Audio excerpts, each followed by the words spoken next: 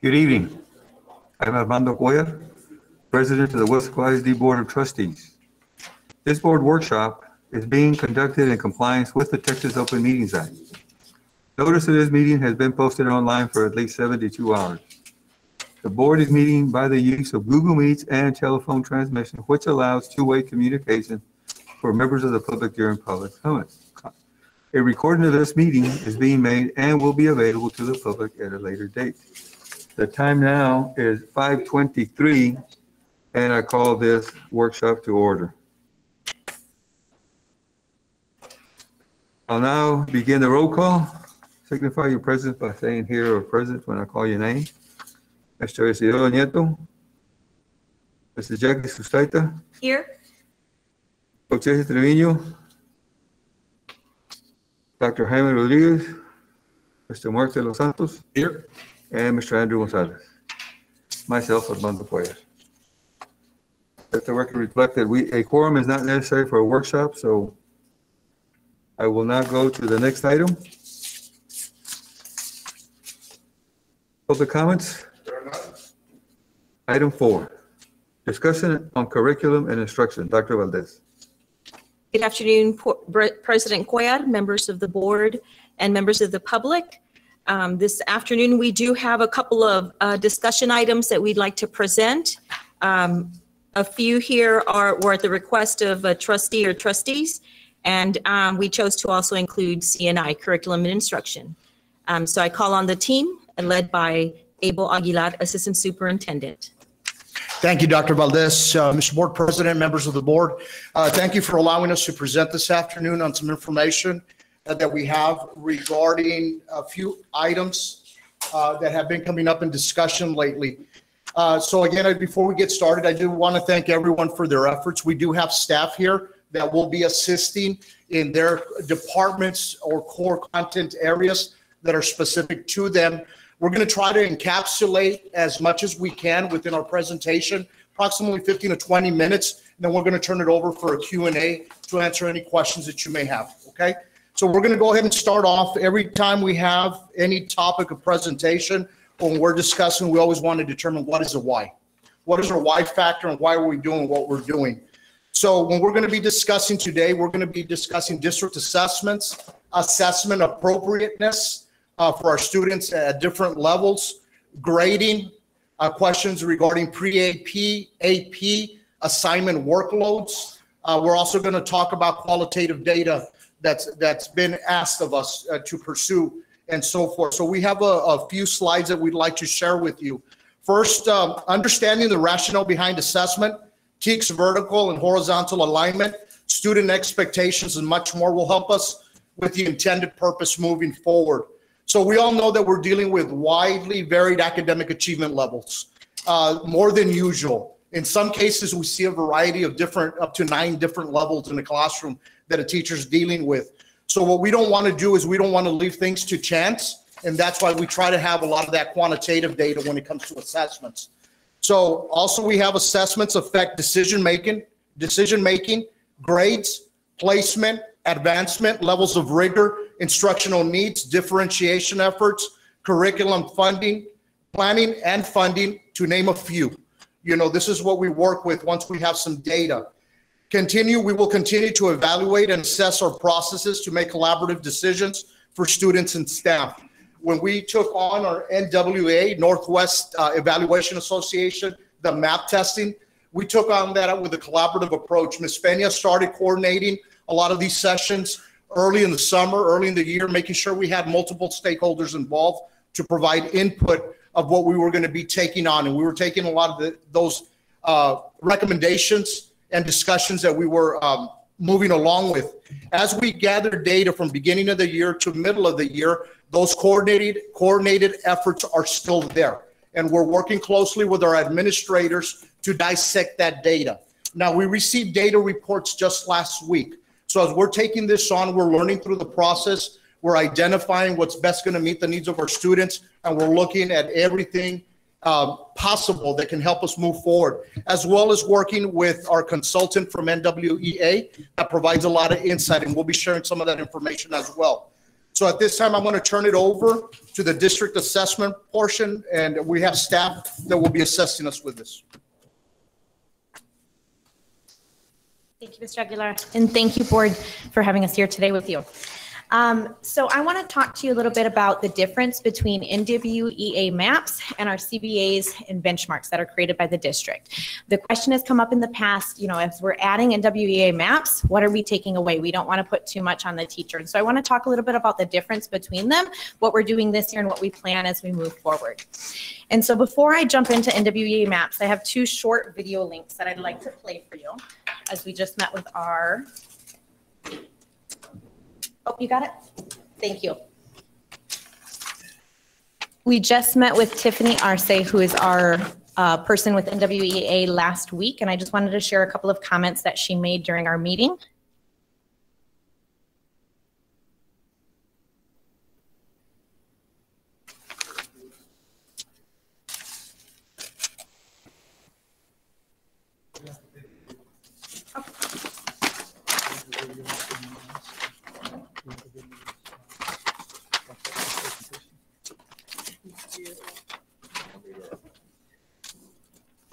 I can give a summary if I need to. That's okay. Do it real quick.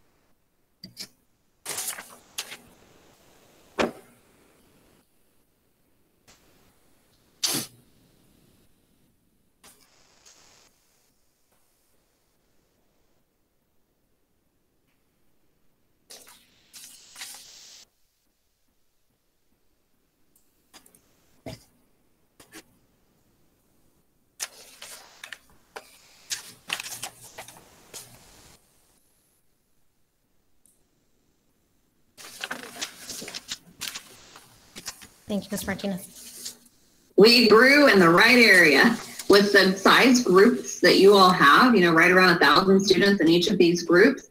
To move a percentage point is statistically significant.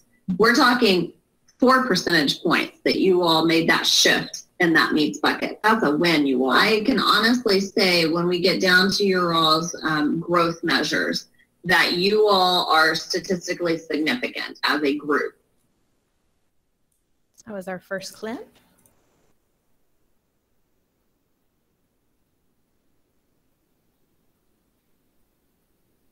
Yeah, your all's growth doesn't get any better than this. Like I'm telling you, I've not seen anybody with this level of growth this year.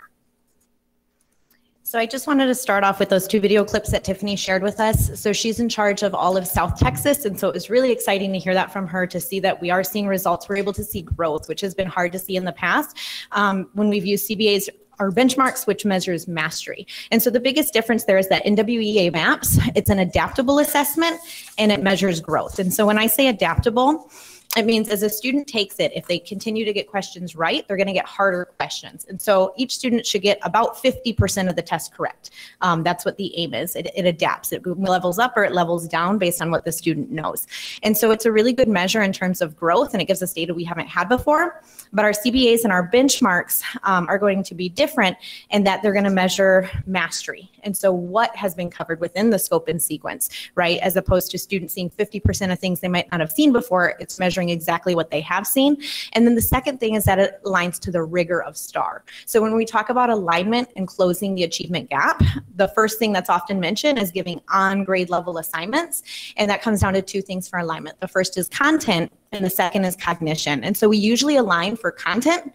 Where we often miss the mark as educators and anywhere is in terms of the cognition. So we want to make sure that we're giving students questions that are rigorous, that are on level with what they're going to be needing. And so while we're in a transition this year, we've learned a lot in our first year using NWEA maps. We do know that we need to move to begin to take away some of those. And we have taken out some of the CBAs this year, and we're moving to remove more next year. And we want to do that with feedback from teachers as we move along the way. And so this year is really our transition year, the first year getting feedback from teachers. Next year, we want to move to have the Texas Formative Assessment Resource, which is known as TFAR. If you're unfamiliar with that, it's basically a test bank, but it's also the assessment platform that will be used for STAR. We want to move to put that in teachers' hands. We don't want to hold it at the district level. We want to move so that way teachers have control and access to that as we have these growth reports at the same time. I'm going to turn it over now to Ms. Perla Chavez.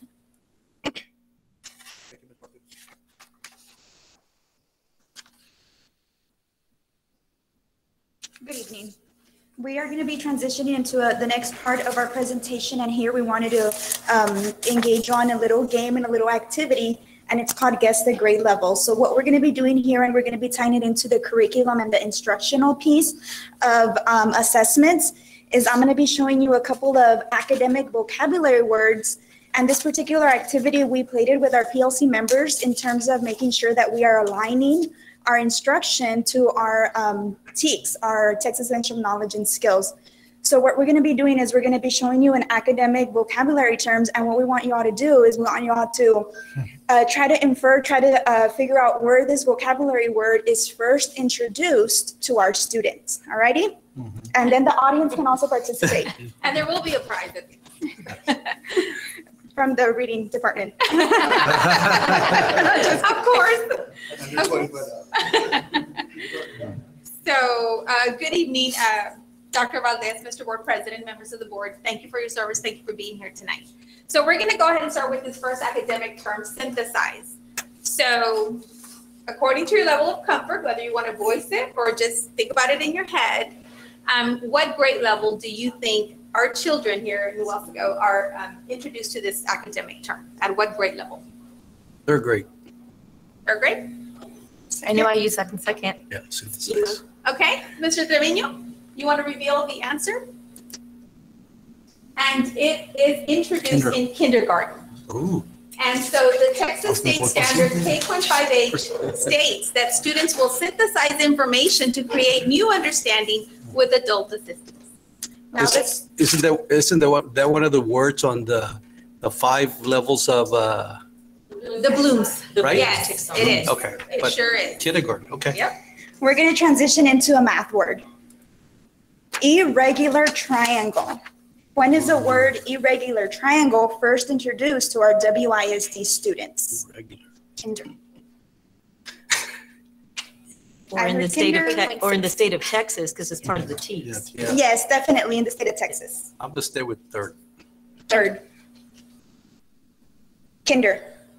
Objectives K.6e states that our kindergarten students must be able to classify and sort a variety of regular and irregular 2- and 3-dimensional figures regardless of orientation and size. So you said kinder?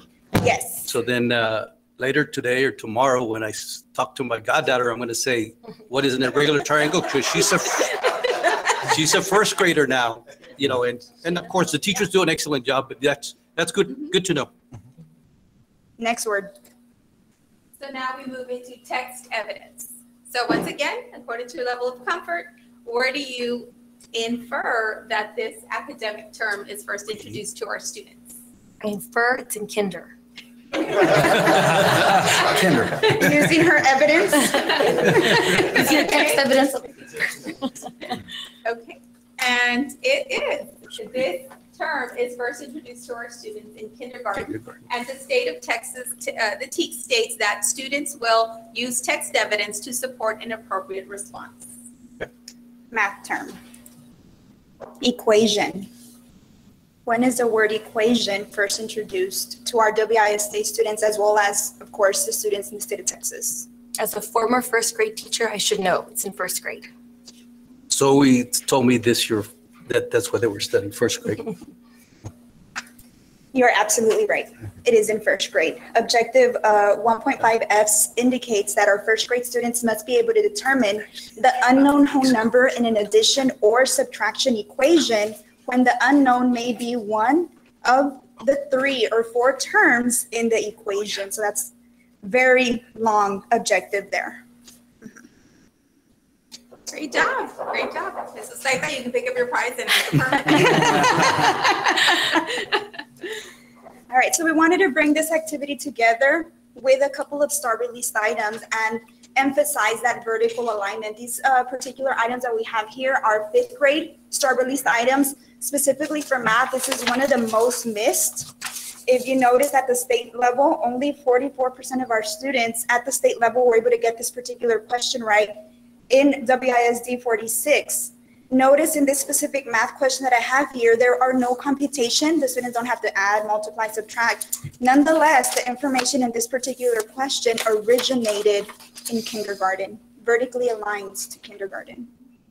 And so on the RLA side, you can see 2 items there, also pulled from the 5th grade STAR release test. We have the top one, 5.7C, which reflects that one of those academic terms that you saw earlier, which was text evidence. And then you see the 2019 STAR release item reflects synthesize. So this is how students have to be set up and instructed to meet the level of rigor that our state assessments will have.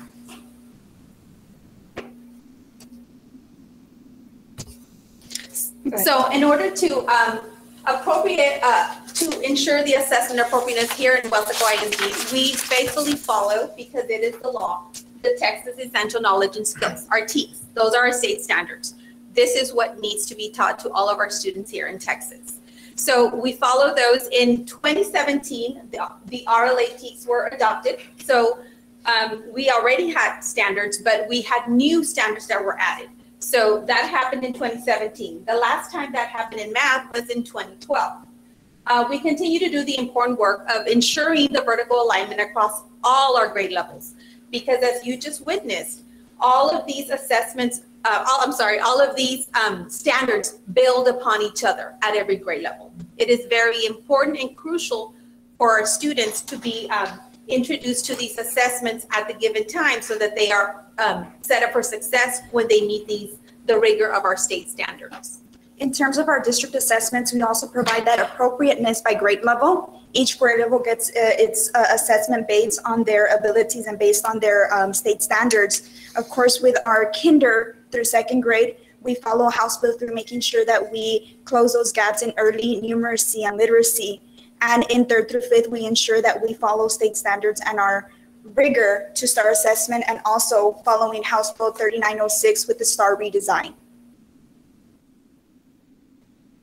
And so now we have, we also, did you scope and sequence? Oh, and of course, we make sure that our state assessments support the scope and sequence, making sure that we're progress monitoring as we go through and allowing our teachers that opportunity to progress monitor grade level expectations. And so now at this point, we're going to go ahead and turn it over to Ms. Peña for the next slide. Thank you all so much. Thank you. Thank you.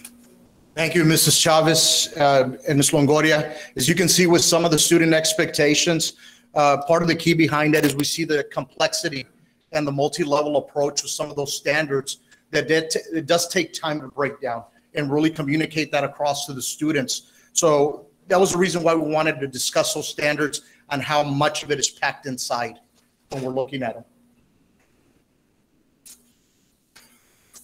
Good afternoon, Dr. Valdez and members of the school board. I'm here to answer a question that was posed at one of the previous meetings, which was that I believe by Mr. Trevino that there was a pre-AP class that was having more assignments than another pre-AP class of the same content area. Is that correct? Yes. Okay. I didn't have further information as to what campus or what subject area it was. If I had more, I would be able to look at a spreadsheet that I have of all of the teachers that teach those core content areas, and then I could look into it further. But I do believe that to just address it broadly, some of the factors would be teacher experience with the content. We've recently adopted AP College Board or pre-AP curriculum that I've talked about before. And so there's learning checkpoints and performance tasks as well as other assignments with those units in addition to what the strategists are offering through TEKS resource. So I think that the level of knowledge of the expectations of how that should be implemented, plus how to implement it could be a factor. I did have the opportunity of speaking with some National Honor Society students at the middle school science fair and as well as the school choice event. And I kind of asked them some questions about how their pre-AP classes were going and if any of their teachers were giving them a lot of assignments or anything that they found to be too much or maybe not assigned appropriately. And there were a few students that said that kind of reiterated a similar question, which was that they knew that there were a few other assignments being given in another class versus another teacher. So I plan on looking into that if it's a similar content area. But I suppose you could tell Dr. Valdez and then she could let one of us know and then we can look into it further so we don't expose like any teachers or subject areas, if that's okay with you. I think, so years of experience with the curriculum and just the perception. Sometimes the perception is that because it's an advanced class, it requires a larger quantity of assignments, and that's not the case. We really preach, and I'm sure like with the strategists would agree, it's quality over quantity. So solutions that I have today for you would be, we have monthly meetings every month. I meet with the coordinators at the campus who oversee pre-AP and AP, which is like our administrators. And so we talk about things that are going on at the campuses, making sure that teachers are doing the learning checkpoints and performance tasks. And I also meet with all of the teachers from 4:15 to 5 o'clock. Our next meetings will be on February 22nd and February 23rd for pre-AP and AP with the teachers.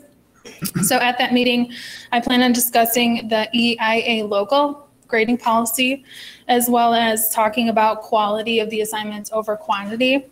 And then asking them to fill out a spreadsheet with the number of assignments that they're giving in their class so that I can assess that and then meet with those subjects separately at a later date just to kind of discuss if there's a trend that shows up in that data saying, you know, like one teacher's giving like 12 assignments, another is giving 6. Well, there's a discrepancy there and we want to look into what are those assignments. So all along, the idea was that at these meetings, we would be meeting by subject area, but it's been a bit hard to facilitate that because we haven't been able to meet face-to-face because of COVID, because of the 4:15 release of the students. So it's posed some conflicts, so most of the time we meet virtually. But I do plan on discussing that with the teachers as well as with the coordinators, and I think that that should help us get to the bottom of what's going on. I think in a sense it's good that teachers are being proactive, and I hope that they're using data when they're giving an additional assessment or assignment to students. I want to believe that that's what they're doing because that is part of what pre-AP is asking the teachers to do, is to do like mini lessons, but sometimes those mini lessons could come in the form of a mini assignment, which might not be the best thing for our students. The next slide is the EIA logo. Okay. There we go. And so this is our EIA local policy. It's a reference to the grading policy. It's like a 2-page document, very vague. Really, you need to go to the student handbook to view the grading for the secondary and elementary education. As far as the grading policy is for these pre-AP courses, with the exception of dual enrollment, and this is as well as regular classes that are not pre-AP or honors, is the minimum number of assessments per grading period for all subjects and grade levels. So they are asking for a minimum of 2 major assessments and a maximum of 4 per 6 weeks, which would be the grading period. And then minor assessment. So the major assessments would probably be more of like a summative assessment, like a benchmark or an end of course exam, and a minor assessment would be more formative, which would be maybe like a kind of like a spot check assignment or like a paper or something along those lines. And they're suggesting anywhere between 6 to 8 during that 6 weeks period, with a total number of at least 10 assessments. I believe that they're using assessments and assignments interchangeably. That's correct. Correct. But I'm sure we could obviously go back into the EIA local policy after we have meetings with the pre-AP and AP teachers, as well as like form a committee with Dr. Sid and other counselors and administrators to maybe fine tune this so that we can safeguard these things from happening to students in the future. When I read through this policy and in the student handbook, it looked like it was created more from the sense of there has to be this many assignments because maybe there wasn't enough before and kids might have been, that might have affected like the grading if there was less than 10 assignments. I believe it's 2 assignments per week per 6-week period, which roughly comes out in anywhere between like 5 and 6 weeks. Or maybe 7 sometimes. Normally at both high schools, that's approximately what, 2 per week. Yeah. For the 6 weeks is 12, plus the major tests that they have every week or every 2 weeks. Depends, every teacher is different. Correct. Every class is different. We always say we want to teach at a high rigorous level, but yet sometimes teachers and parents complain that too many assignments, but every class is different. You could have a 2 pre-AP in math, algebra 2, and this pre-AP you could have it at a higher rigorous because they're just higher than this group.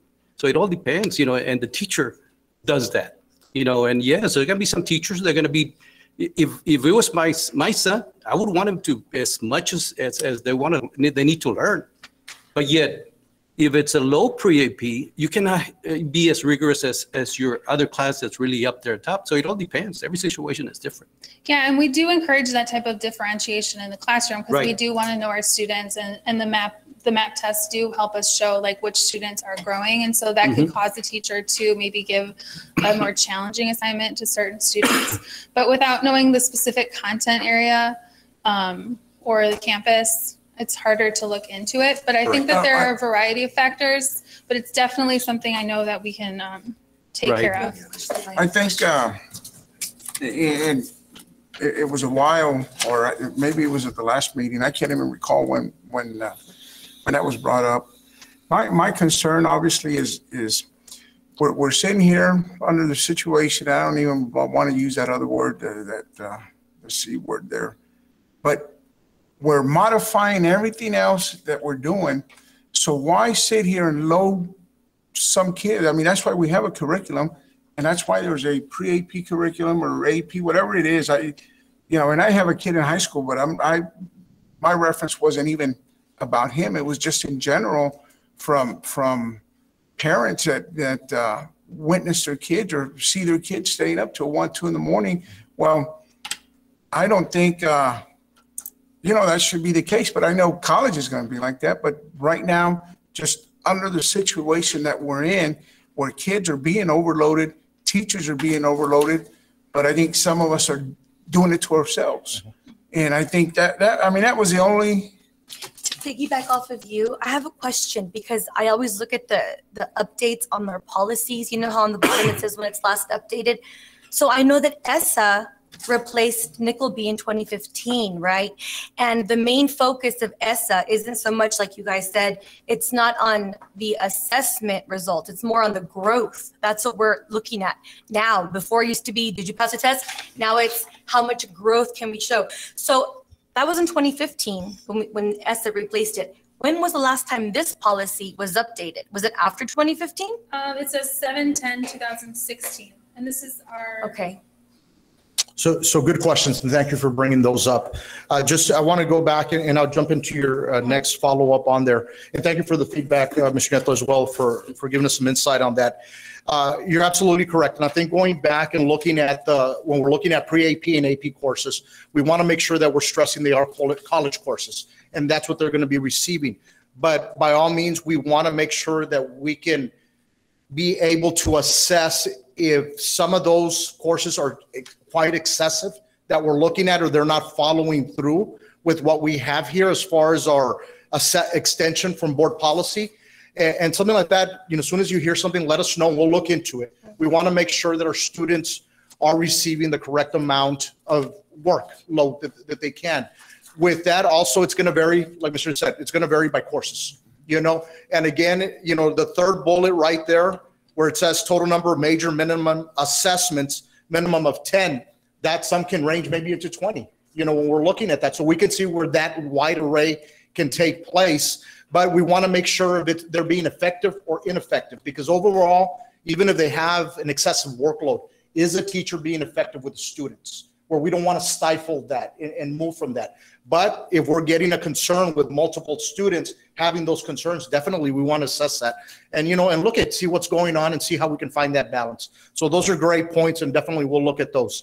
Jumping into ESSA, you're absolutely correct with the Every Student Succeeds Act. So when we're looking at that, that's specifically coming from the government. When we're looking at Domain 3, and they have specific targets that we have to hit for different areas, different student groups, where we have 14 student groups. When we're looking at those, they have a specific target range. And when we're looking at that, that's at the meets level of performance that ESSA will look at. They're not even looking at approaches. So we have to hit a target. So let me give you an example. We deal with these so much, you remember the percentages. So if I'm looking at my special ed students, they have to hit 19% of the students assessing have to hit at the meets level or higher in order to hit that target. If we don't hit those targets, we have 3 years in a row that, for example, if you have a campus that doesn't hit it in 3 years in a row, specific target, that's 3. They get identified as the targeted campus for school improvement or concern. So we have to try to figure out, all you have to do is break the cycle 1 year. If that cycle is broken, then the federal government will say, okay, you're breaking that cycle. So it is looking at all that data that we're looking at. We're looking at Domain 3, which is 30% of the overall accountability that we look at. So it is a critical piece when it comes to ESSA, and we look at all the specific student groups that are there. So we are looking at those as we're moving along as well. I just want to mention the videos that you showed in the beginning of the lady saying Weslaco ISD growth like nobody else. And that's, I account that to our teachers and everybody in schools. Great job, everybody. Yes, thank you. It's not easy. No, it's not. And you're right. And, being in the trenches, as you've been in, as a teacher, and we, our teachers and everyone that's involved, it's a challenge, especially under these circumstances that we're dealing with. But everyone's still working hard, and we recognize everyone's efforts and hard work as we move forward. When we're looking at that data, we'll share a little more moving on. And of course, some areas that we have to focus on and some areas that we're seeing that great growth as discussed in that video. We'll share that during our regular board meeting, during the superintendent's report. Any other questions regarding the grading guidelines for pre-AP or AP? And feel free to ask any other questions. Thank you, Ms. Fritz.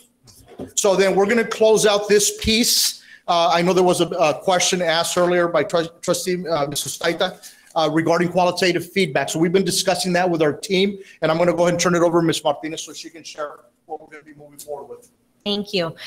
So as we mentioned earlier, we are very much in a transition between introducing NWEA MAP, between coming back and still working through a pandemic. And so we know that we need to, one, not only model what we want to see in the classroom, which is that growth mindset that we can always grow and improving it better, but we want to strike the delicate balance between holding high expectations and high rigor for our teachers and students, but also providing that support. And so I provided on this slide that you have access a number of different types of feedback or surveys that we request throughout the school year. Just as an example of things that we currently do, and then that we know we need to continue to do this, especially as we decide to move toward more of the growth and putting more of the CBA, the benchmark type assessment into teachers' hands as we move along.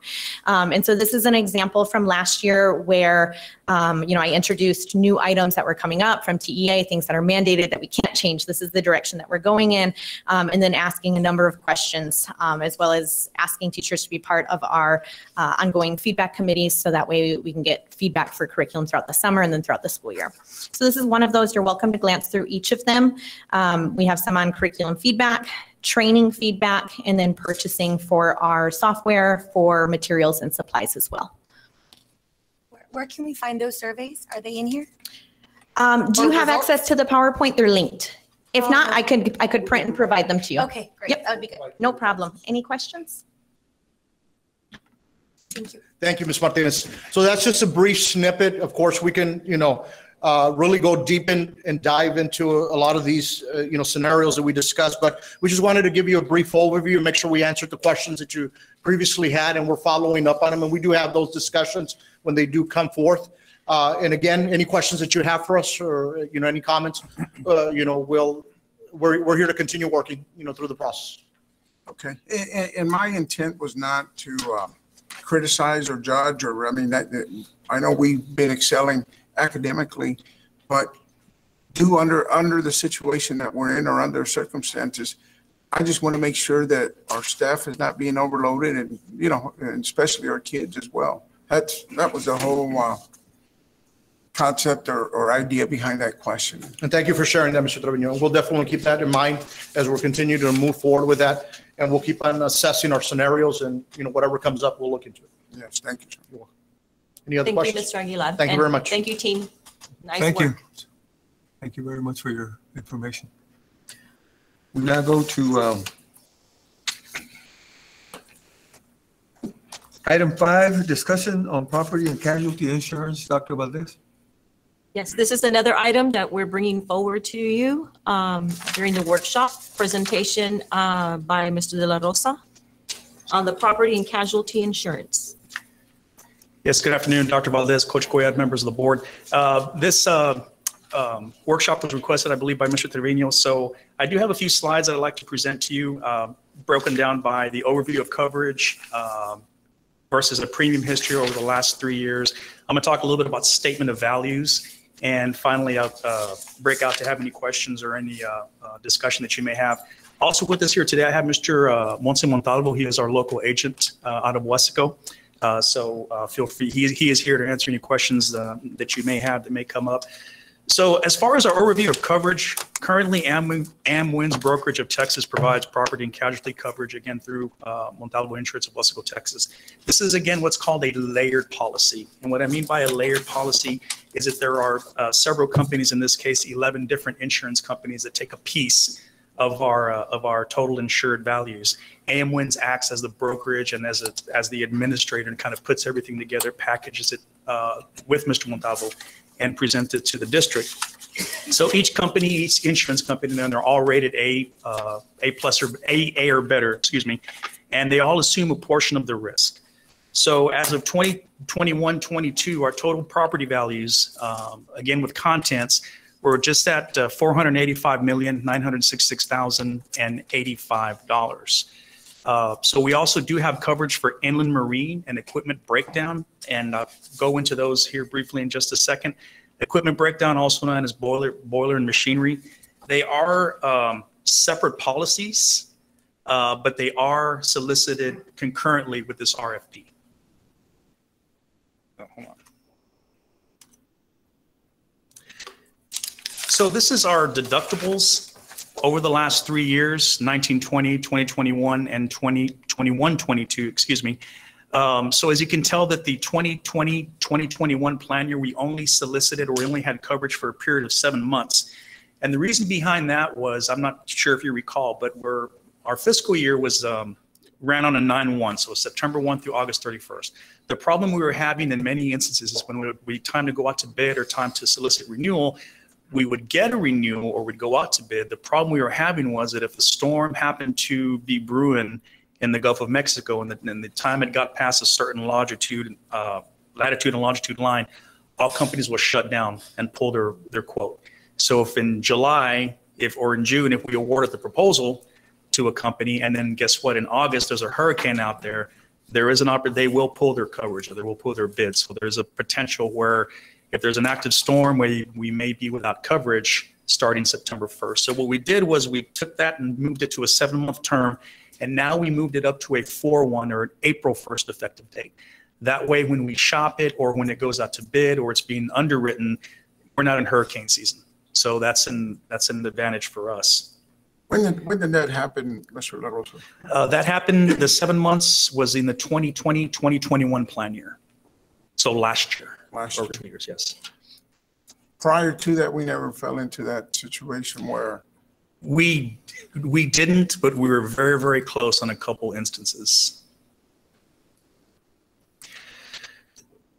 So again, for the 2022 plan year, our total insured values, again, a little over almost approximately 486,000.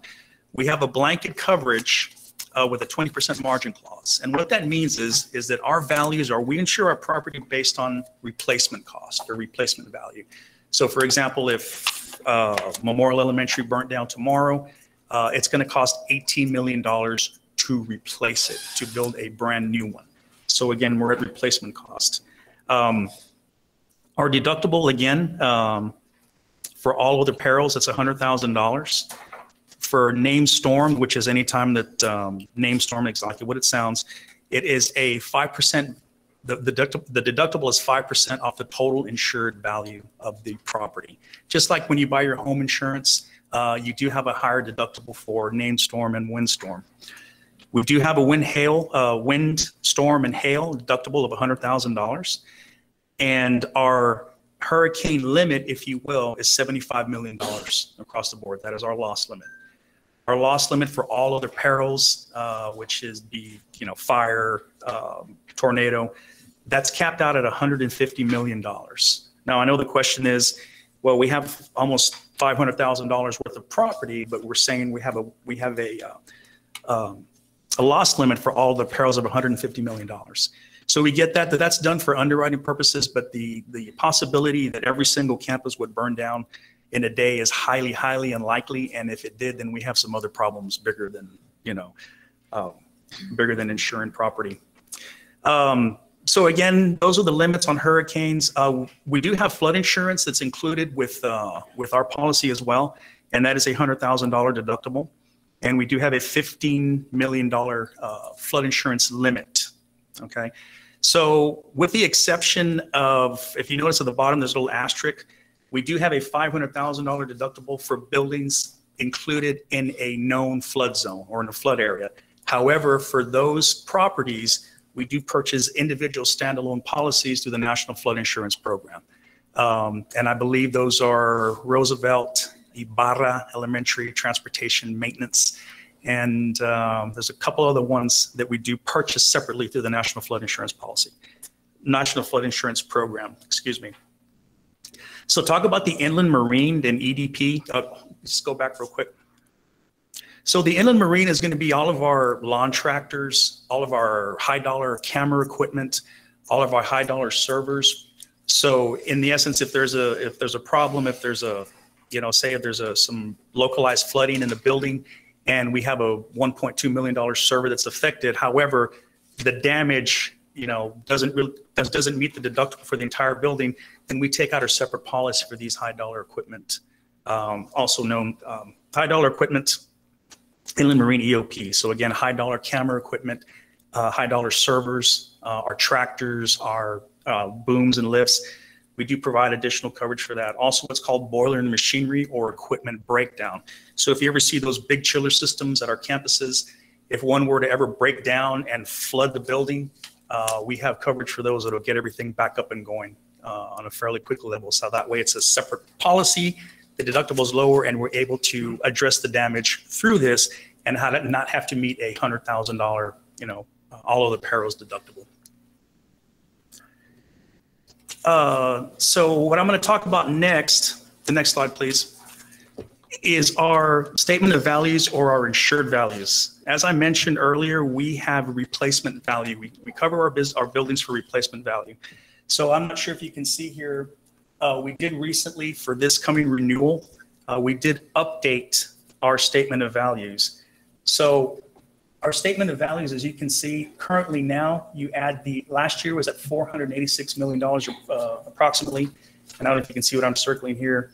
So this year for 2023, it's increased approximately $102 million in values. So we're looking at almost a 21% increase in our insured values. And I'll talk a little bit about this in the next slide as to why our values go up. Because remember, this is replacement value. So you've all heard the stories about the inflation, the increased cost of construction. All of that takes into account when we reevaluate our property. So next slide, please. Sorry. So then some of the notes on our statement of values. The values were last updated in May of 2020 using cost data from December of 2019. For the 2021-22 renewal, they were left flat based on cost data back from June 2020. So when this came to the board last year, we were using the same values as of 2020. So for this coming renewal, we had to reevaluate our statement of values based on COVID and other impacted things that are affecting replacement costs. So for the 22-23, renewal values are based on cost data from September of 2021, which reflect the construction costs and inflation over the last 15 months. So it's going to cost, for example, if an elementary burnt down that cost $16 million, now it's going to cost us $18 million for the replacement value of that specific campus. So, excuse me, that being said, our 2022-2023 renewal rate is still pending. It's still being underwritten. It was on the agenda for this meeting to bring to you for consideration. The underwriters are still working on it. So hopefully we'll bring that to you in a future potential, special board call meeting for your consideration. And those are my slides. If you have any questions, and also Mr. Montalvo is here if you have anything. Now, Mr. La Rosa, this is information that I was looking for. My only concern at the time when I brought this up is, you know, I know the surrounding areas, Donna and some of your other school districts, surrounding school districts, at the time or throughout some of these named storms, were able to file some claims and get some roofs repaired or whatever buildings, and yet we didn't have any. So that was my area of concern, was why not us? You know, why, when everybody else around us is getting hit and not us? And I recall something being said about the deductible and so forth, and not being more than the deductible. So that's why we didn't. But I just wanted to confirm to make sure that we did have all the appropriate coverages. Yes, Mr. Trevino, and the last named storm was Hurricane Hannah. We did file a few claims, about 6 of them, and the damage was mainly water intrusion, water that came into the area through the doors or through the cracks. We did have another issue at one of the elementaries, which was Sam Houston. But the damages, when it was all said and done, they put the pen to the paper, the damage didn't hit or didn't meet our deductible. So if the value of the building is $18 million, say Memorial Elementary, so I'm doing the math, but off the top of my head, 5% of that is about $250,000, $300,000. And I'm just, guessing. What normally happens in the event of a major disaster, FEMA will issue what's called a public assistance grant or a public assistance declaration. That is intended to help public entities, cities, school districts, municipalities, to recoup the difference between the deductible and what the insurance actually kicked in. But for the last named storm, the damage was minor, that there was no public assistance grant that was approved for Hurricane Hannah. There was a private assistance, or individuals could apply for assistance, but as far as public entities, school districts, municipalities, we did not meet that threshold, so FEMA did not issue a public assistance grant. Okay. Thank you, sir. Anything else? Not from me, sir. Okay. Thank you. Mr. La Rosa? Thank you. Thank you, Coach. Thank you, sir. Thank you, Mr. De La Rosa. Item 6, discussion on delinquent tax collection. Dr. Valdez. This item also was brought forth by a trustee on the delinquent tax collections, and we have Andres Sanchez here to present. You may proceed, sir. Thank you, Dr. Valdez, Mr. Cuellar, members of the board. Prepared a report that shows for the last 5 fiscal years, the collections on delinquent taxes done by our firm, Purdue Brandon Fielder Collins and Mack LLP. The first column shows the fiscal year, beginning with 2016, 2017, all the way down to 2020, 2021. The next column is the beginning balance of the taxes whenever the September 1 hit every year. The outstanding balance represents the prior year's uncollected taxes for both the current levy and the delinquent tax levies. In the next column is the taxes collected. The fourth column is the tax modifications and adjustments. Every month we bring to the board, every month, adjustments that you all approve on adjustment made by the appraisal district. And most of the time have been decreases every year. The total for every year has varied between 141,000 to 282,000. Then the fifth column is the taxes outstanding at the end of the year. The last two columns represent the percentage of collections We always present that year and the prior year. And you can see the rates for every year. So I want to go through the last year to explain how the things run. For 2021, there were a beginning balance of 4,182,999. You go to the fourth column, there were adjustments of 140,916. When you subtract those adjustments from the beginning balance, you end up with 4,042,000. And that is the amount that you consider as available, receivable. The next column, 1,167,000. That amount you divided by the net amount that I previously mentioned, 4,042,000, and that's how you come up with the 28.89% of collections. It's after the adjustment, the collection that they do. And that's what we present every year. And usually in October, the tax office and the tax collection, delinquent tax collection attorneys make presentations to the board. So every year we have the report that shows this. Plus, I present for the month of August every year the collection that we have as presented by the tax office. So I'll answer any questions that you may have.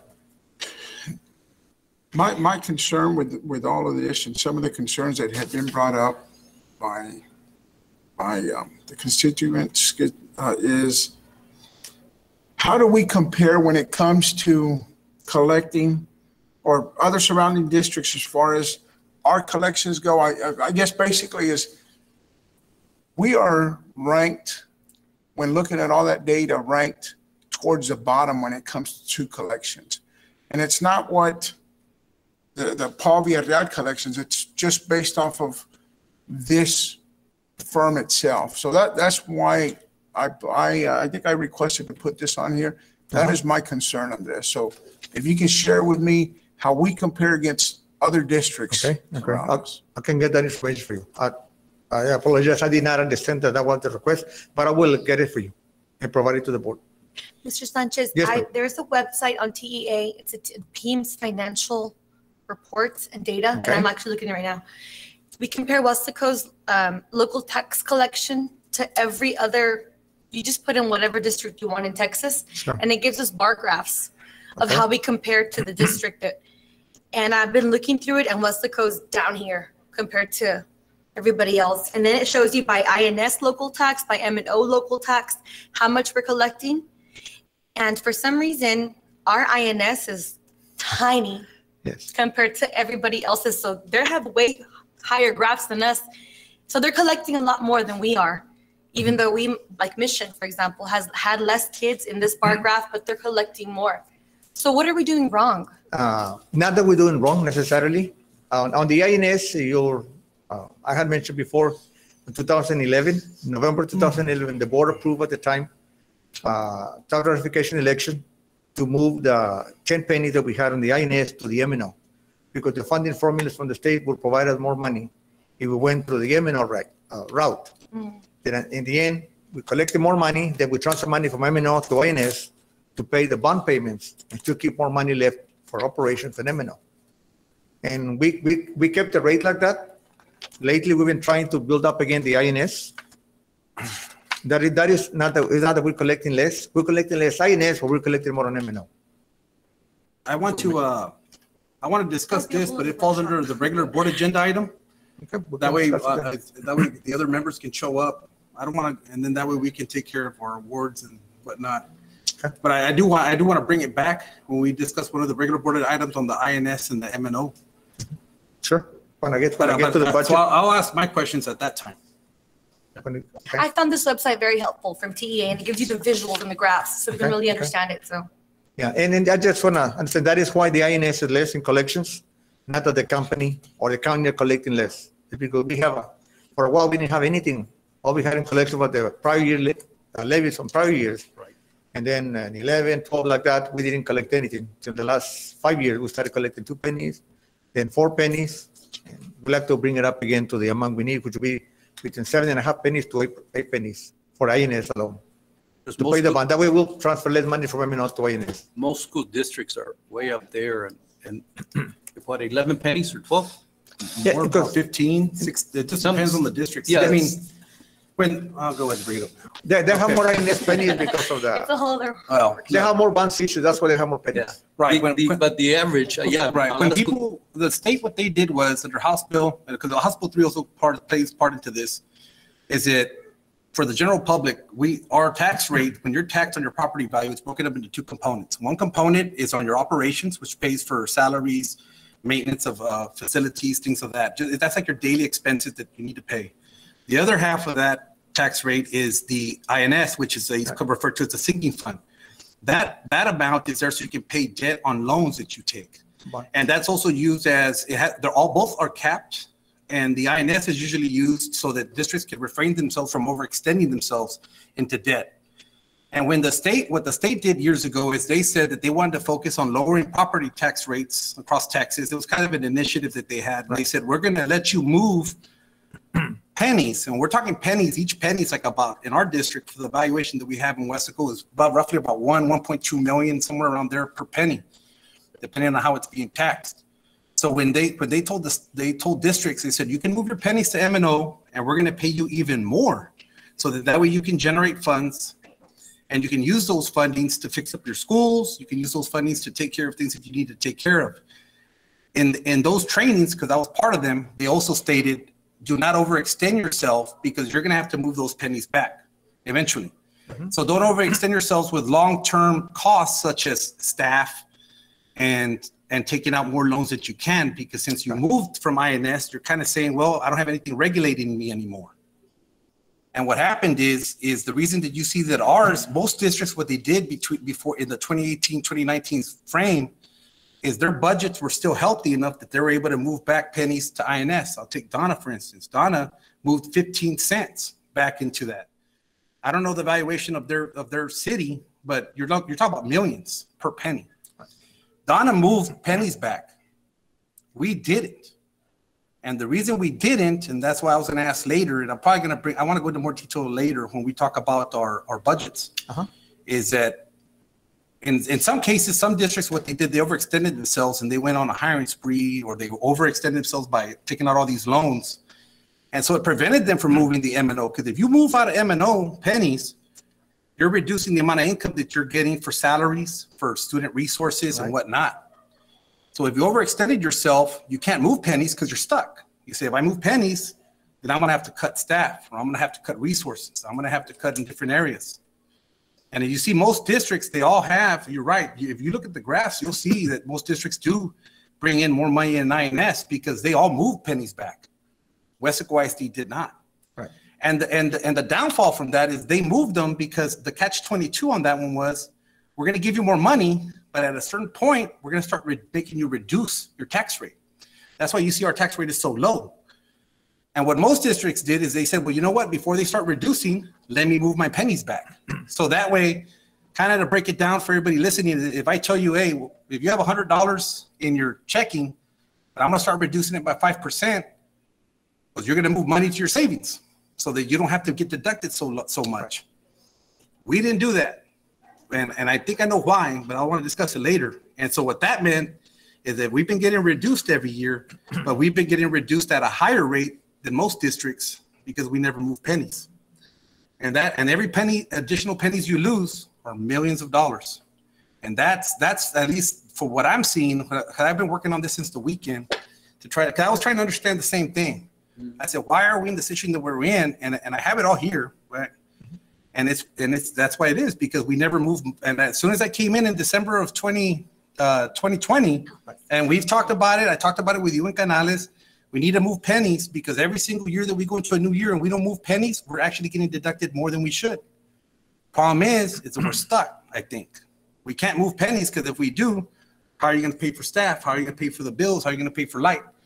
And other districts, all of them did that. The majority of them, I looked at most of them, Mercedes, Donna, all these other districts, they all at the same time frame did a shift. We didn't. And if you look at, there's another tool that's offered, and that's all the way for the other members to get here, but there's a budgeting tool here. And if you look at the budgeting tool that's provided by Region 1, it does an analysis of every single district compared with other districts of similar size and your needs.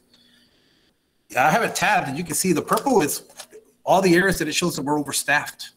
This is was made by me, it's provided by Region 1. I think you're familiar with this. And I think that's why I was going to ask you, why didn't we, I mean, I've been asking you since December of 2020, but why didn't we move? And I kind of looked at things and I said, other districts did, but we didn't. And if we did, it's because we did not move because we couldn't. We couldn't move monies because if not, you have to let go. You have to reduce. You have to either reduce staff, you have to reduce resources. You just couldn't. So you're taking the loss, and we've been taking the loss every single year. Now we're down to 98 cents total, 94 cents for M&O, 4 cents in INS. Every other district, if you look at them, they're in the double digits. They're at 15, 20%. If we don't move more pennies, the next reduction, we're still losing more because we didn't move out. And and then you combine that with, loss in enrollment and everything else. It's just it's a perfect storm. And that's why I'm saying that. And I brought this up too, even when we were talking about stipends and all these other expenditures. If it's not budgeted, where are we getting it from? Because we already know where we're at, with the loss of enrollment. And correct me if I'm wrong, but is that why we couldn't move? Because everybody else moved 15, 12, 13. But I said, my analysis was, they can't move because our budget's already to the penny. We're every year our budget is to the penny. We don't have a surplus like some of these other districts where they have 2 to 6 million in excess. And I figured it, and I'm not saying that's the answer. That's what I wanted to discuss with you later when we get into the 22-20, the next topic, which is the budget. The budget. Any other questions on the delinquent tax report? Now if you can have that for me as far as our surrounding districts. Sure. And where they rank in collections as far as, and any other companies that are doing the collections. I know right here we put Purdue Brandon is doing ours, but I want to see how effective is the other company. I know this was brought up several months ago, and I just want to confirm the information that I have, because I believe we're still ranking towards the bottom when it comes to collections. Okay, I can get that information.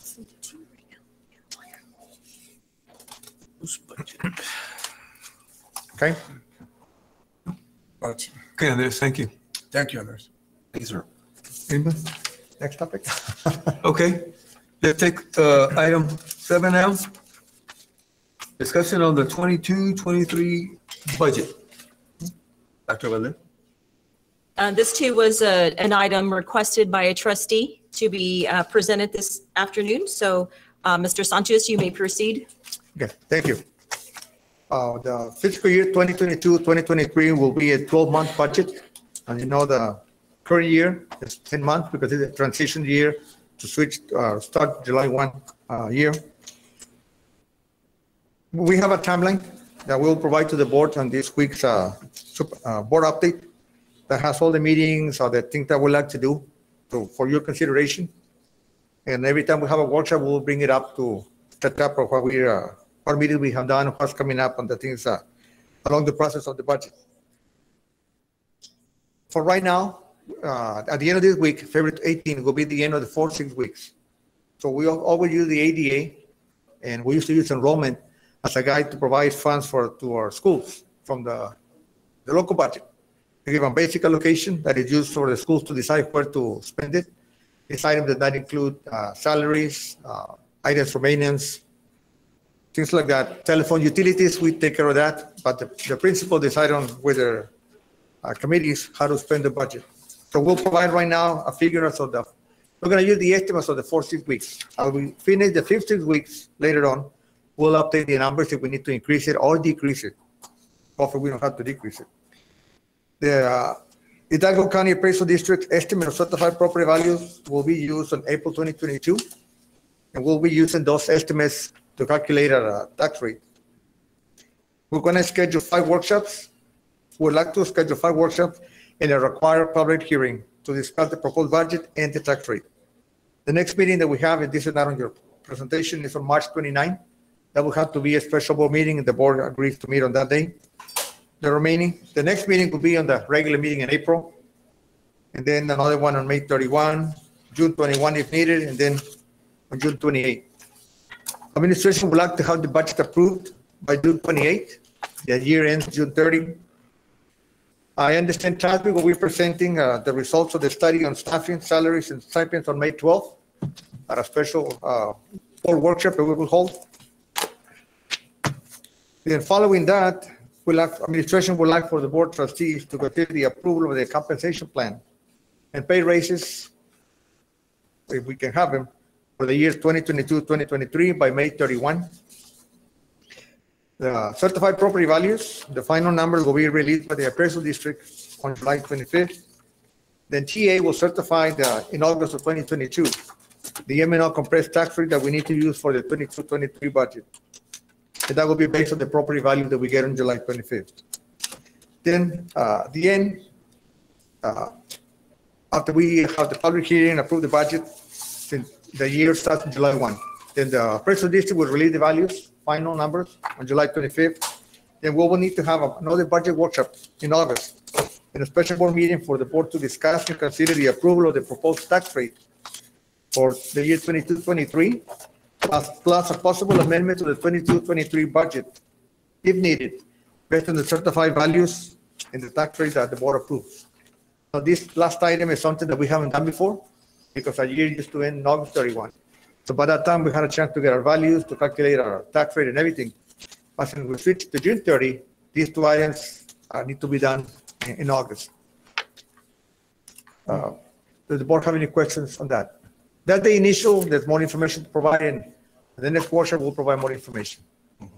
No, I think it's just, I brought this topic up because I it leads into the MNOINS and everything else, but I just, lately, we're not given significant time to discuss and ask questions and review in the previous budget when it was provided. I just want to make sure, because this is going to be very, it's going to be something that we have to put some time into before we make a decision going into the following school year, because there's a lot of still what ifs. We're still waiting on state relief as an ADA. The window's closing. They still haven't said anything yet, as far as from what I've been hearing. They haven't come forward yet. And so that's why I asked for this topic. I wanted a timeline. I want to know, okay, when are we going to meet? What are we going to discuss? Because we have some hard discussions that are coming up. The next meeting is, we'd like to have it on March 29th. And the week before, we'd like to meet with the budget committee with Mr. Cuellar and Mr. De Los Santos to discuss some of the items to discuss with the board as a whole the following week during the workshop. All right, thank you, sir. Okay. Any other comments or questions? Here's another one, another topic you brought up here, compensation plan. I actually was looking over the compensation plan that the rough draft that we looked at several months ago. But to my knowledge, we have not finalized, or we finalized it pending this and this and this, but we don't have the final draft on that compensation plan. So I would like to see that as well, because here we're looking to possibly approve next year's already, but this year's still in the air. The compensation plan has been finalized, and it's always posted on our district's website under the Human Resources department. I did see it online, and I saw that positions that we have not filled in years and things that we asked to clean up when we had that meeting that were still there are still there. And I saw, I guess you guys kind of highlighted certain positions that were in question, but they're still included in the compensation plan. And in the compensation plan, when we move into stipends, because I know one of the topics is stipends, and it trouble. We had that discussion, especially like when the coaching stipends came up, right? Uh-huh. And I understand that's a difficult topic, but I asked you that day, and even at one other board member said, let's just vote on it, and I said no, we have to ask our CFO to be responsible not to. We already know the situation we were in budget-wise, so I'm trying to understand your thought process, because I know mine. And if we already know that we already have issues, okay, as far as funding is concerned, the issues with enrollment and whatnot, why are these things still coming to the table? I mean, where is this money going to come from? And how are we going to pay for that? Because even the stipends at the time for the coaches, the responsible thing at the time, and I'm going to say it, and it's not that I don't support them, but I'd rather have them have a contract than a stipend, is that why are these things coming to the table if we know the situation that we're in? Why are we still pushing stipends, increases in pay and whatnot, when we have issues to talk about? I just don't understand. Why are these even coming? Because now I'm getting put into a tough position here. And that's why I'm asking. I don't think that I should be put in this position, because you shouldn't even be bringing it to the table. If we already have funding issues, staffing issues, enrollment issues, And we're having the situation with the MNO and INS where I think we're stuck. Why are these topics still even coming to the agenda? What is the thought process there? How are you going to pay for these additional? We just keep adding to a budget more and more that's not there. So that's what I'm trying to understand. How's that happening? Who's making those decisions? That's what I'm trying to understand. You know, because I know, like, if I bring $3,000 home, I want to make sure I stay within $3,000. If not, I got to hit the credit card. So how is it that we already know the situation we're in, but yet everybody's willing to bring it to the table and still everybody's willing to pay for it or vote on it? But it's the administration's job to tell the board, it can't happen. I mean, the reality of it is, I think some of that pressure comes from us up here. That's true. And that's, the reality. I mean, it's something that, like Mr. De Los Santos says, you're right. We rely on admin to, if it's not doable, if it's not possible, then tell them no. Yeah, the board brought it up. Yeah, no, the board did. You asked me and I said no. Yeah, the board did. I know. I didn't want to call anybody out, but I know the board brought it up. But at the end of the day, it's like I said a long time ago, before the audit, during the audit, and after. Administration's job is not to tell the board what they want to hear, but what they need to hear. And at that point, believe me, I'll support you 100% if you step up and you say, I'm sorry, no, these things can't go through. We can't afford them at this time. I'm going to support you 100% because I know what the numbers look like. But and I'm not saying that, and nobody else puts a lot of time into it, but I already had experience within the school district to look at the budgets and understand them because that's what I work with. Right. But like I said, it's not my job either to convince them that no, guys, don't ask for this. It's your job at the end, and the superintendent's job to say this can't come to the board or we can't afford it, because we tacked on another 800. I think it went from 600 to 800,000. And where are we going to get that? Because we already don't have all the rest. And I'm not going to say the numbers out in public, but it's millions, right? So at some point, somebody has to hit the brakes. And if I got to take the hit, and maybe there's populations out there might be upset with me, that's fine. But I'm not thinking, I'd rather them have a contract and a job than a stipend for a short period of time.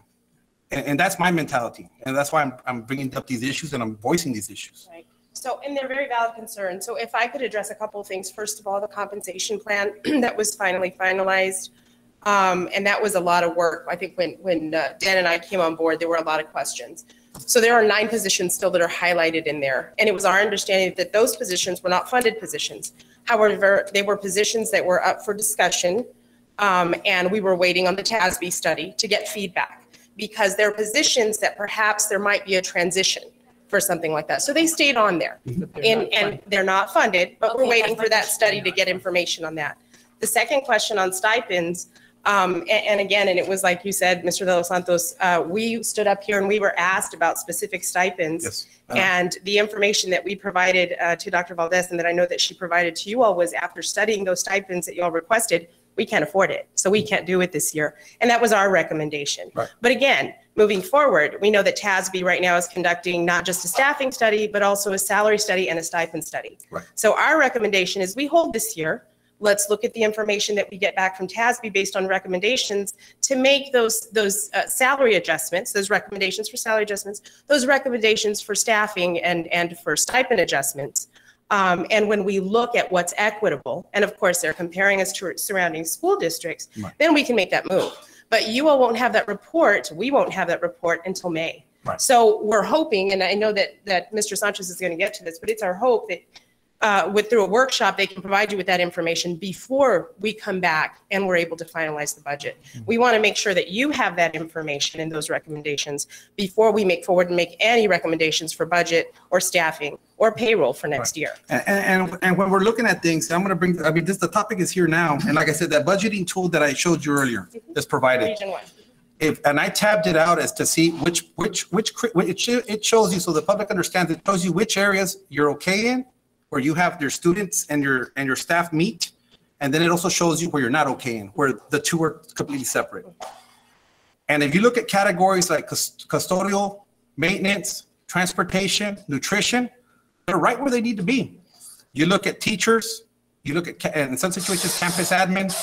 It's a lot of other areas where we are completely operating at a level that we're not at. Yes, you're absolutely right. And the reason I asked Mr. Andres about the M&O and INS is because when the pennies were transferred to M&O, that around the 2017 school year is when that happened, that transition, you see a massive spike and takeoff in hires, and it's all administrative. And so all these things put together correlate to the situation that we're in now. And I keep seeing things on the agenda that shouldn't be on the agenda, and it's just by opinion, but based off of the numbers and the funding. I mean, you either have the money or you don't. And so that was my question. I wanted to ask everyone, what is the thought process and how, and so you just answered that for me. Right. And part of it was the board asked, I didn't ask, but the board asked for the stipends. Right. And so it came through, but say no. And in moving forward right now too, and conversations that Dan and I have had to have with different departments, with different principals, because we're right now in the midst of our staffing conferences with principals. Right. And we're looking at numbers and we're looking at equity, and we're not approaching it from that aspect of, well, that's the way we've always done it.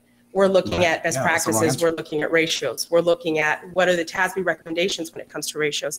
It's going to mean hard conversations. And we've discussed this with Dr. Valdez, is that we're not going to be popular because it is going to come down to, that's what I've been saying, but it's the facts. Right. It's going to come down to what's best for students and what we can afford in this district, and what those recommendations are for TASB. Now, the preliminary conversations that we're having with principals are based on these facts and are based on these numbers. But at the same time, we also know that we are undergoing this study from TASB, and we do want the experts to give us that information too. So while we're collecting this information from our campuses and we're providing feedback to them, we're also telling them decisions right now are not set in stone. We do need to get that feedback from the analysts that are looking at our data and looking at our information before we move forward. And again, our goal is May. And I wanted to say that I've been refraining from holding it back. Even when I decided to run for the board, I knew that there was financial issues by looking at the budgets, because I looked at them before I ran. That's one reason I even ran. I don't want to create a panic, because we have time. We got lucky that we have ESSER and we have options, and we have 2 years to make adjustments through attrition or whatever the case may be, and holding back on expenses. But the reality is that your campuses, it's not their fault. They don't know. They have needs. I need them. But they need to know the situation. Everyone needs to be on board and know, okay, this is the situation we're at. We have to make minor adjustments. We may have to hold in some areas on expenditures that are necessary. And then we're going to get back to where we need to be. But if we don't say anything, and if we continue to bring things to the agenda, or we keep taking recommendations from the board, we're going to go off that cliff. Yes, and you're spot on. And just the conversations that we've had with these principals in just the information phase and the enlightening phase, because a lot of it is information that, like you said, they just don't know. As you know, campus administrators ourselves, we didn't know when we were at the campus level. So the information that we're uncovering and that we're providing, the feedback has been really positive. They've been appreciative for the information. They have been cooperative and understanding when it comes down to the terms that, hey, if you have a resignation, if you have perhaps someone that retires, you may not get that position back. We may close out that position because you don't have the numbers, and they understand why. Because we're being transparent with that. We're being transparent with the money, with the vacancies, with the positions, and with what the best practices are. Because everyone's a team, and we're all part of the same team, and we have ownership here. Yes. Now, as board members, elected board members, we do as well too. So if they don't know, they need to know. That's kind of the thing. And that's what it has and come that's down even to. the board as well too. Yes. And Mr. Los Santos, good points there, where we as a board need to understand that where we at. And the superintendent and Mr. Sanchez, like you said, say no. If we don't have it, just say no. And if we ask to look into something, for example, transparency, and you said expenditures that aren't necessary, you said it right there. I've run into stipends that aren't even on the compensation plan. Before Dr. Valdez was here, before some of us were here, they were already being given out and they're nowhere in the compensation plan. That's what I want to clean up, those little expenditures that are not necessary. But that's why we continue to bring the compensation plan back. Please understand that we think it's a working document. Right. It is not something that's approved and closed. Therefore, we're not going to issue any type of thing until we bring it back to the board. So that's why it's almost been on here monthly since we took over. Every time I turn around, they said, well, what are we putting on for the monthly agenda? I said, well, it's going to have the compensation plan in X, Y, or Z. Again, it'll be back tonight because we see a need, because we have some staff that we do want to bring something to because they're trying to put in some extra in some of our fine arts programs. But again, as a working document, we have to bring it back to. For transparency's sake, we don't want to bring anything out and say, hey, we issued a stipend and it's nowhere to be found and it's not in the compensation plan. Then we look like we've done before. And that's not our intent. That's not our goal. Transparency is. Right. Yes. Thank you. And just in closing, I appreciate the feedback from the board to myself and to the team. And, just ask for the faculty and staff, any co-curricular, extracurricular staff members, for their understanding that, we were going to phase in as far as the stipends, particularly with athletics, right? It was originally going to be, it was presented as a phase-in plan.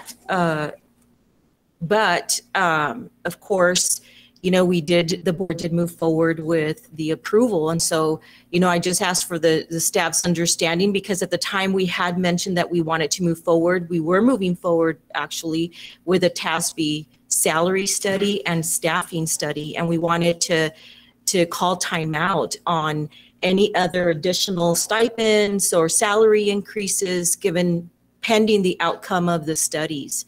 And so you're right, we need to be fiscally responsible. We do know the times that we're in. It's not just Wasco ISD, it's throughout the region, throughout the state, throughout the country. And so we appreciate that, the feedback and just, the understanding of our staff that they understand and that the board and the team of 8 up here understand the times that we're in. Thank you. Thank you. Thank you. Thank you for the information. Okay, any more comments from budget? What I presented? None? Thank you. Yes, thank you. Thank you, sir. Thank you. Okay, before I adjourn, let the record reflect that Mr. Nieto joined the workshop at 5:30. Costa Trevino joined it at 5:27. And Dr. Hamid Rodriguez joined at 6:30. The time now is 6:44. And this workshop is adjourned. Before we start the meeting though, I'd like to take a real quick break. Take it now and then we'll get started with a regular board meeting. Thank you.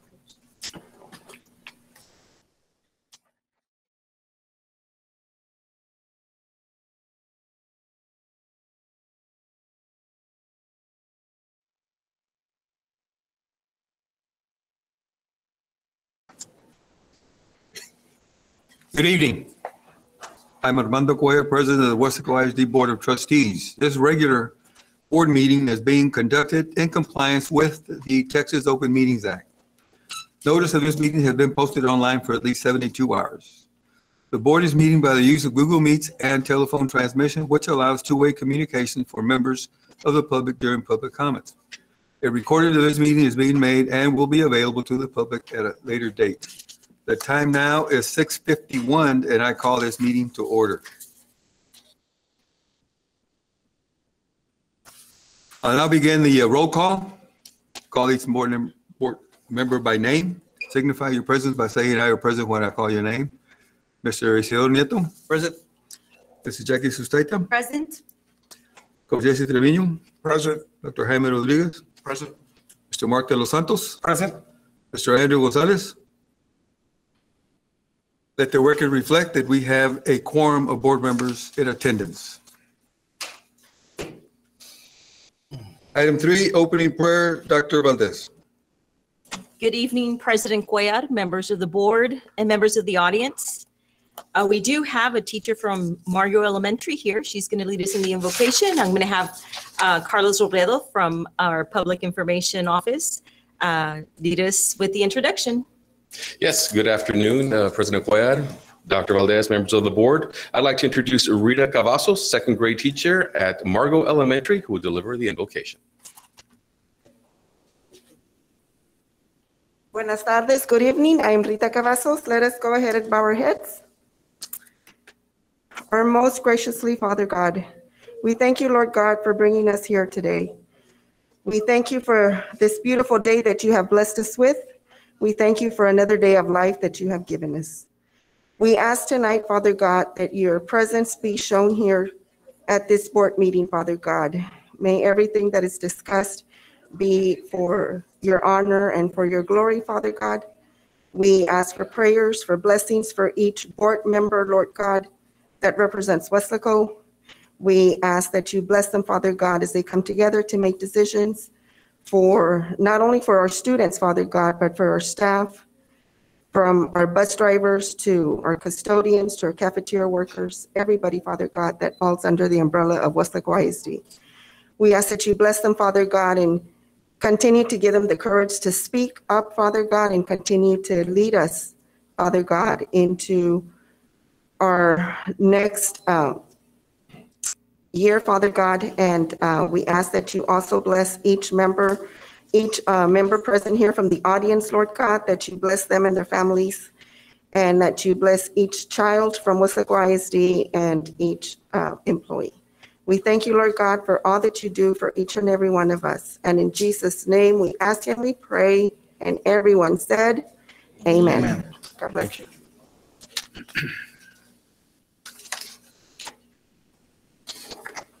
Item 4, Pledge of Allegiance, Texas Pledge. Dr. Valdez. Mr. Robledo, you may proceed. Yes, we have one individual here. We did have two, but we apologize to one of our students. She had to leave. She wasn't feeling well tonight. The board workshop was running a little bit long, and so she had to leave. So we hope that she's feeling better, but we would like to introduce her. But we'll have Jimena come on up here, Cavazos, and she will be leading us. But let me say a few words about our two individuals from Margot Elementary. I'm going to start off with Camila Garza, who had to leave us tonight. She is a 5th grade student from Margot Elementary School and is the daughter of Brenda and Miguel Garza. She scored a master's recognition on her 4th grade math, reading, and writing star exams last year. Camila loves ballet and was in 6 recitals, as well as participated in gymnastics. She also participated in UIL storytelling during her 2nd and 3rd grade school year.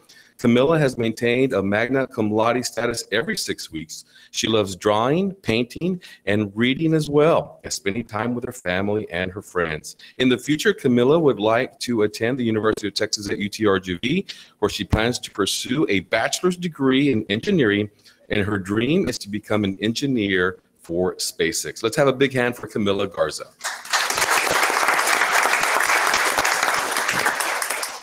And with us here tonight is Jimena Cavazos, who is a 4th grade student at Margot Elementary and is the daughter of Zoraida and Jose Mireles. She also earned a master's recognition on Junior Lighthouse, participated in Battle of the Books and Spelling Bee. She has maintained a magna cum laude status every 6 weeks. In her spare time, she enjoys drawing, roller skating, reading, and spending time with her family. In the future, Jimena would like to attend Harvard and pursue a bachelor's degree in medicine. Her dream is to become a cardiac medical doctor. How about a big hand for Jimena Cavazos. And we'd also like to recognize her parents. So her parents can please stand and be recognized.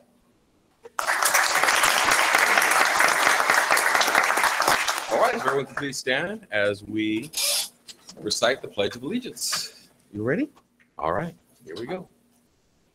I pledge allegiance to the flag of the United States of America and to the republic for which it stands, one nation, under God, indivisible, with liberty and justice for all.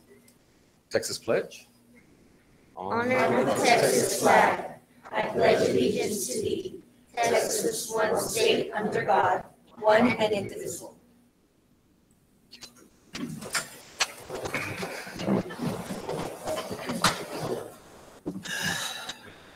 Thank you.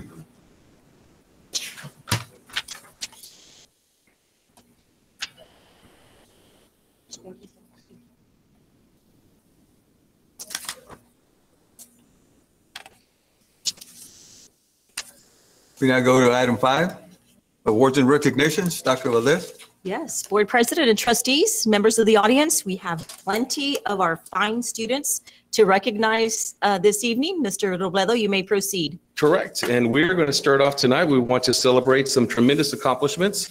Both our high school mariachi groups performed extremely well during the UIL mariachi competition. Entering the room right now, how about a big hand for our West Laquis High School mariachi group? They received 3 straight ones from the judges.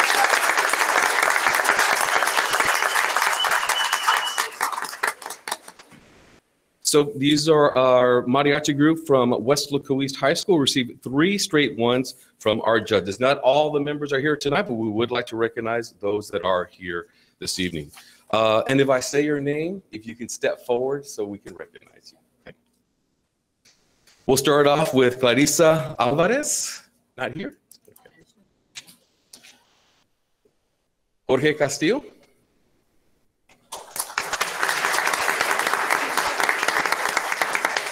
Thank you. Samuel Covarrubias, not here. Christian de la Cruz. Isaiah Espinosa.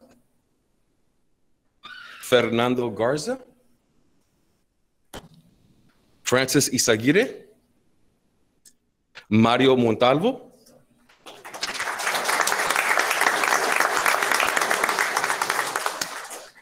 This individual was recently named a finalist for the UTRGV Festiva Mariachi Vocal Competition, and her name is Jaira Ortiz.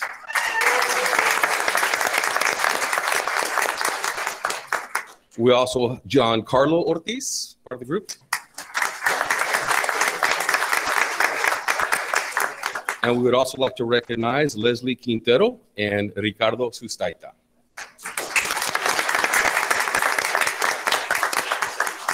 Parents, if the parents are here, can they please stand and be recognized? Parents.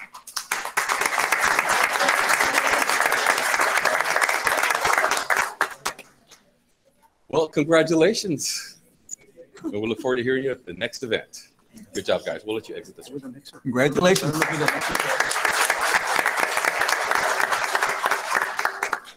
All right, up next, we'd like to bring out some members of the mariachi group from West Laco High School. Are they here today? Oh, yeah. Yes, they are. How about a big hand as they enter the room?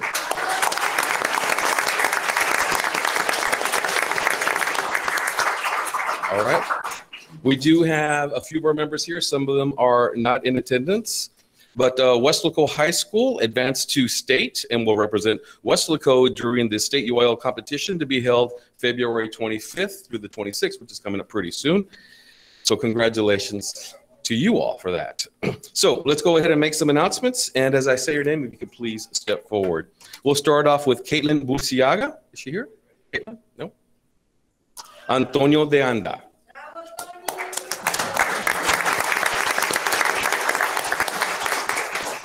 Congratulations. Got Aiden De La Rosa. Aiden. Raul Garza. Athena Gonzalez.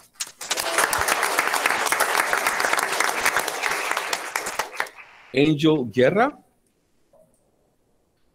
Melanie Guerra. Ismael Guerrero. Maria de Refugio Hernandez. Mateo Houston.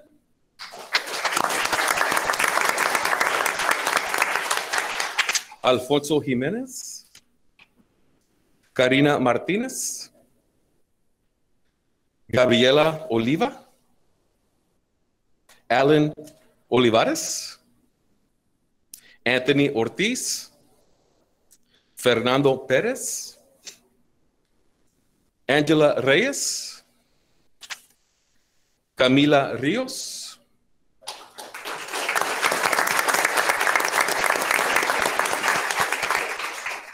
Alexa Ruiz, also Ethan Sanchez, Lorenzo Soto, Peter Torres, Randy Toros, and Ivan Vega Everett are also members of the mariachi group from West Laco High School. Congratulations to all of them. I would also like to recognize the West Laco East director, mariachi director is Pierre Sustaita. Apologize for not mentioning earlier. And I also like to recognize the director from West Laco High School, Emily Bravo. Congratulations. And parents for the students as they walk off here, how about if they y'all. stand to be recognized, parents?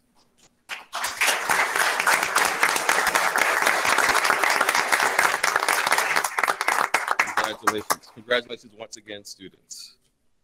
Okay. All right, up next, we'd also like to recognize and congratulate some students as we continue with our fine arts theme. So far, several students from Weslaco High School Orchestra. How about a big hand as they enter the room? Some of these students you might recognize.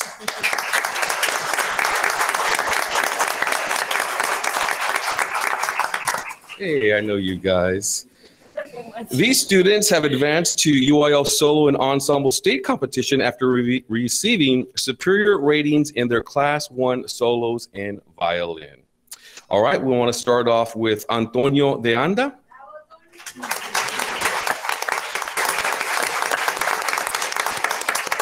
Okay, we have Mateo Houston. Fernando Perez. Camilo Rios. I'm sorry, ma'am, I don't have your name. How about a big hand for Haley De La Mora? And did we get everybody? I need your name. Can I have your name? Athena Gonzalez. Once again, congratulations, UIL Solo and Ensemble Competition High School Orchestra. Parents, if you're here, can you please stand and be recognized once again? Parents.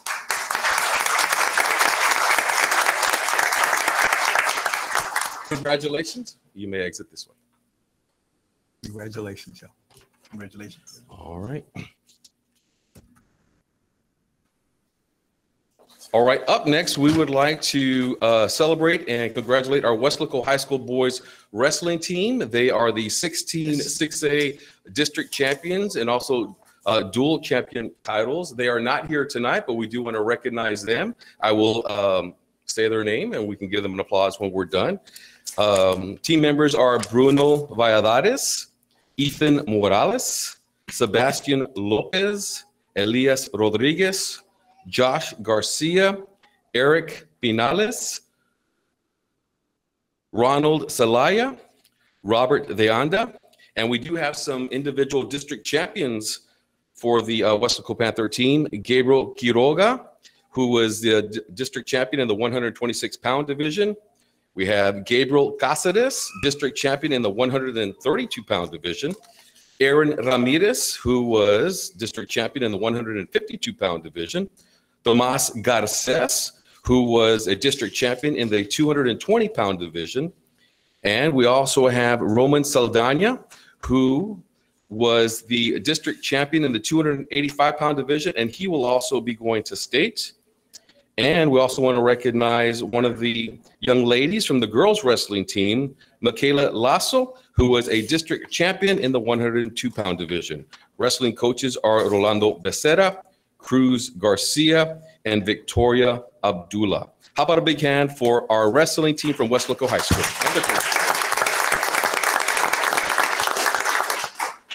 Okay. All right, up next, we do have members of our swimming program who are here from Weslaco East High School and Weslaco High School. We'll start off with members from, it looks like, Weslaco East High School. How about a big hand as they enter the room?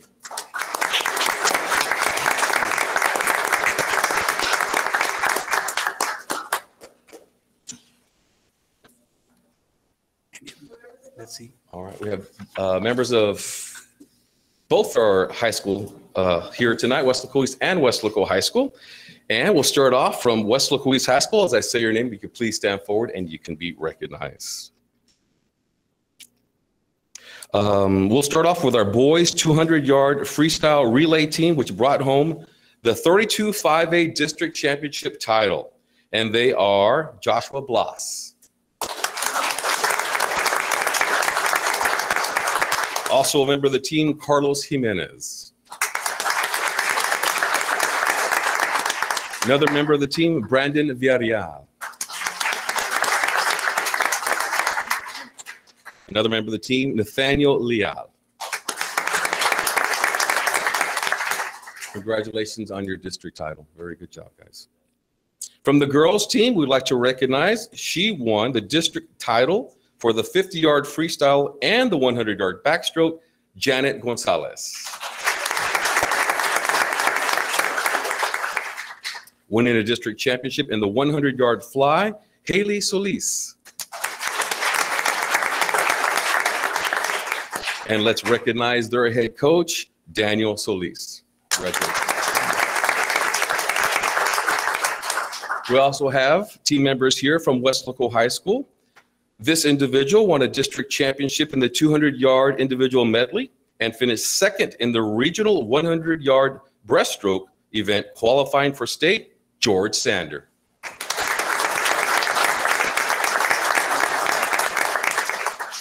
This individual won a district championship title in the 100-yard breaststroke, also won the district and regional championship in the 200-yard freestyle, qualifying for state, Henry Sander. Let's recognize the coaches that are here tonight, Coach Alexandra Trevino and Alberto Ramirez. Parents, if you're here tonight, can you please stand and be recognized? Parents of these individuals here tonight.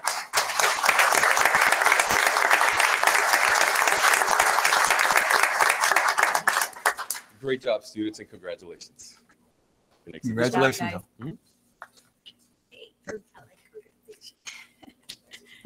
Congratulations. Good job.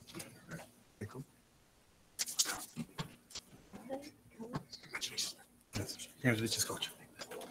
All right, we do have a special presentation. So tonight I would like to introduce a special guest from Washington, D.C. and U.S. Congressman Vicente Gonzalez, currently serving his third term in the U.S. Congress and represents the 15th District of Texas, the 15th District of Texas. And tonight he is here with a special check presentation. This for Armando. Oh, yes.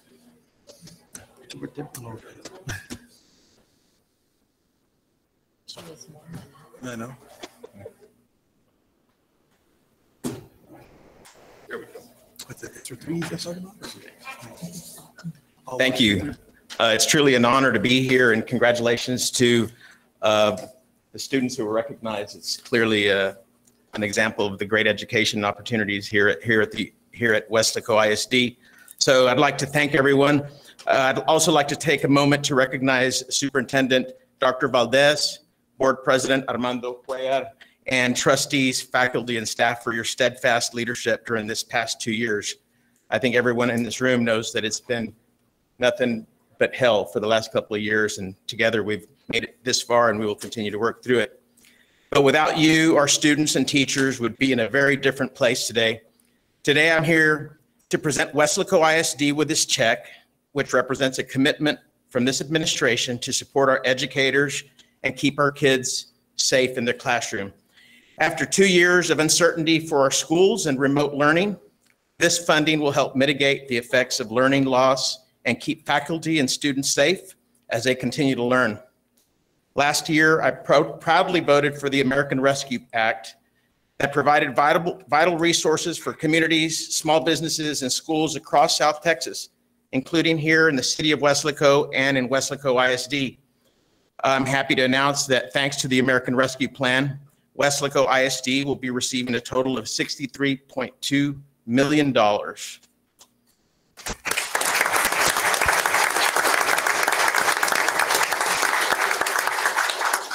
It's not every day we get to say that, so it's thank you. This funding can be used to provide the 18 schools over 19,000 students what they need most to be successful as we continue rebuilding from this pandemic.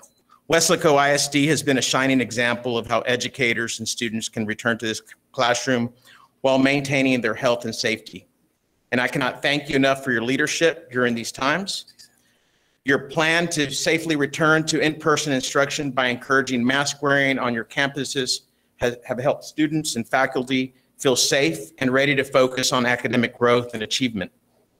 As we emerge from the COVID-19 pandemic, we must look forward to the future. From economic disparity and the digital divide to accessing clean drinking water and fixing our roads and bridges, and to ensure more equitable future is in our horizon. Recently, I voted for the bipartisan infrastructure law to bring a historic amount of funding to our region to help rebuild and modernize roads, bridges, ports, waterways, and especially drainage in our region. I'm excited to see these investments bring jobs and flurry to our economy and our region. As your representative in Congress, it is my job to be the loud voice for you, and I will continue to do this. I look forward to continuing to build on this momentum as we move forward with our community. Thank you so much. It's an honor to be here with you, and look forward to continue to working with each and every one of you. Thank you so much. And if we could take a photo with a check presentation at some point, it would be. We can. Go ahead. Yeah.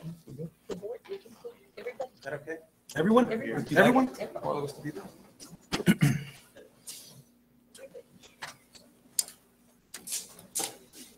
What is this?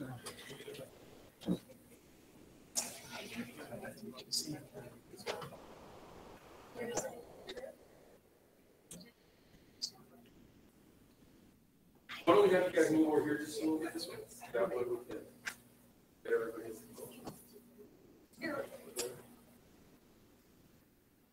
Okay, if y'all can look right here. 1, 2, 3, hold it. One more. 1, 2.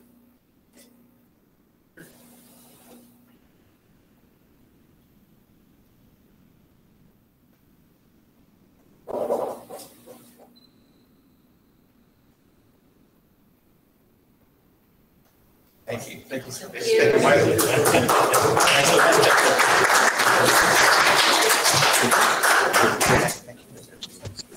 Thanks, sir. What do you want to tell Joe Biden right now? Okay.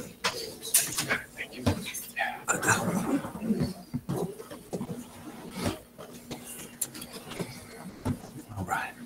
How do we get down to business? Yeah, because I remember that 63. Tell Mr. Miller.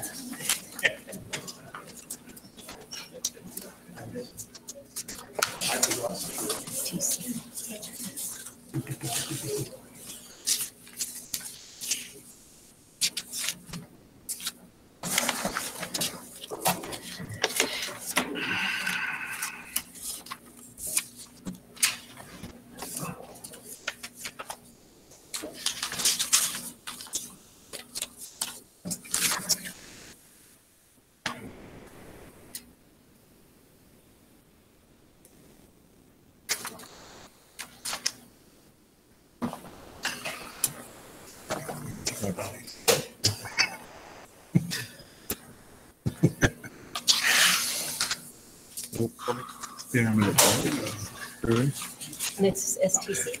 Okay, proclamation. We have proclamation. Dr. Solis? Yes. Did you have a presentation? Next, we have South Texas College President, Dr. Solis. Thank you. And staff. Welcome to Excellent. Wasco ISD, Dr. Solis. Good evening.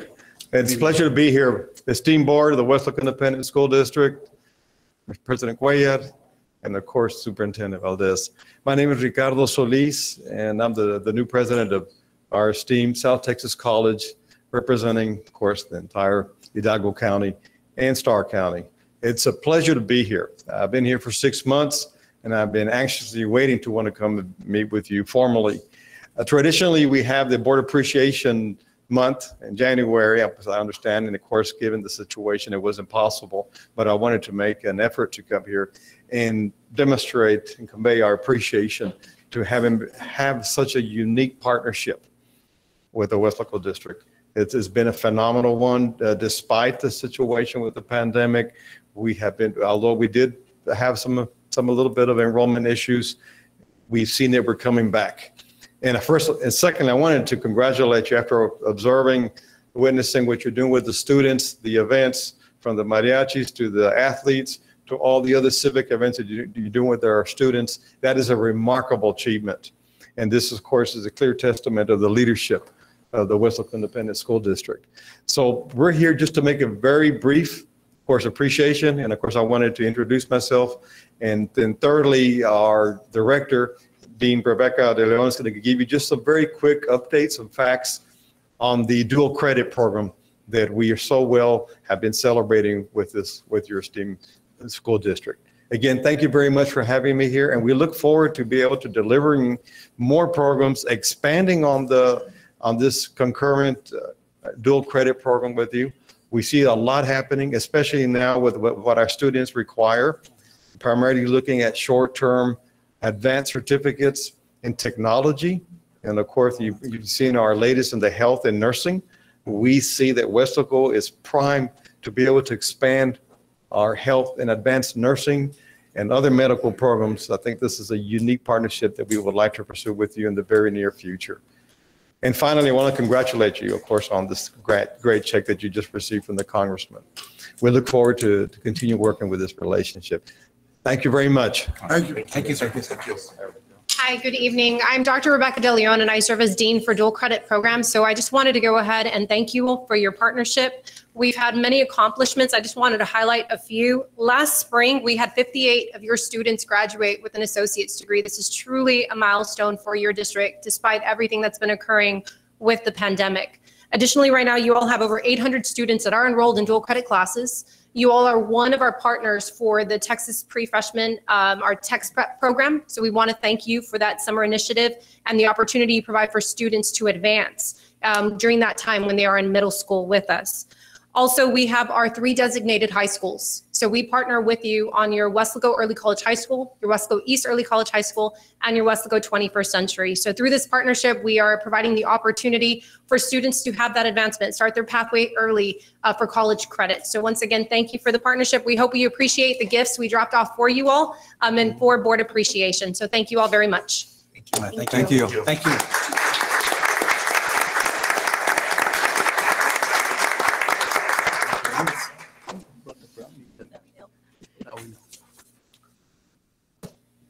Okay, Carlos. Item 6, proclamations.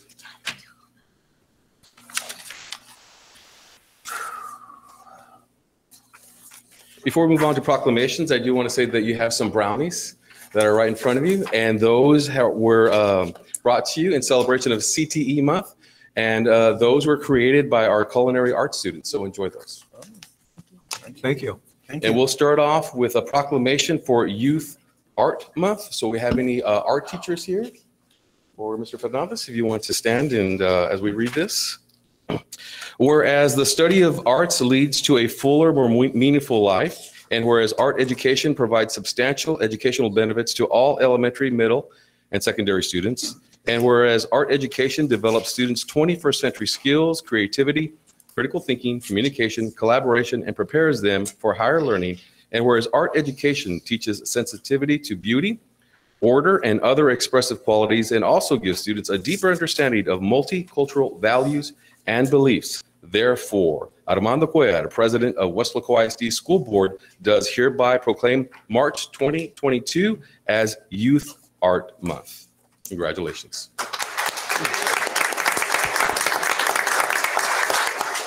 I would also like to read this proclamation for National Athletic Training Month. If we have any trainers who are here, or if they're watching on their computers, this is for you. Whereas athletic trainers have a long history of providing quality health care for athletes and those engaged in physical activity based on specific tasks, knowledge, and skills acquired through their nationally regulated educational process. And whereas athletic trainers impact health care through action, provide prevention of injuries, recognition, evaluation, and treatment, rehabilitation, healthcare and administration, and education and guidance. Therefore, Armando Cuellar, president of Weslaco ISD School Board, does hereby proclaim March 2022 as National Athletic Training Month. Congratulations.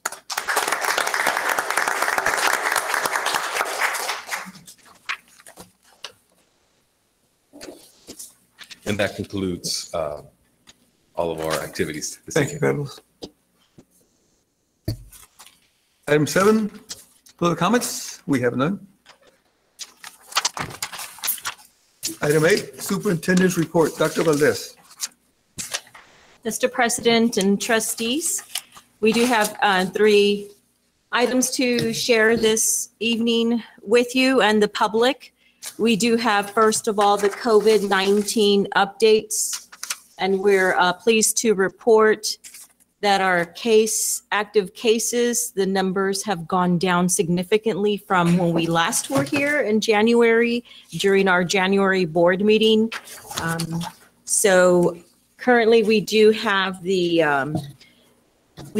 out of 15,779 students, we have 171 active cases, and a total of Wesco ISD staff of 2,278. We only have 28 active staff confirmed cases. That's as of today. The next slide indicates the location of the summary by school and district as far as the totals for each school.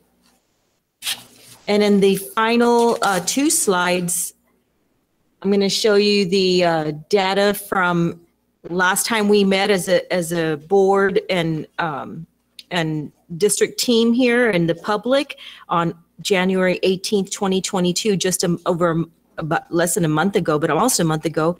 The numbers here where we had 684 total cases between students and staff. And if you go to the next slide, and that was true of surrounding districts. And as of today, you see a significant decrease, a decline in cases. So we're very pleased about that, the numbers going down.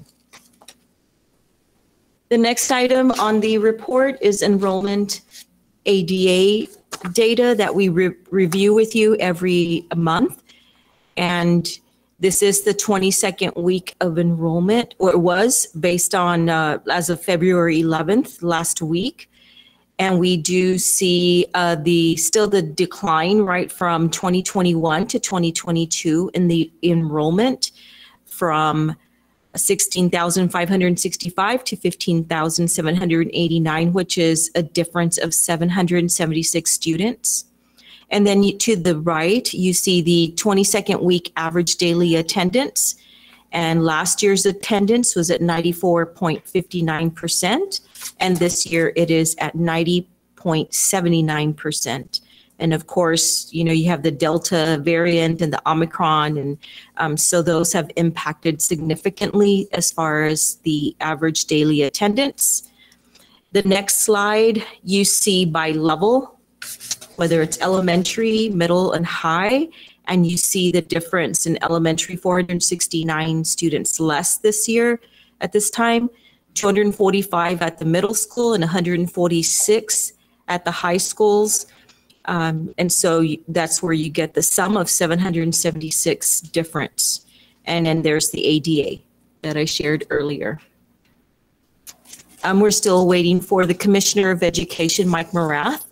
I have reported on the first 6 weeks mechanism that was launched by the state as far as some type of relief for the first 6 weeks ADA. And so we're forecasting that the same mechanism will be implemented for the fourth 6 weeks. We're still waiting for that announcement, and that'll provide some relief for ADA. And the final slide for ADA, just to give everyone, we report this every month, that the budget was set for the ADA to be at 15,200. The actual ADA for the first 6 weeks of school has been 14,009 students, which is at a budgeted ADA shortfall as of December 17, 2021, 1,191 students. But of course, we're still waiting for announcement from the Texas Education Agency on additional relief for the low average daily attendance. And the final topic for the superintendent's report is the focus on children. Focus on and why we're here for. We're here for children. We're in the business of educating children. And so we always want to highlight and bring forward to you the performance of our students, whether it's through a curriculum-based assessment, through district benchmarks, or in this case, it's the measures of academic progress and WEA MAP district interim assessment data. They had a beginning of the year assessment, and now they just completed the winter assessment data. And so you're going to see where we have areas of strength and areas that we need to grow in, areas of improvement.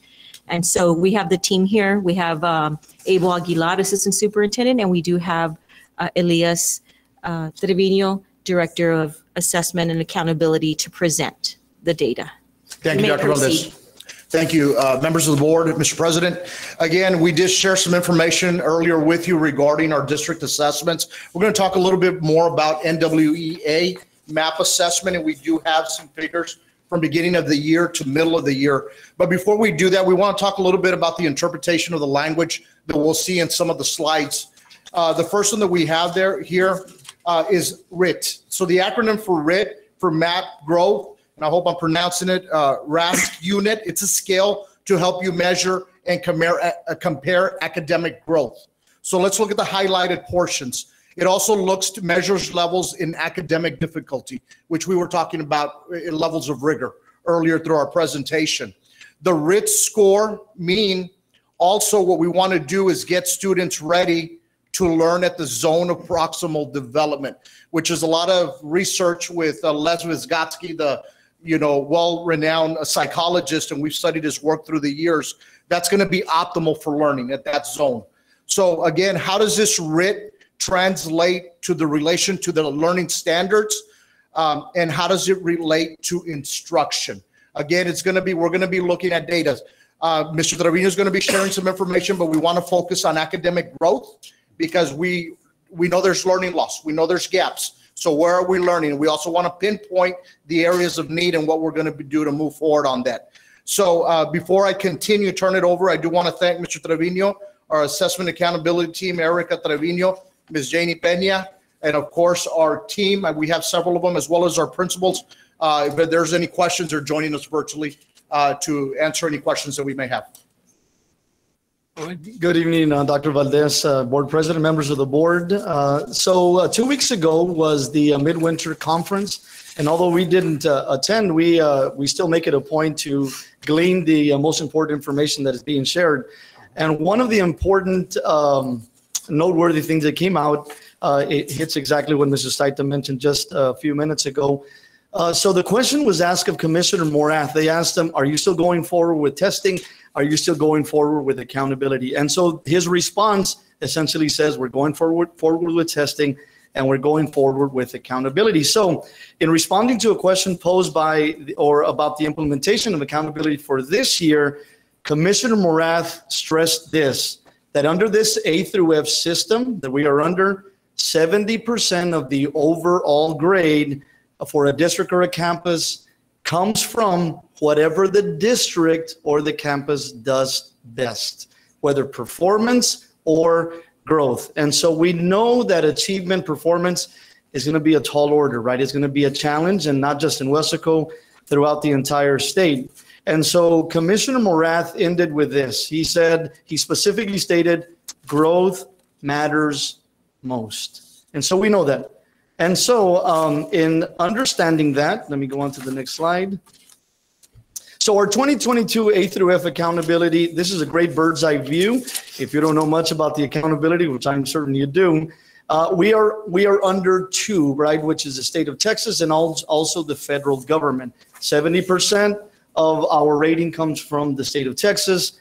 The other 30% is weighted with respect to the federal government. If you look at that yellow bar, that large yellow bar to the left, that basically is umbrella over the state accountability. And so what the state of Texas does, there are 2 domains. Domain 1 is that student achievement, just straight out performance. How does your school does, better yet, with respect to performance, just straight out. They add up all the grades, they add up all the subjects, they add up all the tests, and they come up with a domain score. Or, you see that word or, right? The second part is that domain 2, part A, academic growth. And so essentially what that means is they will take last year's assessments and they're going to measure with this year's assessments, those students that came in a test, they're going to measure their growth, right? And so essentially we've been meeting with our administrative teams, right, to discuss the accountability. All students matter. Every single one of our students. That's what's great about this system, is that it doesn't only look at performance, it looks at growth. Those of you that have been in the education field know that we used to be under a system that we were labeled, or we had that labeled based on straight out performance. And as a teacher, we would say, yes, but you don't know where that student was at the beginning to where he is now, right? And so the system brought in growth. And so we're really hoping and believing that this is going to be a great opportunity for Weslaco with respect to growth. Domain 2, Part B is relative performance. They essentially look at our district and compare our campuses or district to other districts or campuses with similar demographic numbers or data, specifically to the economically disadvantaged. And finally, Domain 3 is closing the gaps. We say all of this because growth truly matters. So that's what we're going to be discussing throughout this next few slides with respect to growth in Weslaco. Thank you, Mr. Trevino. So we're going to look at some of our data that we have, and this is a simplistic presentation just so we can look at some growth, and we're looking at the green. We're going to give you an expanded version of some of the data we received from MAP, but we wanted to start off with this in just a bit. So we want to look at green. When we're looking at green, we know that we're growing. So when we're looking from fall achievement percentile, you see through the far left, you see K all the way to 5th, and you see winter. All the green was growth that we're looking. The achievement improved. You see the arrows going up. Growth was met or exceeded, and this is how we compare at that grade level, at that percentile, to others taking this norm referenced assessment. If we're looking, these are 3 years going back on norms. So if we're looking at those comparisons, then we're seeing quite a bit of growth. And that's what we're looking at, and we're going to continue building on that and expanding. We have had our meetings with our administrators, as Mr. Trevino mentioned, and we're having robust and detailed discussions on what we can control versus what we can't control, dealing with the circumstances. And we're trying to regroup and say, what is controllable? How can we move forward? How can we plan accordingly? And how can we best provide that instruction? So those robust discussions have been taking place. Next slide.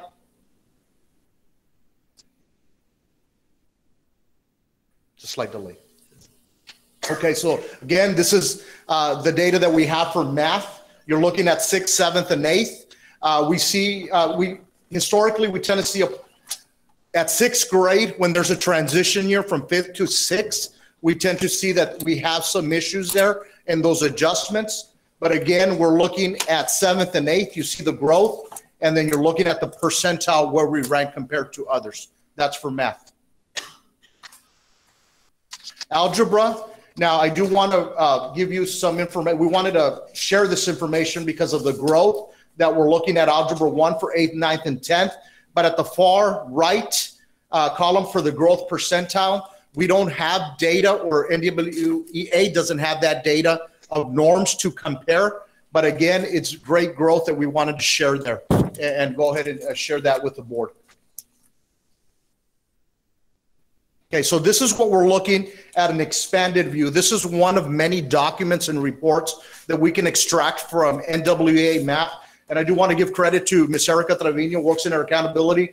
She works relentlessly with our campus administrators and staff to make sure these documents are in order. So just to give you a little overview, we want to give you a little snippet. You see the first column under fall, that's rectangular shape, and you're looking at a RIT score. That's what we're talking, where it measures the academic growth. So we're looking at the fall, and you see the point system jump into the winter. So we want to jump now over to the column that says growth, where it says observed growth. So if you look at the third column, you'll see one that says observed growth. So let's look at third grade, for example. They went from 181.5 all the way to 192.5. We saw an observed growth of 11 points. What MAP had projected us was an expected growth of 5.8 points, and that was exceeded by another, I want to say maybe 5 points that we have roundabout.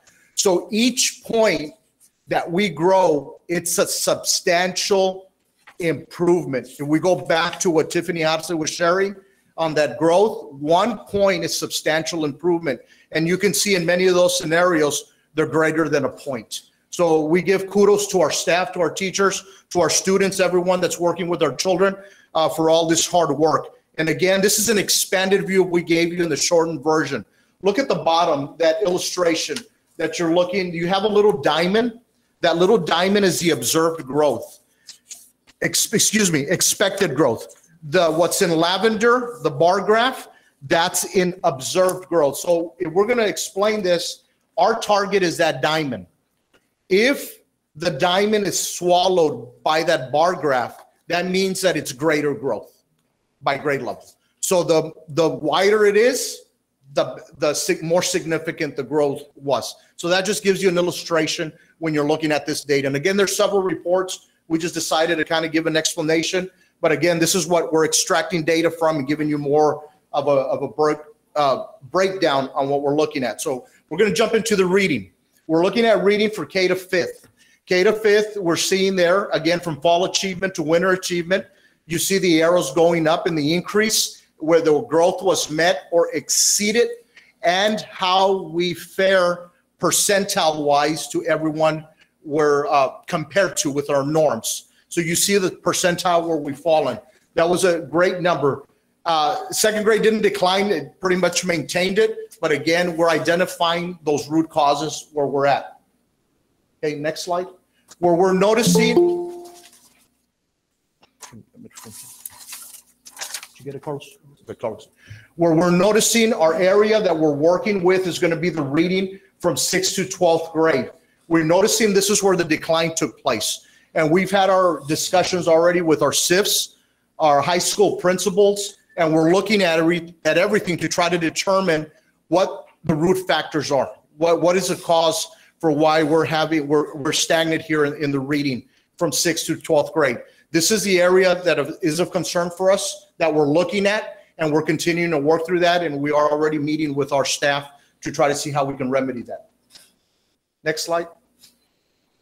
Again, this is a breakdown view. You see the illustration on the bottom.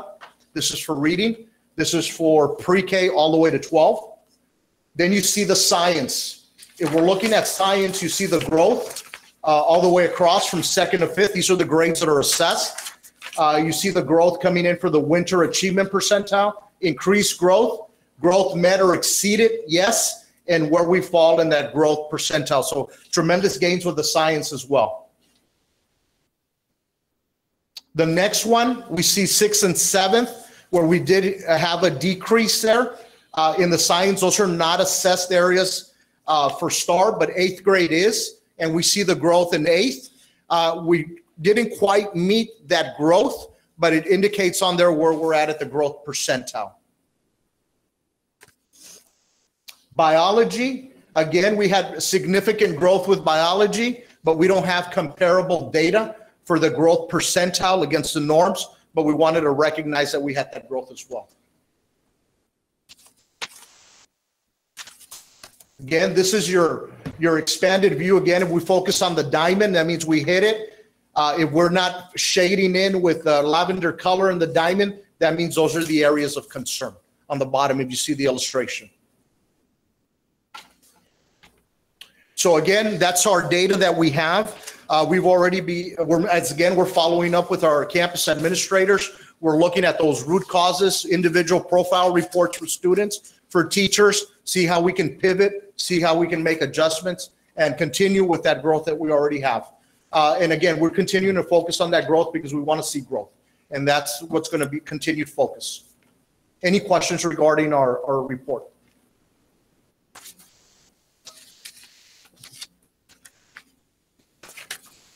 No, not at all. Thank you. Good information. Thank you, sir. Appreciate it. Thank you, Mr. Thank you, team. This concludes our superintendent's report. Just want to always keep children at the forefront of all that we do. Thank you, Dr. Lewis.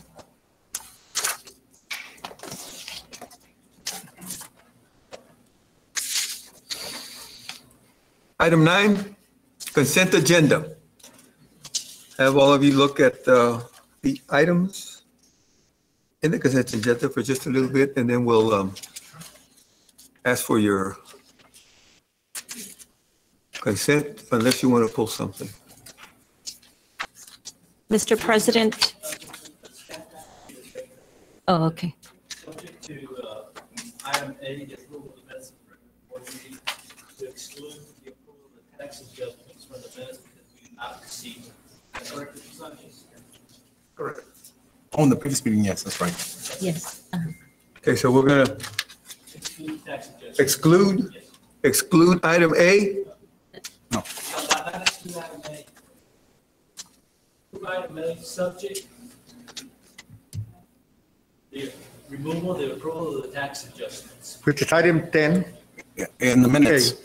XK, in the minutes, right?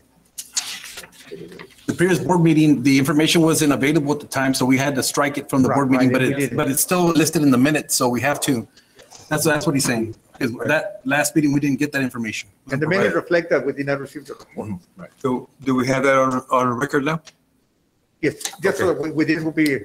There's an item. Thank you. Thank you.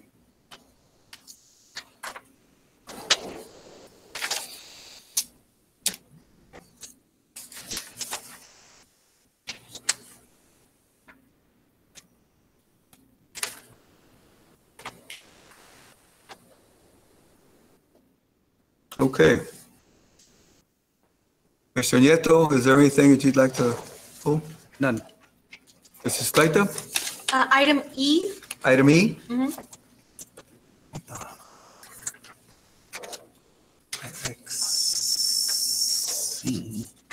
Costa Trevino? Item K. Item K.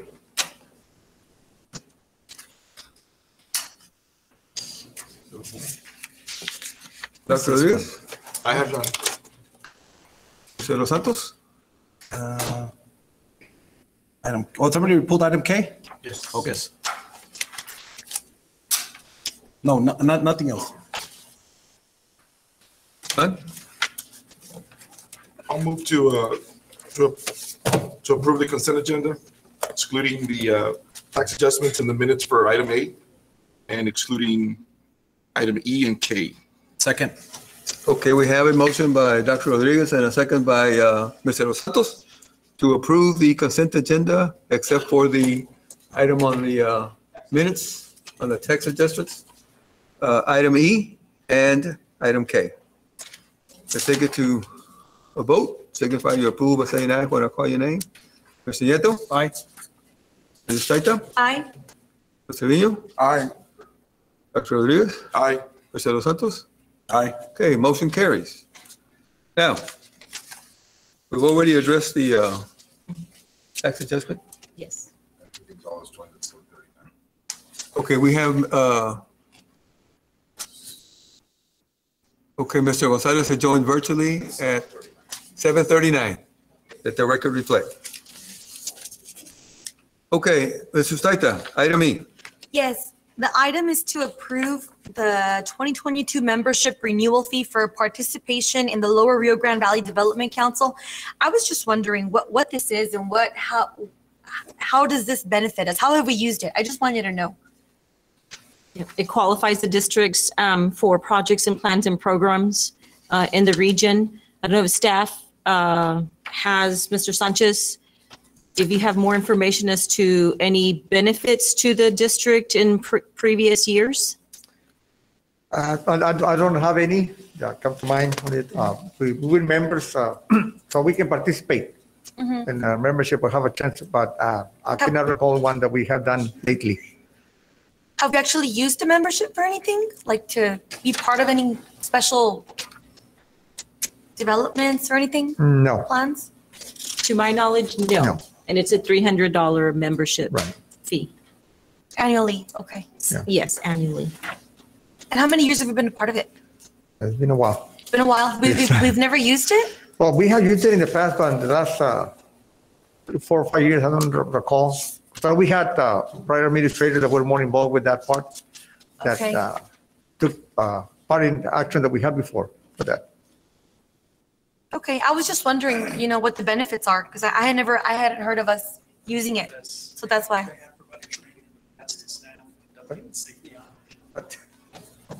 Here we have one. Okay. I'm sorry. Good evening, Mr. Stata. As I kind of rewinded back, they have provided training in regards to emergency management in the past. Okay. They have provided training as far as active shooter drills, and they do partner with the city and they invite school districts as well. It's been several years since they've done that, but that's one of the things that came to my mind that they put on. Okay. So then if we're going to pay for it, I mean, might as well use it, right?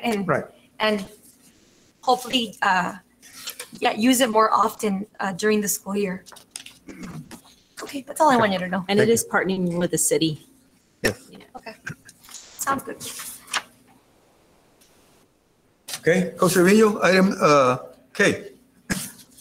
I had a question here, looking at local funds being reclassified or being basically deducted from the local fund balance to cover these expenses. Were these expenses not budgeted prior, or why are we digging into the local fund balance for some of these items here? Just explanation. Let me go to that. Page 11, I think, is a good example. You'll see, because like I said, I know last time we were here, we voted on passing additional funding to replace a track. That was around 800,000. Right. That was coming out of the unassigned fund balance. Correct. Yes. And it's nothing against sports, but that's one of our biggest ticket items, right? And so we talked about that. It was necessary, needed. It was a poor job the last time it was done, and for safety of students and whatnot, it was necessary. Understand. But kind of like what Trustee Trevino is pointing out here, you have here another deduction proposal from the unassigned fund balance, which is like our savings. And it's another $227,000 for uniforms. And so that's, you didn't have that budgeted. No, uniforms and other items, not just uniforms. Right, but No, it wasn't wasn't budgeted, that is budgeted. correct. So now we're looking at, we took out 800,000 the last meeting, taking out another 227, right? Yes. That's $1 million. I just want everybody to understand that.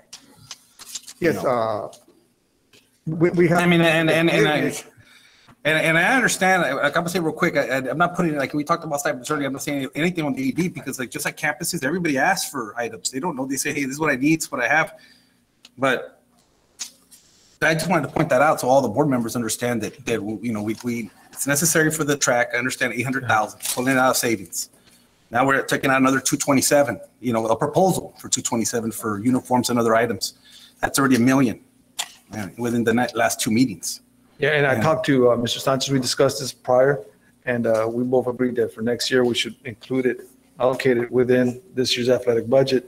A lot of it's for our August sports, Mr. De Los Santos, which is football, volleyball, because to order supplies, the hardware, the football, helmets, and we didn't get in time. Right now, we're still missing orders from this past year from the fall. Right. So if we wait until July. Yeah, they came over to the Yeah, and then we won't get our equipment in time. Right. So yeah, that's the plan, is to go ahead and just bring that back into that same budget. Of next year's budget. So we don't have to be coming up and asking for additional funds. So take it out of the fund balance now, and then after next year's budget, you're gonna take it off of next year's budget, projected, to replace it.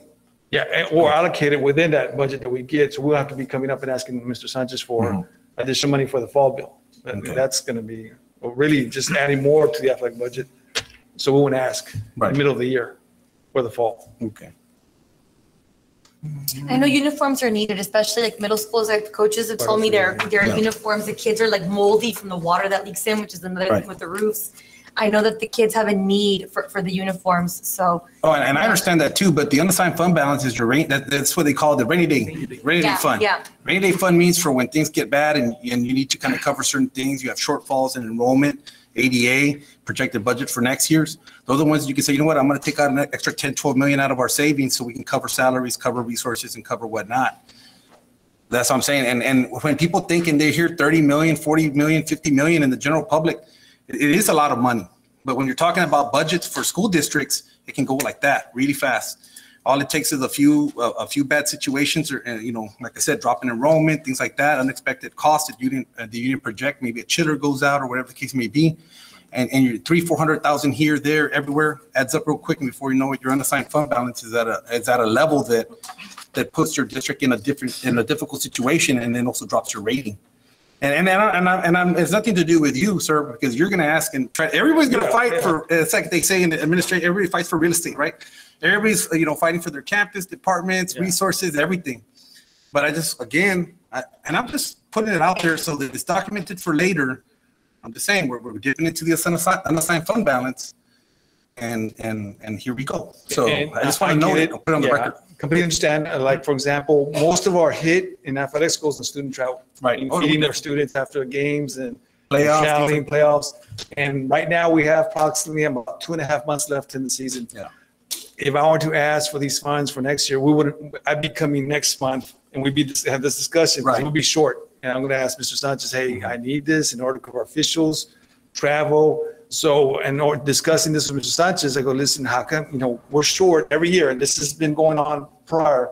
Just give me those additional funds so I don't have to be amending, coming to you guys and asking for money, and just let's do it the right way. Mm-hmm. And yes, it's going to be more for next year's budget, and we're going to ask for more to cover the year instead of coming up and asking for you guys and having these discussions again. And it's a situation right now where it's kind of unfair because you're just the biggest ticket item at the time, but there's multiple items that also did dip into this unassigned fund balance. So I just wanted to bring that up because I know that we haven't had many workshops on budgets and whatnot, but what does that mean? Like kind of when Dr. Valdez talks about the difference in ADA, we hear 1,100 students.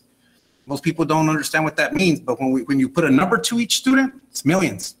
And so that's kind of why I just want to bring awareness to the situation that this is what we're doing, this is what we're agreed to. But who knows what the future holds. And you said it right. It's a big ticket. Athletics is a big ticket item. We have a lot of kids playing. They're doing very well. They're very successful. The teams are doing great.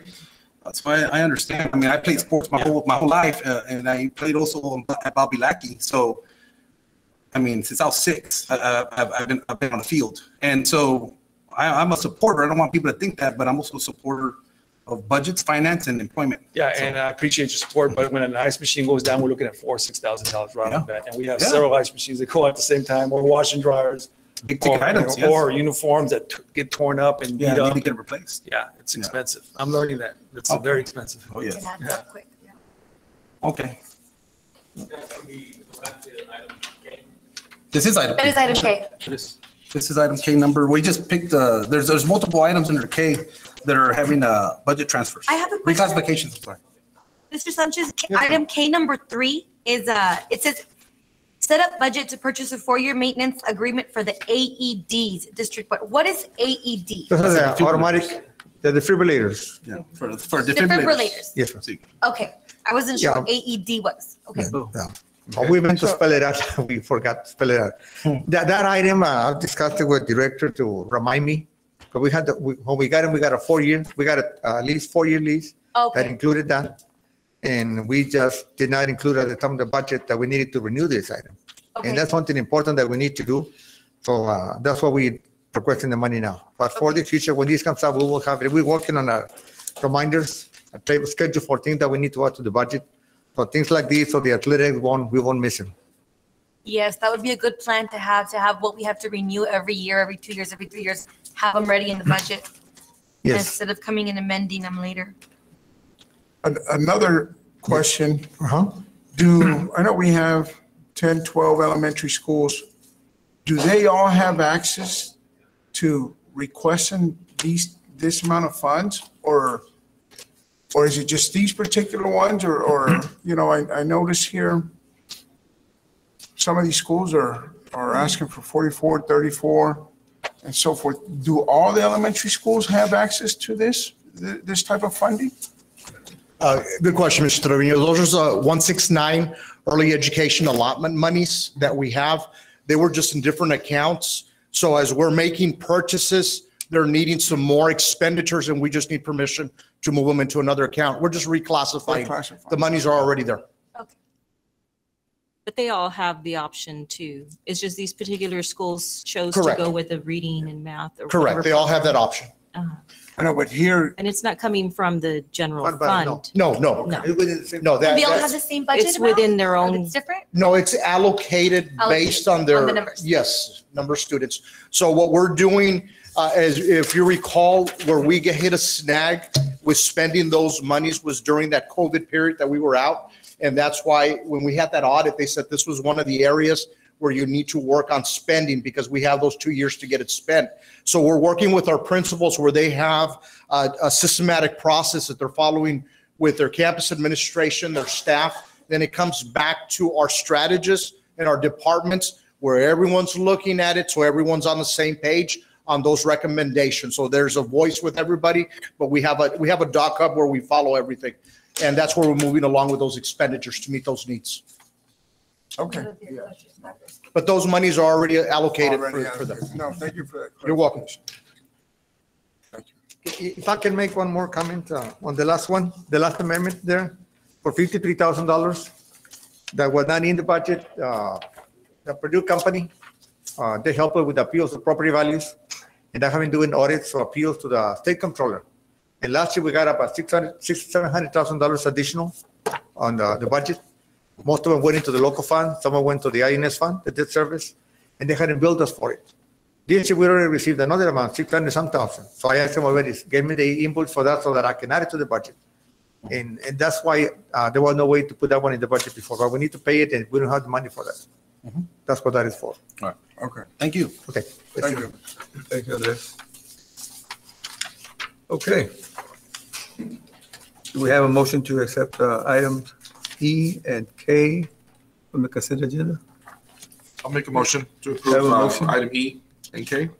By Dr. Rodriguez and a second by Trevino, second. Jose Trevino. Take it to a vote. Signify you approve by saying aye when I call your name. Mr. Nieto. Aye. Mr. Staita. Aye. Mr. Trevino. Aye. Mr. Dr. Rodriguez. Aye. Mr. Los Santos. Aye. And Mr. Gonzalez. Aye. Motion carries.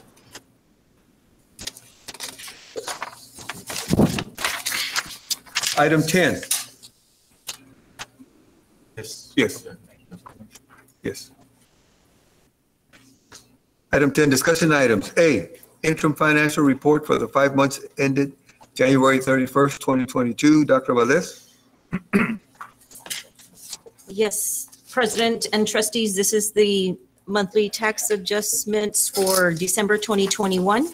We have Mr. Sanchez here. Mr. Sanchez, you may proceed. Yes. Thank you, Dr. Valdez. Sorry. I apologize. The interim financial report in the general fund for the 5 months ended January 31, 2022. We had an amended budget of $177,282,000 in revenues. Through January 31, we have received $95,379,000, which represents 53.8%. On the expenditures, next slide.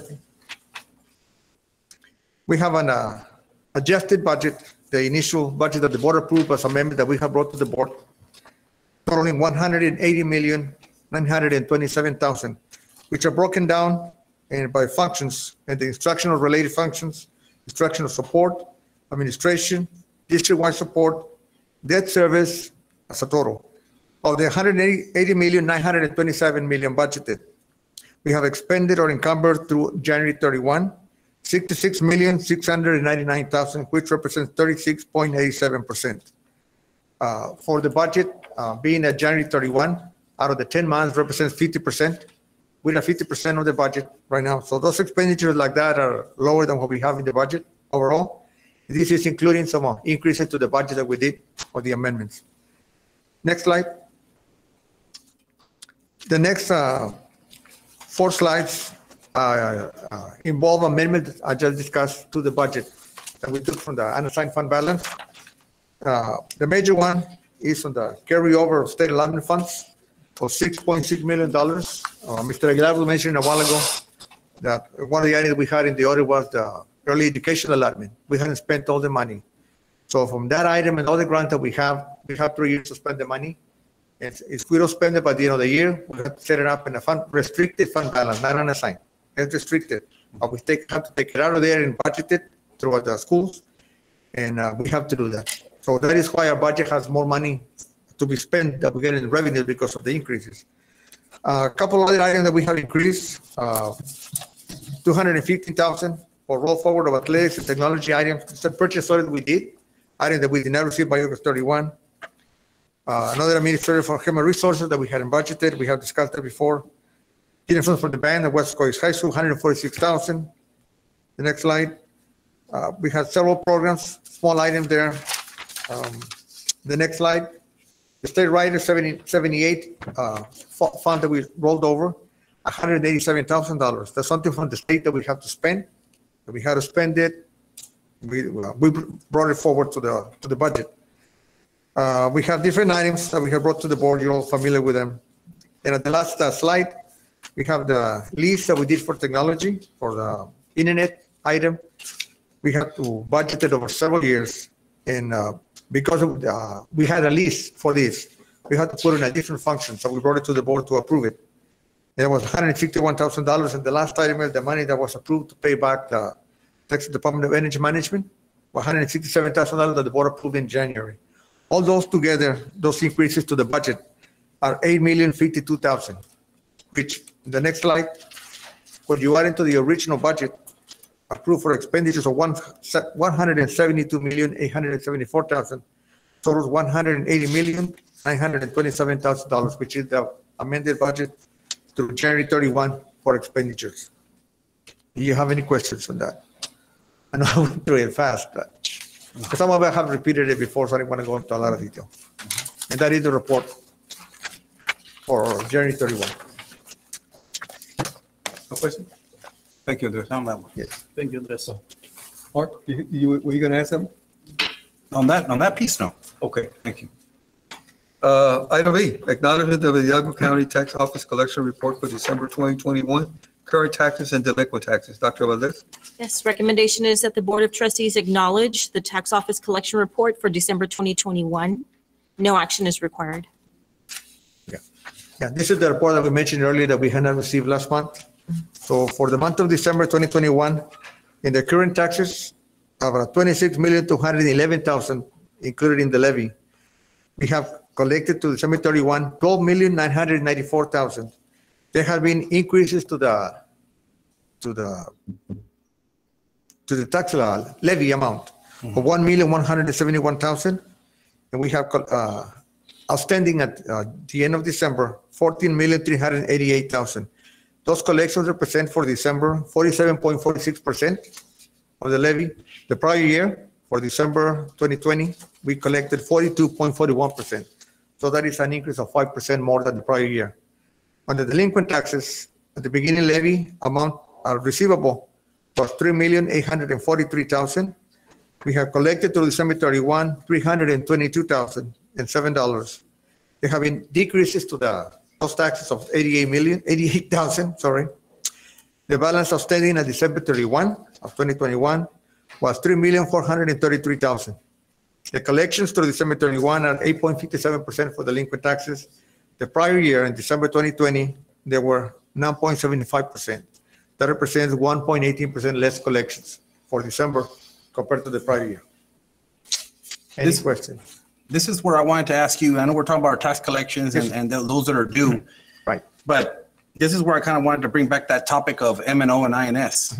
Okay, and ask you, what is our options there? What are the solutions that we possibly can have? Because like I said, my opinion, looking at things the way I saw them, is that we gave up additional pennies that we didn't have to.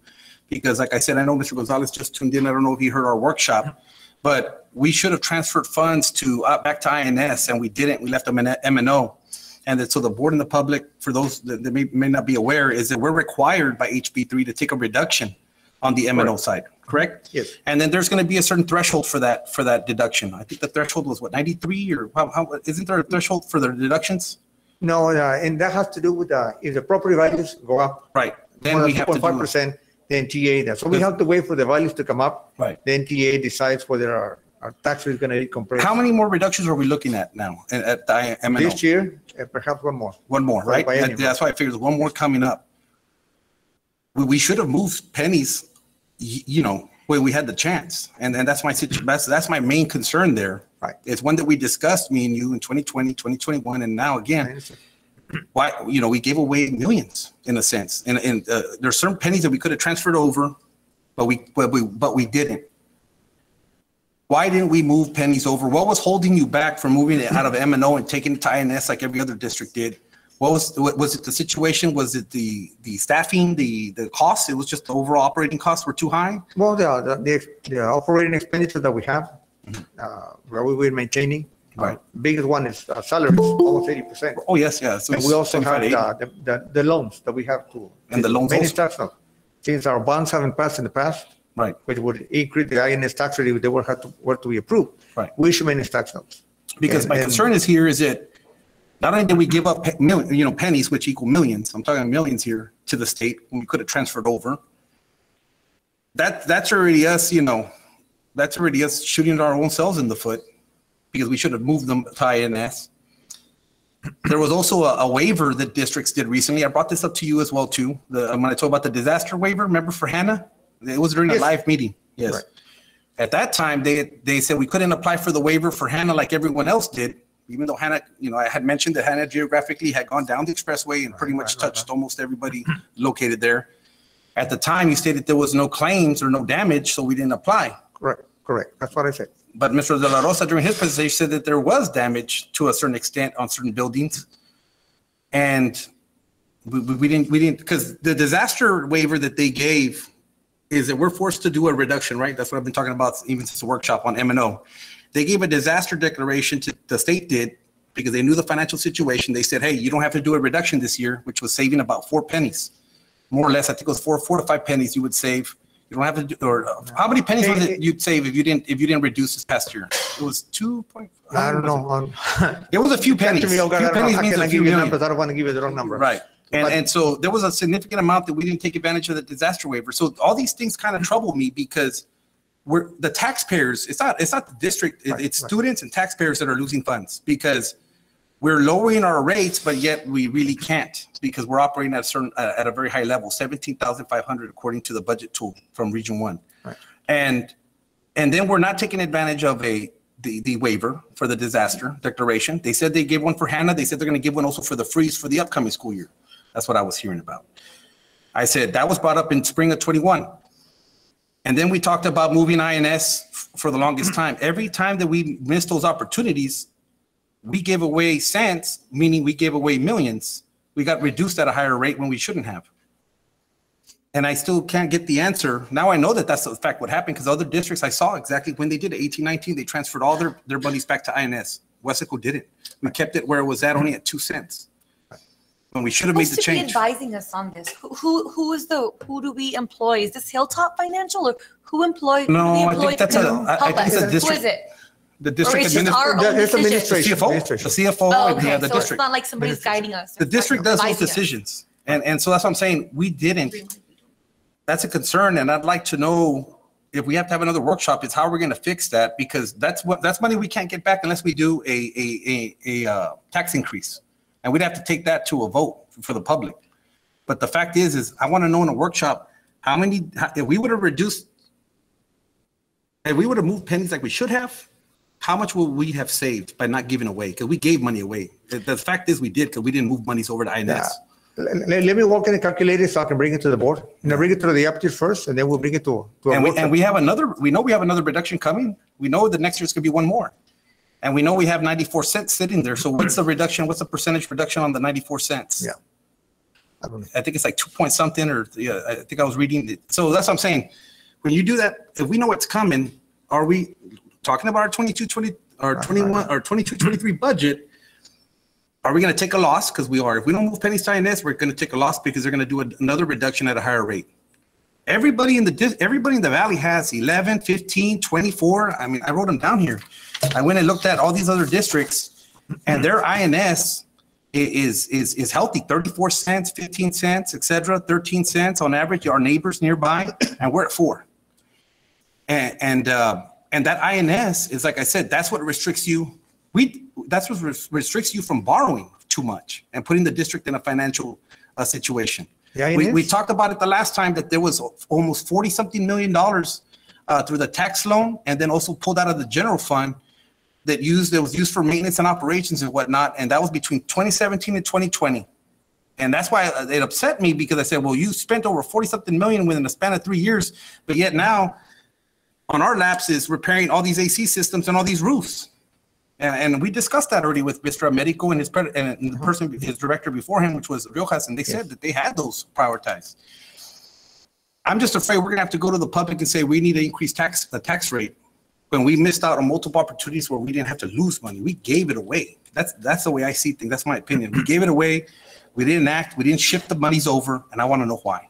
Why did we give back taxpayer money that belongs to the community? We let it go. Yeah, let me work on the calculations and I'll present it to the board, like I said. Maybe we can have our own, because taxes are confusing to people. Maybe we can have a workshop on just that.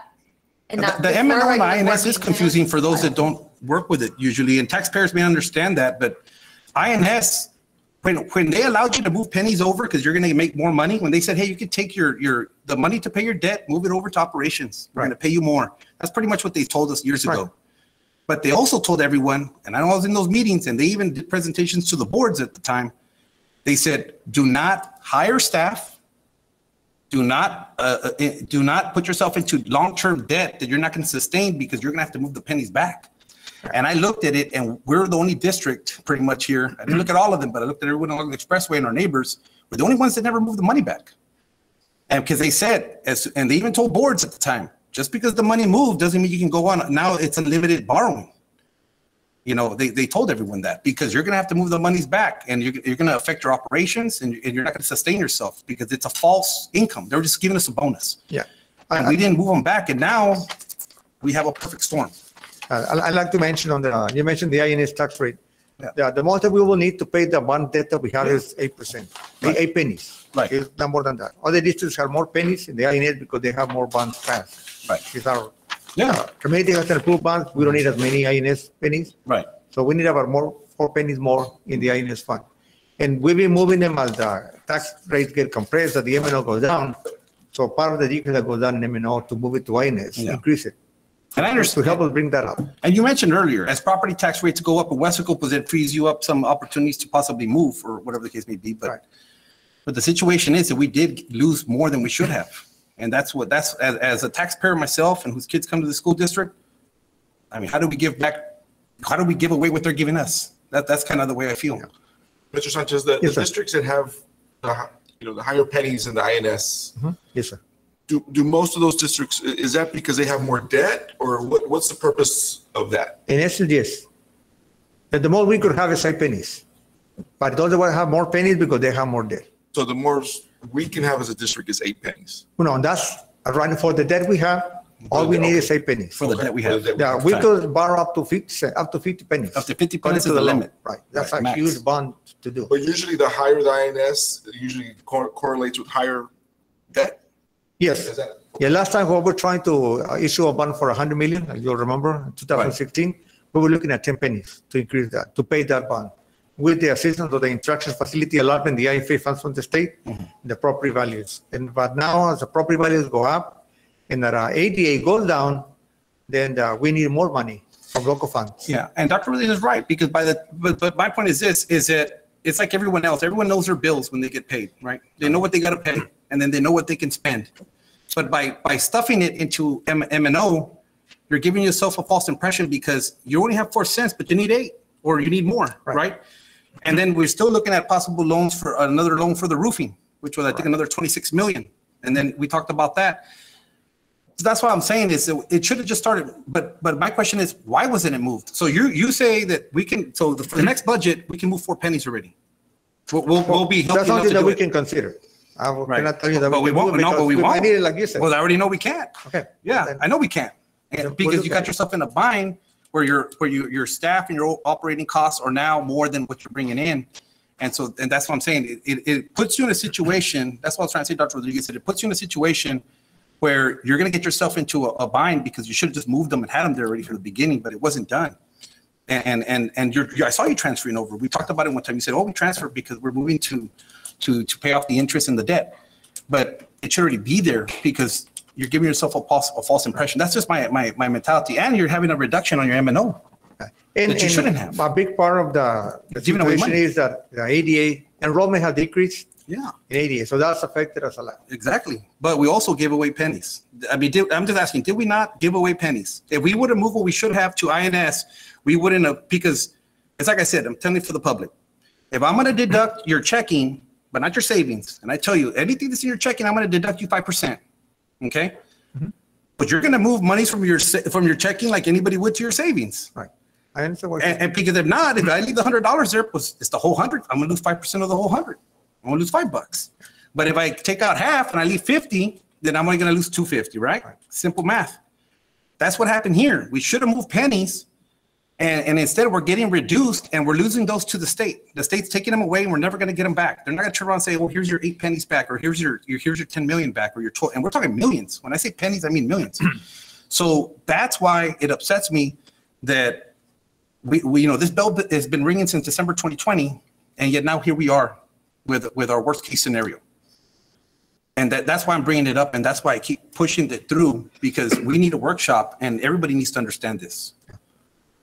And look at that information, I'll provide it to the board, and then we can have the workshop later on. Thank you. And just specifically on the tax rate and then Yes. options that we have moving forward. Okay, sure. Any other questions, comments? Now, just if you can gather that information as far as how much we could have made or did and possible and lost as well. I would. Thank you. Thank you. Thank you. Thank you, Andres.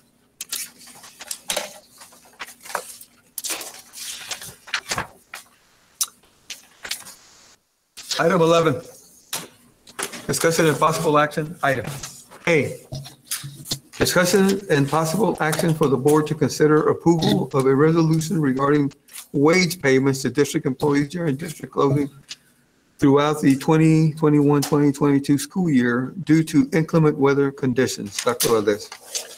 Yes, Board of Trustees, we do need to bring this forward to you as far as the wage payments to district employees.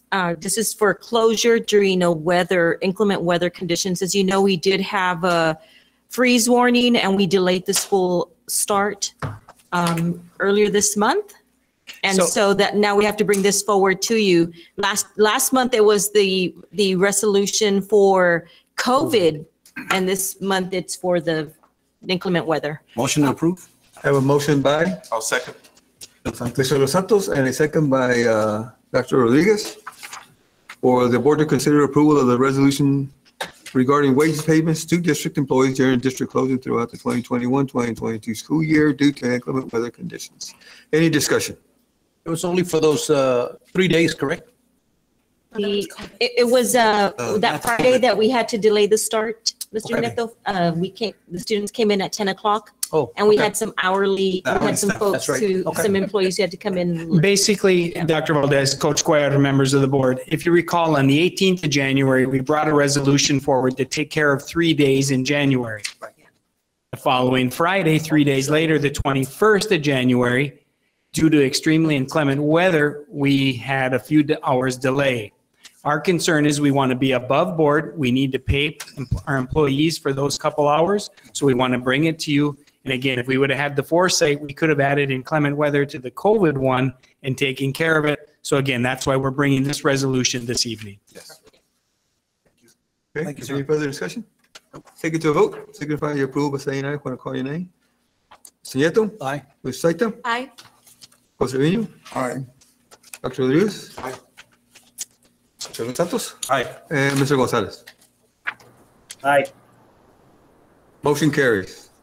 Item B, discussion and possible action for the board to consider approval of revisions to the Wesco ISD compensation plan for fiscal year 2021-2022 to reflect stipends for assistant directors for fine arts programs and change to the title and job description of construction maintenance manager. Dr. Valdez.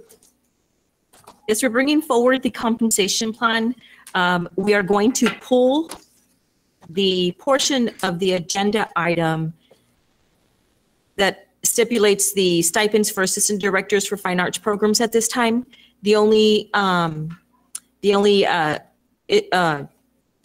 item that we'll bring forward would be the change to the title and job description of construction maintenance manager. And we have staff here also to present, should you have any questions. I'll move to approve. Okay, we have a motion to approve by Dr. Rodriguez, Second. a second by Mr. Nieto to take the superintendent's recommendation just to pull the stipends, but to address the title and job description of construction maintenance manager. I have a question. Oh, is it discussion? Is this going to be an inter-district hire, or is that what this position is, or because this I know? I mean, you would be bringing in somebody new into this position, or are you looking inter-district? So if I can address that, Mr. De Los Santos, if you remember, this is the position that was vacated by the passing of Mr. Carrillo. Right. So it's a position that was budgeted for, that we had open. And we would be opening it up to outside the district as well as internal if anybody is interested. My concern with this position is it was one that was mentioned in our forensic audit as not being approved by the board when it came on as a position. And the TASB salary study is taking place and won't be done till the end of May? It should be completed. The report should be middle of May, about Middle May of May. 12th, I think is what we're looking at. Will it be ready before contracts? No, actually, it will not be ready before contracts, but it will be ready before we bring the compensation plan forward. So it's not necessarily to fill the position and move forward. It's simply that the need is not in construction / maintenance. It's more in the maintenance area that the assistance would be needed. Right. So the position, the way it was written before, was in the compensation plan that was approved by the board. I think that was back in August when it was initially approved. But this recommendation is for a change. So in speaking with Mr. Garza and what his needs were in his department, he felt like the construction wasn't so much the need as the facilities and the operations. So I'll let him explain some of the changes that were made at his recommendation. Good evening, Dr. Valdez, members of the board, Coach Cuellar, Mr. President. So the need is primarily at the maintenance department because of the administrative load. There's just a tremendous amount of work when it comes to reviewing requisitions for purchase orders, when reviewing assets that we have to replace, tractors, lawnmowers, and so forth. So there's a lot of need there for help, not necessarily in the construction area. The construction area is something that I'm handling directly. And so we just want to make sure we clarify that and we don't mix, the two as it was before where we had construction and maintenance manager. I'd rather have the assistants located at the department of maintenance and assist there. How many supervisors do you have in your department? I'm learning every day. The reason I'm asking, because every department I ask and then I'm. Yes, so we have a director of custodial department for custodial department. And currently a supervisor at maintenance, no manager. And again, there's really nobody under me with any 4-year degree education or anything like that. Okay. And so at Energy Management, it's just pretty much me. And then I have an HVAC specialist and the electrical foreman. So it's you and 2 additional supervisors, in a sense. So you and a director and a supervisor. A supervisor of maintenance and the director of custodial. Now, is a degree required for this type of position with the construction background of a construction? Well, they're dropping construction. Drops construction. Yeah, and yes, okay, it's but the facility. degree is required. The degree is required based on TASB recommendations? Yes, based on what had been presented before with the construction manager. The only difference this time is we're removing the construction and we're leaving facilities and operations. But yes, it is based on TASB recommendations. Okay, that was my question. Yes. Based on TASB recommendations. Yes. For the change in title.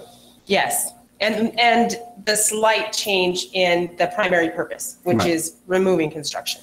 And then what would be the projected cost of another individual?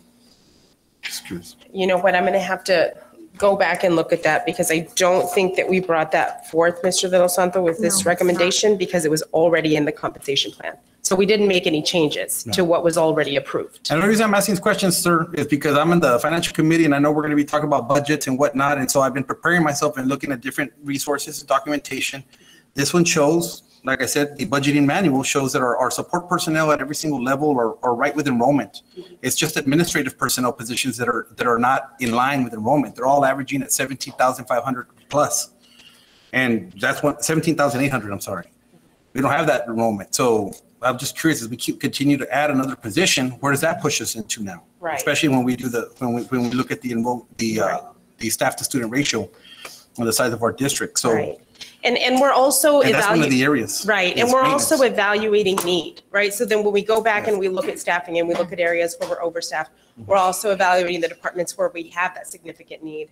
And in discussions with Mr. Garza in the running of his departments, because it's multiple departments that he's overseeing, that was the need that he had, is somebody else of this caliber, of this position, with this experience and degree that can assist him with some of the administrative duties and responsibilities that he seems to have under his.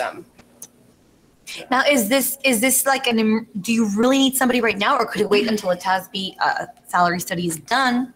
Or do you really need this position like right now? The issues we're having right now is just delays in processing paperwork, requisitions, and so forth. So the frustration comes from multiple angles, if you will, personnel, the staff at the department wanting parts and so forth, at the campus level, wanting to get things addressed. And that's where it sort of delays the process. And those are the issues that we're facing. So we would be facing similar issues until we're able to get somebody in there.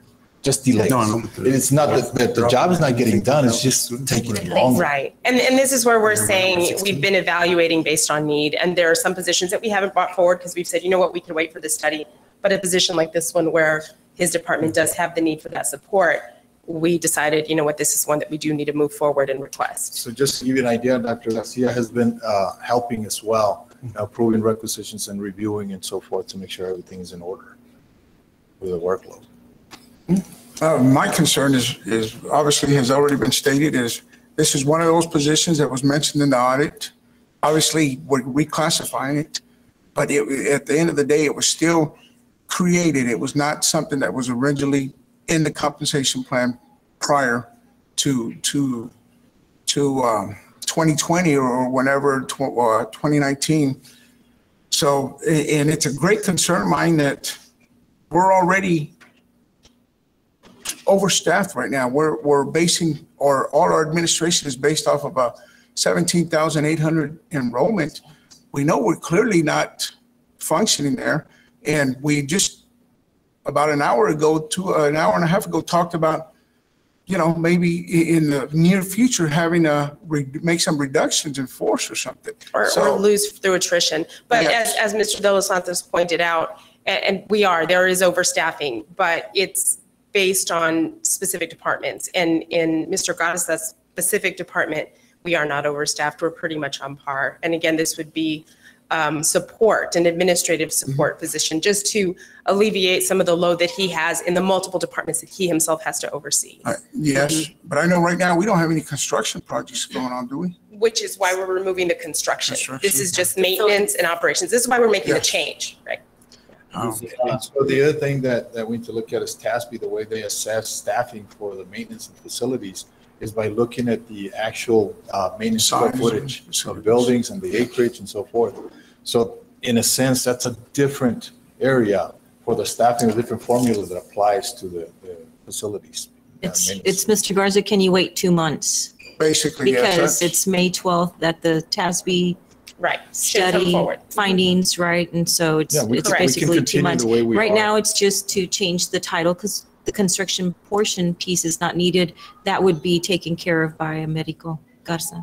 I mean, so did we talk about earlier having a meeting about the compensation plan as well, workshop? Because I know that it's a working document and you have it because you modify it as need comes through. But like they mentioned earlier, we need to identify whether people are getting paid properly. We know that there's instances of people that were demoted and still kept their pay. We know there's situations of stipends that aren't listed on the compensation plan.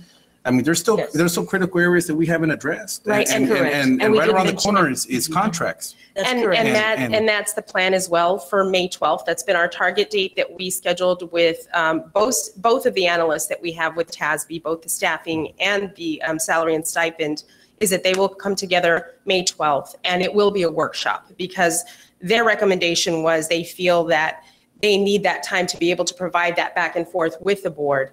And then to be able to discuss what some of their findings are and what some of the recommendations are before we bring it to the board as a plan. So yes, understand. that is the plan. And with HR, I know you guys barely came on board, and these are all topics that we've been I don't want to say sitting on, but topics that haven't been addressed for months prior to you all even arriving.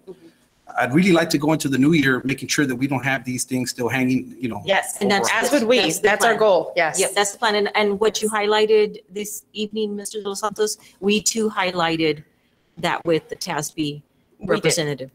We did with our kickoff. Yeah. Thank you. Sure. Any other questions? No. Thank you. Thank you. Thank you. Okay, so what we're going to vote on is to change the title and job description of construction/maintenance manager? So to get this straight, we're just voting on changing the title, but we're not voting to say, let's go out and look for somebody yet. Okay. Yes, but you guys do have the freedom to go out as soon as we approve it, to go out and look for somebody, correct? But we're not going to do that. We No. just said, Mr. Garza, Because can you wait 2 months? I'm just basing it off that since there's no more board approval Right, required. no, so- Coach, we Right. won't, we're not going to open it up. Right. So like the other positions that Ms. Husaita mentioned earlier, that we have positions in there that have been highlighted, but we haven't moved on them specifically because we want feedback from TASB. So this would just be another one of those positions that we would have that change and have it addressed so that when TASB requests that information, because what they do is they request from us, what are your positions? What are your job descriptions? And they take all of that information. So giving them the correct job description that we're looking at for a position like this is what we would do. But then we would wait on their recommendation as to whether or not that's a necessary position and whether or not we should open up to staffing. I had a quick question. Is this individual going to participate on rankings? Like, will he be on committees and participate in rankings of contracts and whatnot? That's a good. Yeah, Will they depending- participate in the depending on committee? Projects, yes, we would be able to include. Yes, this gentleman. And the other thing that I was just reminded of is this is a professional position, correct me if I'm wrong, it has to come to the board for approval. Yeah, it wouldn't be one that would be hired without your approval. Okay. Oh, so it's going to be a professional position? Yes, it is a professional position, yes. Okay, I thought it was clear. I know that we can change it. We're not professional. You all just approve as well. No, it should be. And you should have the job descriptions in your packet there. Yes. So if you have any questions, just. Mr. Garza, I think your title is an executive director of facilities. I thought we, Yes. okay, because this one says executive director of facilities also. So then we'll have two? No. This is for manager. This is not for Oh, director. okay. Yes. It may be- if It would you're be looking at- reporting to him. I see that. Okay, I didn't see Yeah, reports. if you're looking Sorry. at the job description, it's Yes. reporting to. Now I see it. Thank you Okay. for the clarification. Okay. Thank you. Thank you for. Any Thank you, sir. further discussion? Okay, so what we're going to vote for is the changing the title and job description, correct? Correct. Okay, secretary vote, signify your approval, saying aye when I call your name. Mr. Nieto? Aye. Mr. Taita? Aye. Mr. Vino? Aye. Dr. Rodriguez? Aye. Mr. Los Santos? Aye. Mr. Gonzalez? Aye. Motion carries. Item C. Discussion and possible action for the board to consider approval of, 1, the administration's ranking recommendation for the installation of the security access control system at all middle schools, CSP number 22-01-10, and 2, to authorize the administration to negotiate and approve the contract. Dr. Valdez? Recommendation is for the board to approve administration's rankings of the proposals received for the installation of the access control systems at all our middle schools. This would constitute approval for administration to start negotiations and approve a contract for the project. We have Mr. Americo Garza and Mr. Garza, and Mr. Sepulveda, right, when we have multiple items, we'll two separate recommendations. Okay. Mr. Garza, you may proceed. Yes, so this is the item on the access control systems for the middle schools. And we've ranked the bids as they came in, the bidders. And you have them before you, and the committee is also listed on there on the agenda item as well, who ranked the bids. So we're asking for your approval of the top ranked bidder. I'll move to approve the rankings. Second. Rankings. Okay, we have a motion by Dr. Rodriguez to approve the rankings and a second by Mr. Nieto. For part one, the administration's ranking recommendation for the installation of security access to all middle schools, CSP number 22-01-10. Any discussion? I had a question. Mr. Garza, when you get received these sealed bids, this was a sealed bid process? Yes. When you receive the sealed bids, do you time and stamp them when they're accepted by the district? Yes, so they're received at our business office. And so based on the advertising, then we do open or disclose that they're going to be open at a certain time. Mm-hmm. So they're open at that time without any delays. And we welcome anybody who wants to come in and witness the opening. But and we read out loud the amounts for everybody to hear. Mm-hmm. And after that, then we rank them. So okay, but you do that. So you do yes. You do time and stamp when you get a company submitted, yes. The date and the time and stamp. Okay, when like whether they were first, second, third, or last. Correct. So as long as they make the deadline, then they're a valid bid. If they're late, a minute late, we just won't take them. Anything after the set time, then we won't take them. Okay. Because I'd like to know that information. Like if you get 15 sealed bids, when you submit the 3-4 companies, I'd like to know, okay, who was first, or if it's 1 out of 15, 3, 4, number 15. Like I would like that info. Okay. Just to see how the process works. Yes. And this company was the low bid, correct, Americo? Yes. Right. Yeah, it's always the lowest bid. I see here that we got the grant funding for it for almost half, a little bit over half for this project. And it says here that if we don't use it on time, they might take the funds away. So I saw that there was a deadline. The deadline got extended. Yes. So the deadline had already been extended for the grant to May 31st of this year. And unfortunately, we're looking at potentially trying to work with it and see if we're able to utilize it. The problem is the schedule. And so the bidders are telling us, it'll take us 180 days to complete the project. And the grant requirements are that the project be completed by that time. So we're trying to see if we can complete at least a couple of schools and use the grant there and call that completed and comply with the requirements. However, if we're unable to, we'll have to get all the monies from our funds. And again, the problem is the COVID and the supply chain and the schedule that the contractors and the vendors are unable to meet. That's a lot of money to lose. And it's on May 31. That's the deadline of this year. Yeah. And we're February 15 today? Yes. So from early on, even early on in January, I think it's as far back as December, we're already getting notices, hey, the delivery dates for this equipment is out there 4 or 5 months. I think this topic was even Mr. Riojas was still here with us. Yes. Yeah, this came up and we discussed it. I think we tabled it first time we discussed it. Right. No, we tabled it. I think we're looking at the cost. Yeah, the cost per. Right. Mm-hmm. So it's been a series of it would be factors beneficial. that have attributed to the delay as well, but the supply chain is just not helping out. It'd be beneficial. We can get at least 2 out of the 4. Right. So we're trying to work with it and see if we can use it. Yeah, can we use just part of the grant? I mean, complete certain parts, and if we don't get to complete all of it, will they just say, okay, you used $279,000 and completed? We're trying to see if that's possible because of the logistics. Once a contractor places a bid for parts or an order rather for parts, then they usually get the whole shipment in, or they'll tell them, you're delayed regardless of whether it's 5, 10 parts, 20. There's a delay in production of them.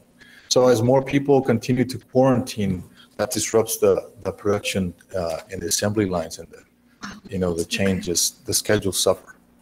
Americo, quick question for you. Yes. Is there any chance or possibility, and I know we're just on a whim, is there any chance because of the delays with everything going on that they might also extend this grant? Well, no, we thought about that and we did ask, Mr. La Rosa submitted an email to the asking about the grant extension and they just said, no, we've already extended it once. We can't do it again. So do you think it's possible from now till May, if material comes in, to only complete 279 worth and say we completed 2 schools or whatever, 279,000? And that's what I was asking at the beginning. Is it where we can complete 279,000 or $270,000 worth of work and then say, okay, we're done. We've already expended the grant. But unfortunately, the grant requirement is that the project be complete. So we're trying, right. So we're trying, and that we start using the product or the system. This is my opinion on the topic. We just discussed other expenses, whether it was athletics, uniforms, and other things that were being pulled out of the unassigned fund. I have no problem with pulling out of the unassigned fund for this project because this is school safety. This is securing doors, securing access to our schools. And if we're willing to do it for other items such as like what I mentioned before, in an earlier discussion, I'm more than supportive to pull out the difference out of the unassigned funds for this. I mean, this is about student safety. Yeah, certainly. I mean, we've had situations in the past where I know for a fact that right next door where I'm at, my office at Energy Management at Central Middle School, we had an incident where somebody walked into the campus off the street and we had to escort them out. And unfortunately, I believe the person who walked in there was under the influence of some illegal substances. And so, yeah, it's imperative and very critical that we do safeguard the doors of the campuses. And so just to address that, Mr. Dos Santos, that's hence the request for this to separate part, to authorize administration to negotiate and approve the contract. So if the number 1 ranked vendor can't get the parts in time, then that could allow us to go to number 2 and see if they're in the position to get the project completed on time. Yeah, student safety doesn't have a cost, so yeah, I mean, that's right. This is for the 4 middle schools, correct? Yes. Okay.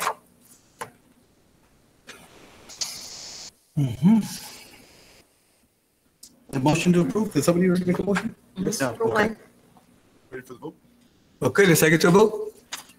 For part 1. Signify your approval saying aye when I call your name. Mr. Nieto? Aye. Ms. Staita? Aye. Mr. Trevino? Aye. Dr. Rodriguez? Aye. Mr. Los Santos? Aye. And Mr. Gonzalez? Aye. Motion carries. Part 2. For the board to consider the authorization of administration to negotiate and approve the contract. Move to approve. We have a motion by Dr. Rodriguez to approve and I said second. a second by Mr. Los Santos. Is there any discussion? Okay, take it to a vote. Signify your approval by saying aye when I call your name. Mr. Nieto? Aye. Ms. Staita? Aye. Mr. Trevino? Aye. Dr. Rodriguez? Aye. Mr. Los Santos? Aye. And Mr. Gonzalez? Aye. Motion carries. Item D. Discussion and possible action for the board to consider approval for the replacement of the HVAC units and related roofing project at the Wesco East High School Gymnasium, CSP number 21-10-05, as follows. 1, a deductive change order for the unspent balance of the owner's contingency, and 2, final completion of the project, including rain and delay days. Dr. Valdez. Yes, this too is a 2-part agenda item, and the recommendation is for the board to approve first the deductive change order for the unspent balance of the owner's contingency, and we have Mr. Americo Garza here for questions. I'll move to approve part 1, a deductive change order for the unspent balance of the owner's contingency. Okay, we have a motion by Dr. Rodriguez for part 1. Second. Second by Mr. Gonzalez. Yes. For deductive change order for the unspent balance of the owner's contingency. Any discussion? Okay, take it to a vote. Signify your approval saying aye when I call your name. Mr. Nieto? Aye. Ms. Saita? Aye. Coach Trevino? Aye. Dr. Rodriguez? Aye. Mr. Los Santos? Aye. And Mr. Gonzalez. Aye. Motion carries. Number 2, final completion of the project, including rain and delay days. Move to approve. Move to approve by Dr. Rodriguez. Second. Second by Mr. Los Santos. for the final completion of the project, including rain delay days. Take it to your vote. Signify your approval by saying aye when I call your name. Mr. Nieto? I just have a quick question before you go to vote, Coach. Aye. We have to wait till after we vote. We started voting? Andrew had a question, but. We started voting. Yeah, I wanted to do discussion. Okay, let's finish the vote. Okay, Coach Trevino? Aye. Dr. Rodriguez? Aye. Mr. Los Santos? Aye. And Mr. Gonzalez? We're voting on number 2, correct? Yes. Yeah, I just had a question for Mr. Garza before I cast my vote. Is that okay?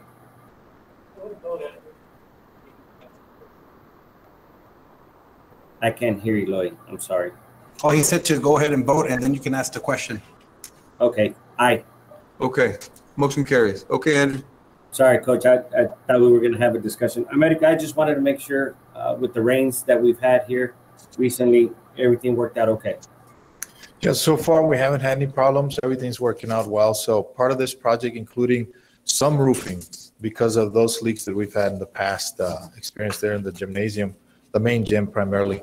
And so far everything has been good. You know, we haven't had any leaks at all there, Mr. Gonzalez. Thank you very much. Okay, thank you. Thank you.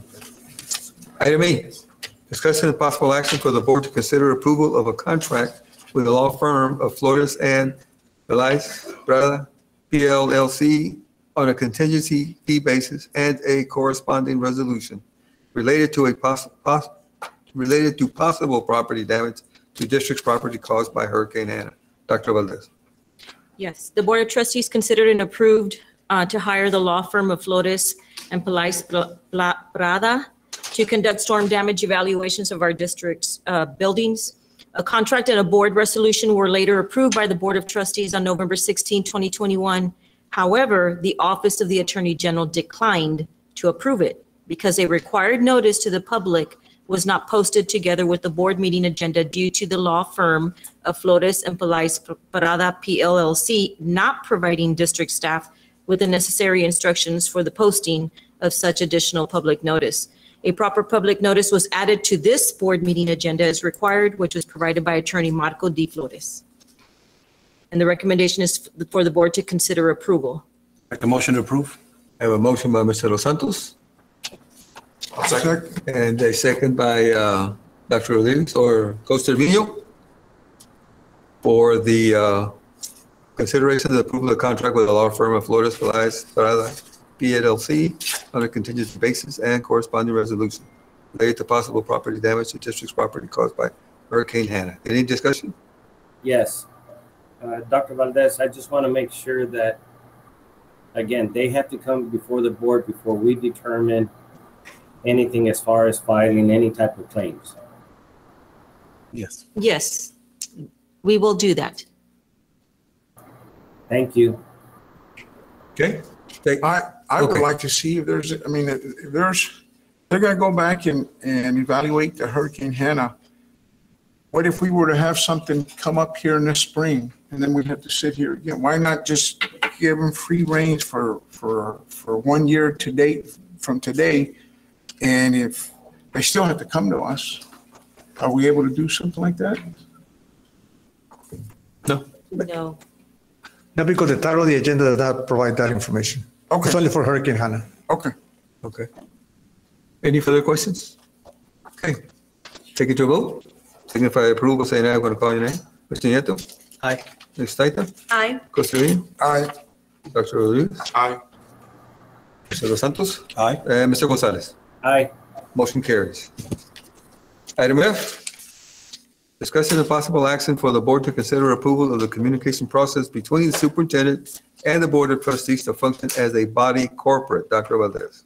Yes. Board President and trustees, this item was requested by a trustee to include in today's agenda.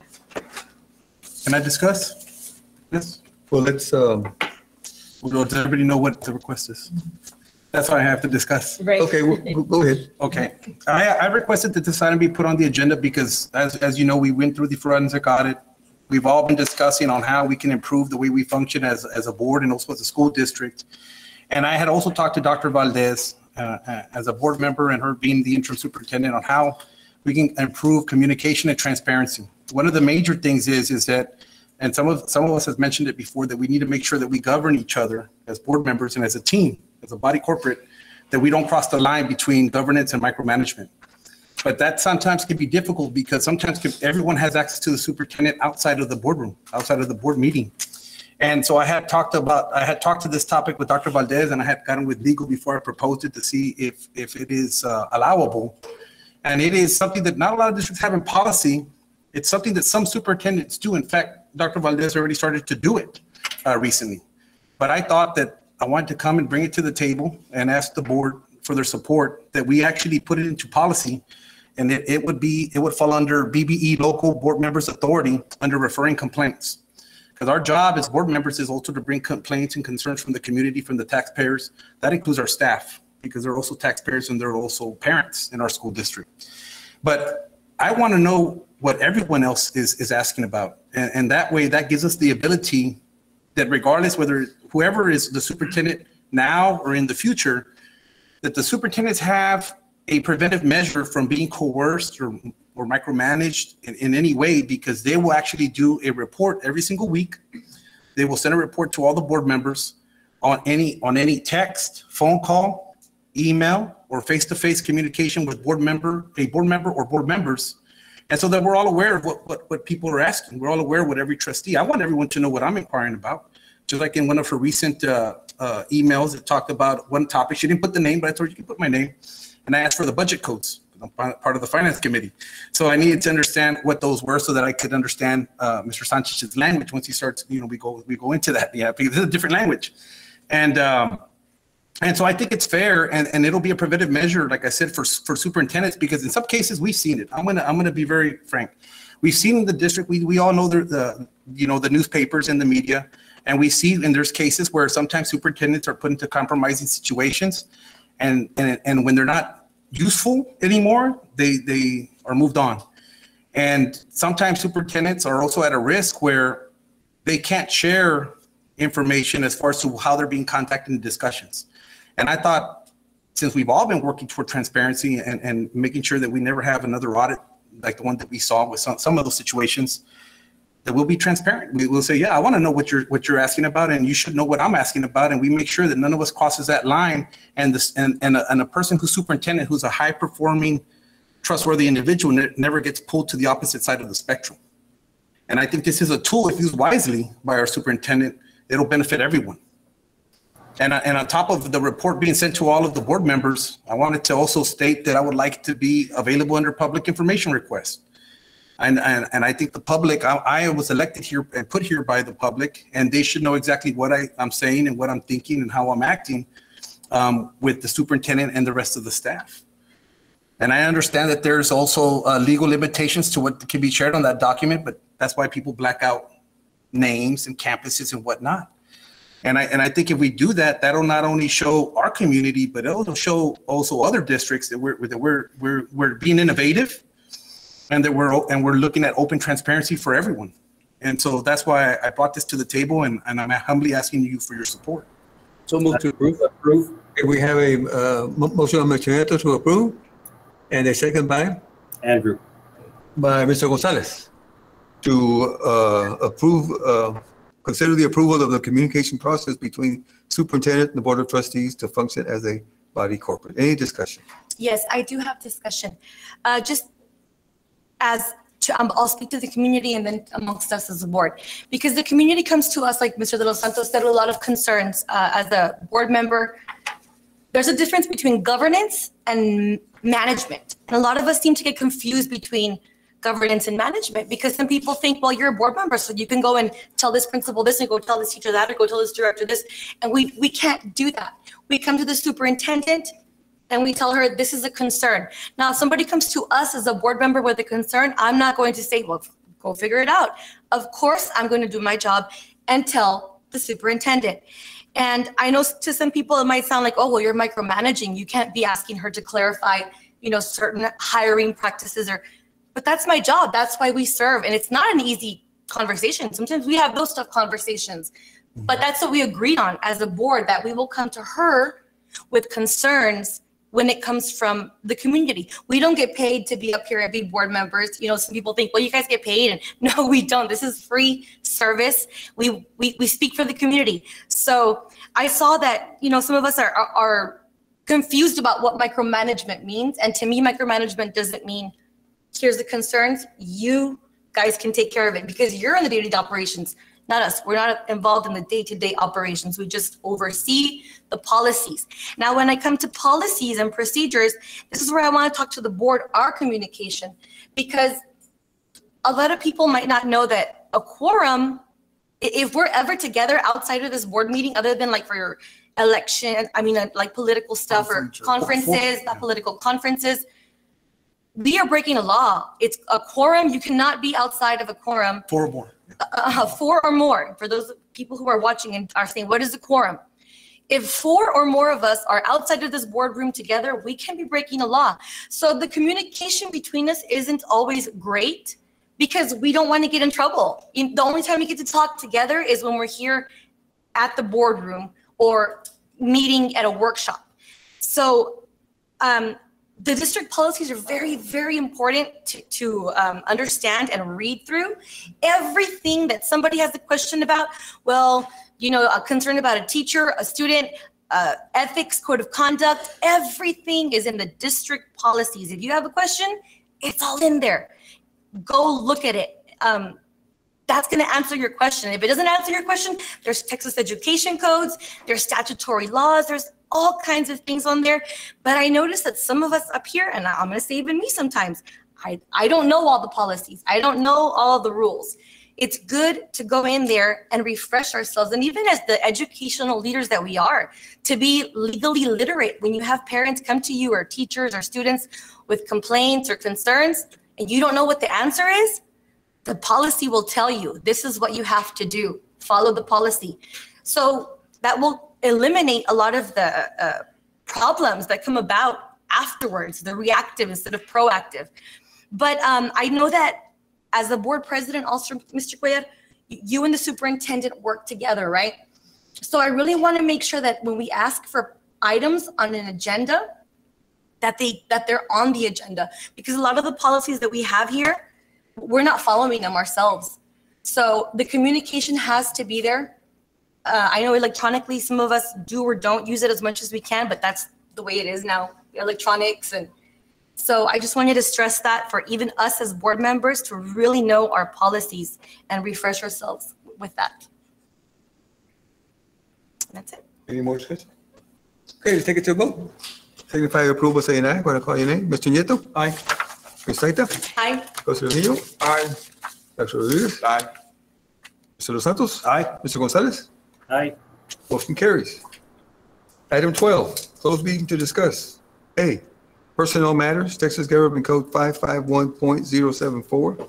1, employment of certified professional personnel. 2, resignations, retirements. 3, deliberation regarding the appointment, employment, evaluation, reassignment, duties, discipline, or dismissal of a public officer or employee, Texas Government Code 551.074 and 551.071. 4, discussion and consideration of the Level 3 grievance held on February 9, 2022 regarding J. Calderon pursuant to policy DGBA local. B, consultation with attorney regarding A, pending or contemplated litigation. B, a settlement offer. Or C, a matter in which the duty of the attorney to the Weslaco ISD under the Texas disciplinary rules and professional conduct of the State Bar of Texas clearly conflicts with Chapter 551 of the Texas Government Code, Texas Government Code 551.071. The time now is 9:01, and we will go into closed meeting.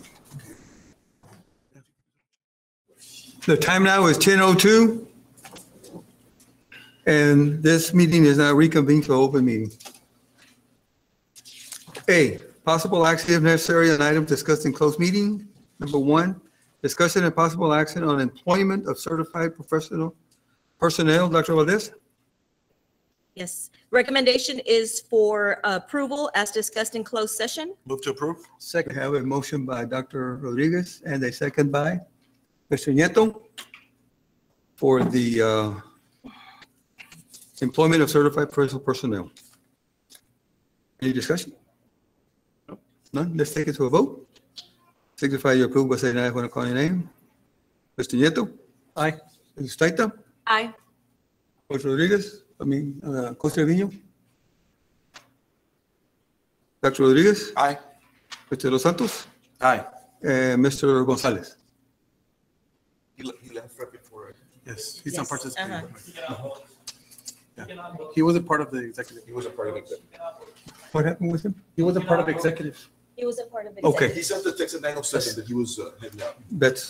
But did he leave and will not? 9:07. At 9:07? Let the record reflect that at 9:07, Mr. Gonzalez was not, has left the meeting. And Coach Trevino, we're voting on the employment of certified professional personnel. Everyone has voted? Yes. You vote aye. Yes. Okay, motion carries. Number 2, discussion and possible action on resignations and retirements. Dr. Valdez? Recommendations for approval as discussed in closed session. So move. Got a motion by Dr. Rodriguez, second by Mr. Los Santos. Any discussion? Take it to a vote. Signify your approval by saying aye when I call your name. Mr. Nieto? Aye. Ms. Taita? Aye. Coach Trevino? Aye. Dr. Rodriguez? Aye. And Mr. Los Santos? Aye. Motion carries.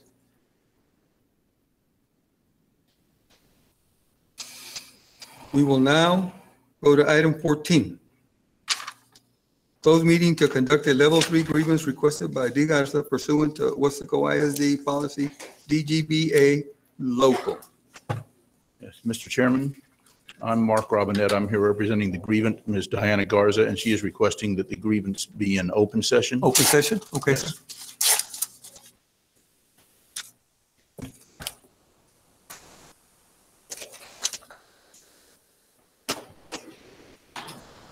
We'll begin. Thank you, sir. Okay. Today is Tuesday, February 15, and the time now is 10:05 p.m., and we're here in the boardroom in open session at the Wesco ISD Central Administration Office Building for the purpose of conducting a Level 3 complaint hearing requested by Diana Garza pursuant to Wesco ISD policy DGBA local. My name is Armando Cuellar, President of the Board of Trustees, and I am going to be acting as the presiding officer of this hearing. I will conduct this hearing, and I will be the final decision maker regarding the procedures today. The members of the Board of Trustees will be the decision maker on the grievance. The attorney representing the board at this hearing is Mr. Eloy Sepulveda. Let me announce that an official record of the proceedings this evening is being made by audio recording. Those Wesco ISD board members present for this hearing are Mr. Isidoro Nieto, Mrs. Jackie Susaita, Coach Jesse Trevino, Dr. Jaime Rodriguez, and Mr. Mark de los Santos. Board members sit as a panel of judges. Board members may ask clarifying questions of the parties after the presentations. For the record, the board previously convened in an open meeting and announced that this will be an open meeting to hear this grievance. I'll now cover some basic rules applicable to this hearing. Because of the recording, only one person talks at a time, no interruptions. B, objections shall be addressed to me for my decision. The attorneys and parties are not to argue with each other. C, any disruptive behavior by any member of this room will result in his or her expulsion from the hearing. Whether I give any warning is in my discretion. D, the hearing participants should conduct themselves with common courtesy and respect for the rights of others. E, this is not an evidentiary hearing, and I will make procedural rulings to the best of my ability. There will be no questioning of the board or any witnesses during tonight's presentation. I will now instruct the parties regarding the procedures to be followed during this hearing. Each side will have the opportunity to make initial presentations, which shall be limited to 10 minutes. The order of procedure, 1, grievance presentation. This may be done by the grievant or his or her advocate. This presentation shall include a clear statement of the complaint, the remedy sought, and the reasons and evidence in support of that position. 2, administration's presentation. This may be done by the administration or their advocate. This presentation shall include a clear statement of the administration's position with regard to the grievance complaint and reasons and evidence in support of that position. 3, a rebuttal or in closing. This is an opportunity for the grievance first, then the administration to address the position of the other party and make a closing statement. This time will be limited to 5 minutes. All questions or of procedure should be directed to me for decision. All parties in attendance other than the board and the board's counsel need to identify themselves for the record. If any party is a licensed attorney, please indicate so during your introduction. Will the people present for the grievance side please identify themselves and their role, title, and position? Yes, my name is Mark Robinette. I am a licensed attorney and have been for some time, and I'm here representing Ms. Diana Garza as the grievant. Thank you, sir. And will the people present for the administration side please identify themselves and their role, title, position? Good evening. My name is Cecilia Garza. I'm here as an attorney on behalf of the administration. Thank you. Thank you, sir. As part of the record of this level 3 grievance, the superintendent has supplied each board member with copies of the grievance record. The official record of this grievance shall be comprised of 1, the recording of this level 3 hearing, 2, the documentation related to this grievance which has been supplied to the board and all parties, and 3, West Sequoia ISD board policy DGBA legal and local. If there are any objections to the record, I will consider them at this time.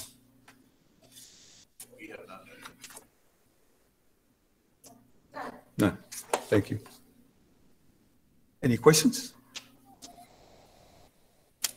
Agreement may now make the presentation.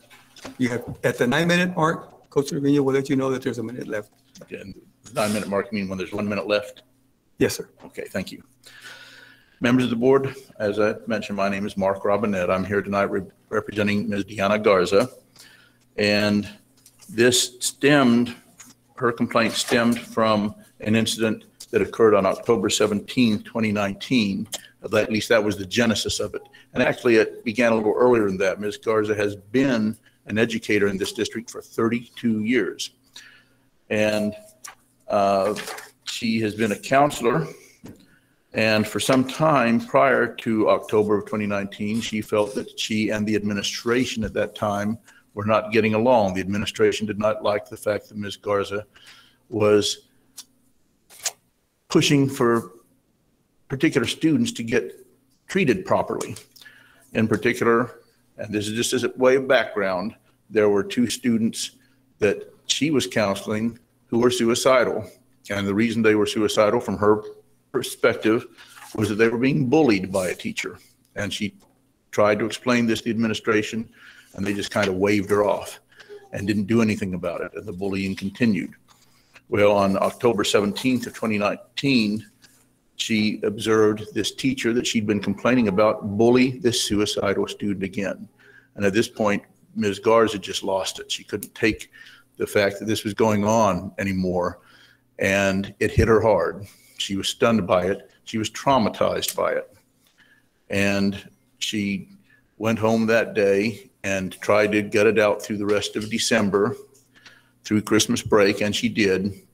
But when it came time to return in January, she did not feel like she could return to her counseling duties because of this trauma that she'd experienced. And she had consulted with a specialist who told her, look, you can't go back and be a counselor for some time now. It might even be up to a year before you can go back to doing that. You've got to get over this. You've got to take some time to heal. So on January 6th, she requested to be placed on FMLA, which is the Family Medical Leave Act. And she was on that for a few days, and that was covered by the few days of sick leave time she had. At that point, if she wanted to continue to be paid, she had to return to work. So she couldn't go back to being a counselor in those duties. So she requested what's called a reasonable accommodation, which by law, the employer is required to give someone who has a disability, like Ms. Garza had at that point, as long as it's not something that is unduly burdensome to the school district. Then they need to work with the employee to try to find a way for her to continue working for the employer and make a living. And Ms. Garza filled out a form that said, no, I can't go back to being a counselor. I don't know what you could do to let me be a counselor because this hurt is just so deep. What she did suggest was she has other certifications. She could be a teacher. She's been a teacher before.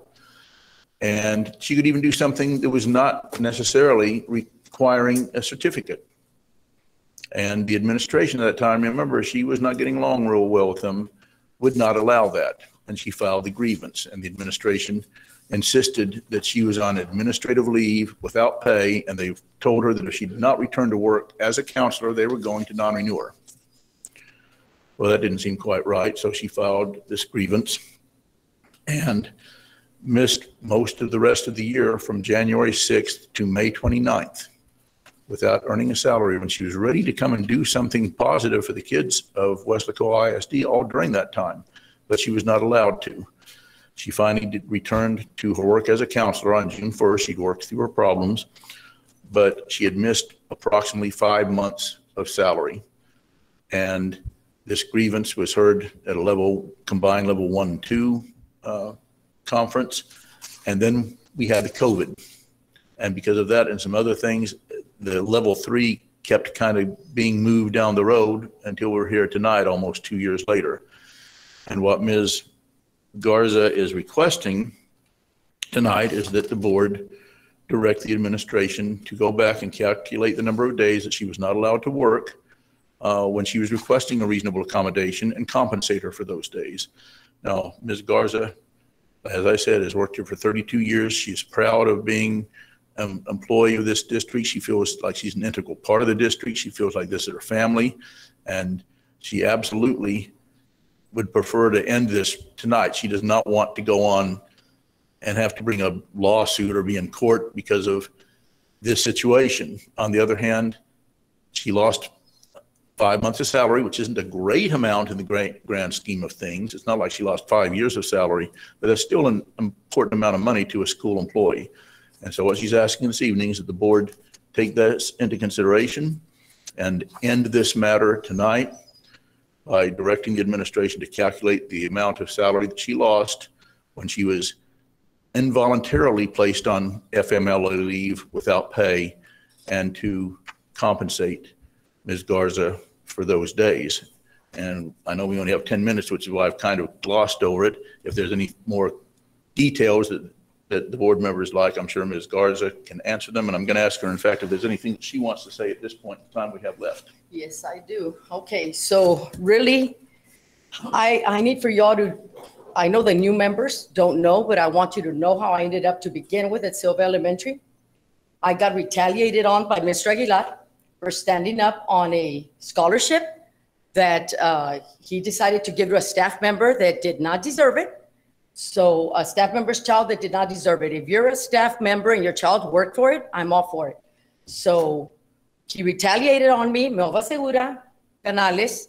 No, it was Mr. Alejandro that was there, moved me over to Silva, okay, for standing up, and everybody watching for standing up for your students. I got retaliated on.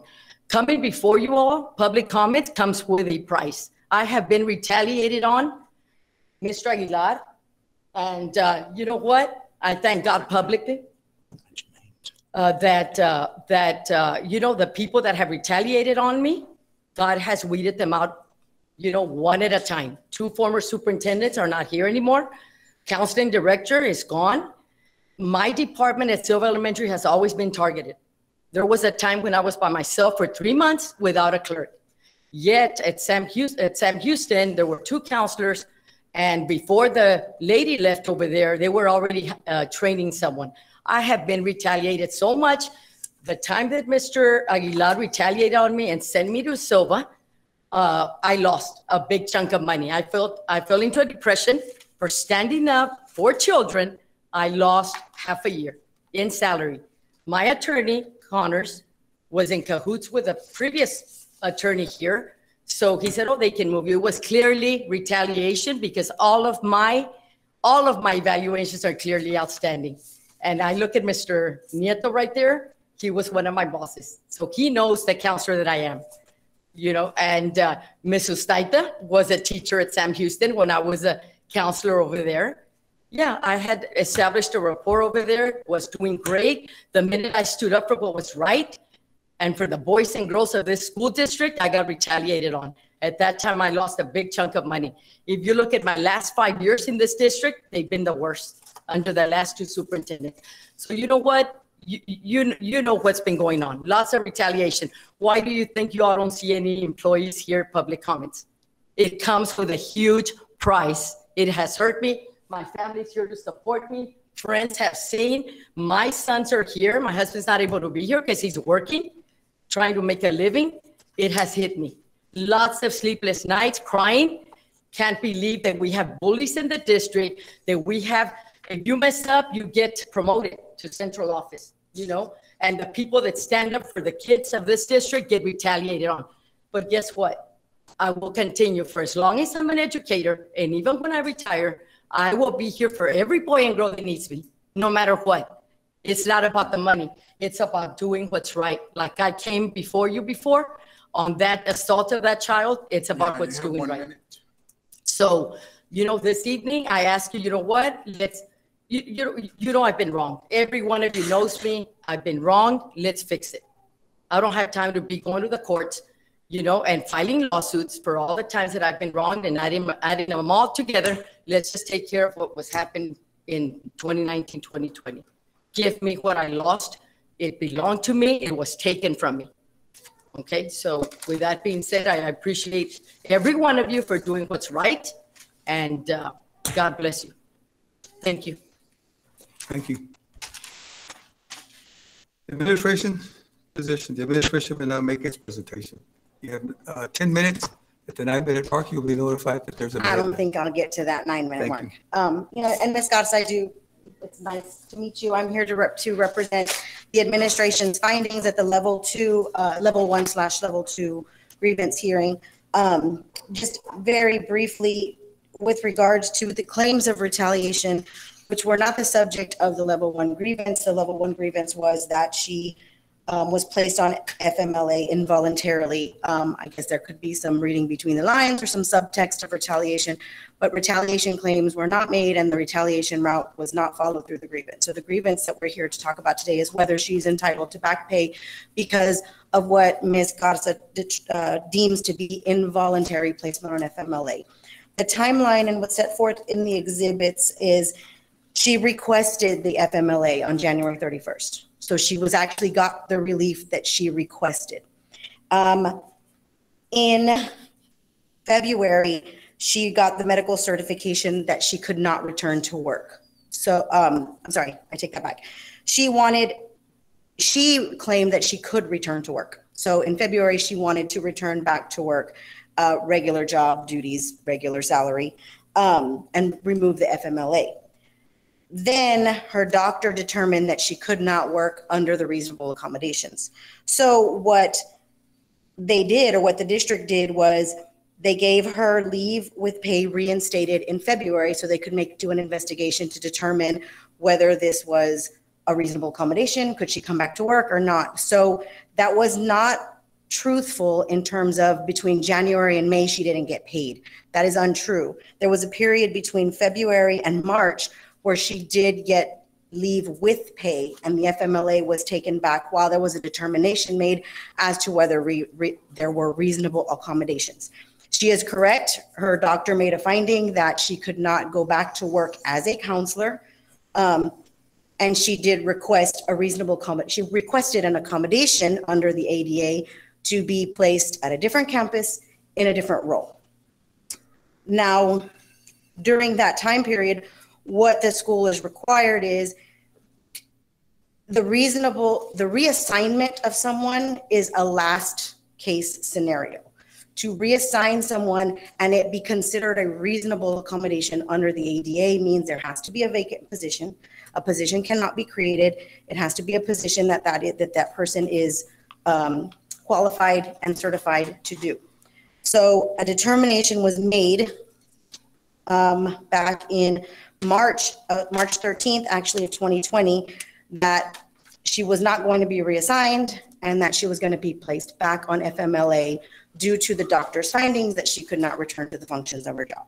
When a grievance was filed, and then in May 28th of 2020, that's when her doctor decided she can come back to work as a counselor, and her job was, she went back to work in her capacity. So there was a time period between January and February, and then between March and May, where she was on FMLA, which is leave without pay. Now, the determination was made that no reasonable accommodations could be made to put her into a different position. And to go back to talk about the reasonable accommodations, like I said, it's a last-ditch effort. You need to have a vacancy, and it doesn't mean immediate. It doesn't mean, to be a reasonable accommodation does not require that you immediately put somebody in that position. There is a time period that you can look at. So if you're talking about a 6-week window of where they could reassign her, the administrator made the determination that there was no available reassignment for her. Now I'm referring to, and I can open it up here. I'm referring to district policy. And if you look at, it's the legal policy, not the local policy. Let me see. So that you can see what, I'm not just talking about what the law requires. It's DIA legal. And that basically talks about the reasonable accommodation being the last ditch effort and what reasonable accommodations entail. Based on the investigation that was conducted by the level 1/level 2 hearing officer, it would support a non-payment of back pay. It would support a correct placement on FMLA. So there is nothing that the district did that would be inconsistent with placing Ms. Garza on FMLA. So I guess at this time, the administration is requesting that the board accept the findings of the level 1, level 2 grievance officer. Thank you. Just want to provide a clarification on the matter. Of course. Excuse me, I just wanted to provide some clarification on some information that was shared this evening. I don't know, this was not part of the grievance coming up, but I felt I was personally attacked on a matter. Yes, Mrs. Garza was an employee there at Sam Houston Elementary, but what Ms. Garza failed to mention that she was part of a committee that made a decision on a scholarship. Okay, when the decision, the committee did not agree with her recommendations, that's when this went south and she had concerns. But we had a whole committee. I in no way gave them any, this is what you're gonna do or this is a decision you're gonna make. It was a wide range of opinions that we do have documentation on that. They also had a voice in that decision moving forward with that recommendation. Secondly, the reassignment, it was not, I received a phone call from a former administrator at a campus requesting, I said the only one that could make that move would be the superintendent. When that was brought forth with the superintendent made the request to make that lateral move. That did not come from me. So I just wanted to provide that clarification. Since my name was mentioned, I wanted to clarify that. But again, it was a committee decision. It was not my decision as principal. I left it up to the committee when a scholarship came. So some information that was shared was misinformation. Thank you. Sir, so how come that student that got the scholarship wasn't the most qualified for it? How come you don't mention that? Tell them. We can't talk about that. The question and misinformation, that was information. Just a question. Why is there a question? I can go to the front, it's all too. Please, okay? You have 5 minutes for a rebuttal. Okay, I'd just like to say a few words. First is that the information that you just heard about Ms. Garza's concerns that she was being retaliated against and had something to do with a scholarship a number of years ago, that's merely background information. Try to explain how she got to the point where she did, where she felt traumatized by seeing this kid being bullied and nothing had been done about it, even though she was trying to get it done. This case, we're not asking you tonight to make up for the fact that Ms. Garza believes she was retaliated against in the past. This is about the administration's failure to provide a reasonable accommodation for her during the spring semester of 2020. Now, I will also state that I'm not arguing with the administration that there were some days between January 3rd and May 29th when Ms. Garza did receive some pay. That is why I asked the board to direct this back to the administration with an instruction to calculate the number of days she missed, because I'm not actually sure what those are. I said approximately those 5 months. I said approximately because I'm not absolutely sure, but the administration has those records. It's something that they could easily go back and say, okay, Ms. Garza, we paid you for this day, and this day, but we didn't pay you for all these other days. We're asking simply that she be compensated for the days where she was not paid. And finally, as to the reasonable accommodation, we also don't argue with the district saying that as a general rule, employers are going to make this reassignment. They can make it their last choice. They can make it their first choice. It is a choice. And what happened in this case was the administration at that time chose not to make an accommodation that would work for Ms. Garza, because Ms. Garza felt that they did not want to do it. Not that they couldn't do it, they did not want to accommodate her. And I see Ms. Garza would like to say a few final words. You all know there's been many accommodations for all kinds of staff. There's been a security guard in the past, recently here got accommodated. Administration has accommodated when they've wanted to. When I got called in on March 13th, I did not appreciate that I got told, I advise you to resign. And if you do, I got authorized, Mr. De La Rosa had told me that. I got authorized to, we may pay you for the rest of the year. And if not, you're facing a non-renewal contract. So I know that Mr. Cuellar was on the board and some of Mr. Rodriguez, the old board, when my name came up, and I guess somebody went up to bat for me because I got a contract, but I got threatened that resign or you're looking at not getting a contract.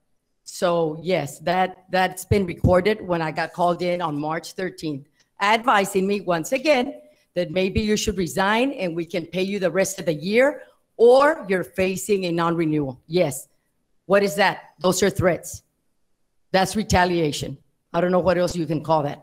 So yes, I could have been accommodated, but since it's Ms. Garza, the advocate for students that's always going to public comments, that stands up against the bullying. And I have a student here that got bullied with his mother, and it affected the family to see them the way it affected them. And everybody tried to sweep it under the rug that what the teacher did not affect him. Yes, it did. I, as a counselor, saw it, and it affected me, because none of you would have liked to see what I saw that October 17th that I ended up at the doctor's office. Okay. And then we cannot accommodate Mrs. Garza when we've accommodated so many other people. Yeah, it affected me to see a widow, young lady with about 5 kids, and nobody was in her corner but Mrs. Garza. Everybody in administration, oh, no, it didn't happen. He's suicidal, ended up at the behavioral. That had nothing to do with a teacher bullying him and embarrassing him in front of his classmates. And this is a special needs child here. So that broke my heart, and it affected me where I could not counsel.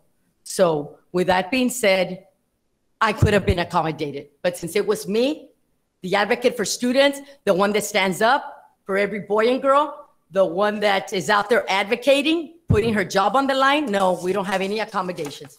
So with that being said, I thank each and every one of you here for doing the right thing and compensating me for the time that I could not do my job, for standing up for children and being passionate about what I do. Thank you.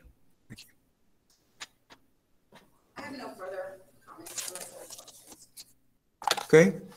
Do any board members have any questions? For me, I have a big issue with the timeline, and I know we have some of the administration that wasn't here in place and so forth. So, you know, I think it's not fair to, but I tallied up the months. It's almost 22, 23 months that this has been going on. I don't understand, you know, our procedures for grievances. Obviously, it's disturbing to hear some of the reassignments, and I'm going to reassign you, and I'm going to non-renew you. You know, it's hard to look the other way or say, you know what, it didn't happen because of what we've seen previously. So that's. I have a question also. At level 1 or 2, Mr. Robinette asked for the hearing officer to not be the person who the grievance was against. But we started with the person that the grievance was against. And I think in policy it says if you're going to put a grievance against a supervisor or director, then you start at the person above them, which would have been Dr. Gonzalez at the time. But she was not the hearing officer here. She started out with the person who she put the grievance against, which just kind of seems odd to me. But then legal counsel wasn't here, and neither was Dr. Valdez, so they're not here to answer our questions. The only thing that I did find, I mean, I did the best I could reviewing it because this was a while ago. Like you said, it wasn't here. Based on some of the documentations that were in the exhibits and the findings, it appeared as Dr. Canales handed the job, the task over to Mr. Canales. Why I was unable to ask Dr. Canales why that was necessary, but that was the decision that was made by Dr. Canales. Yeah, that just doesn't make sense.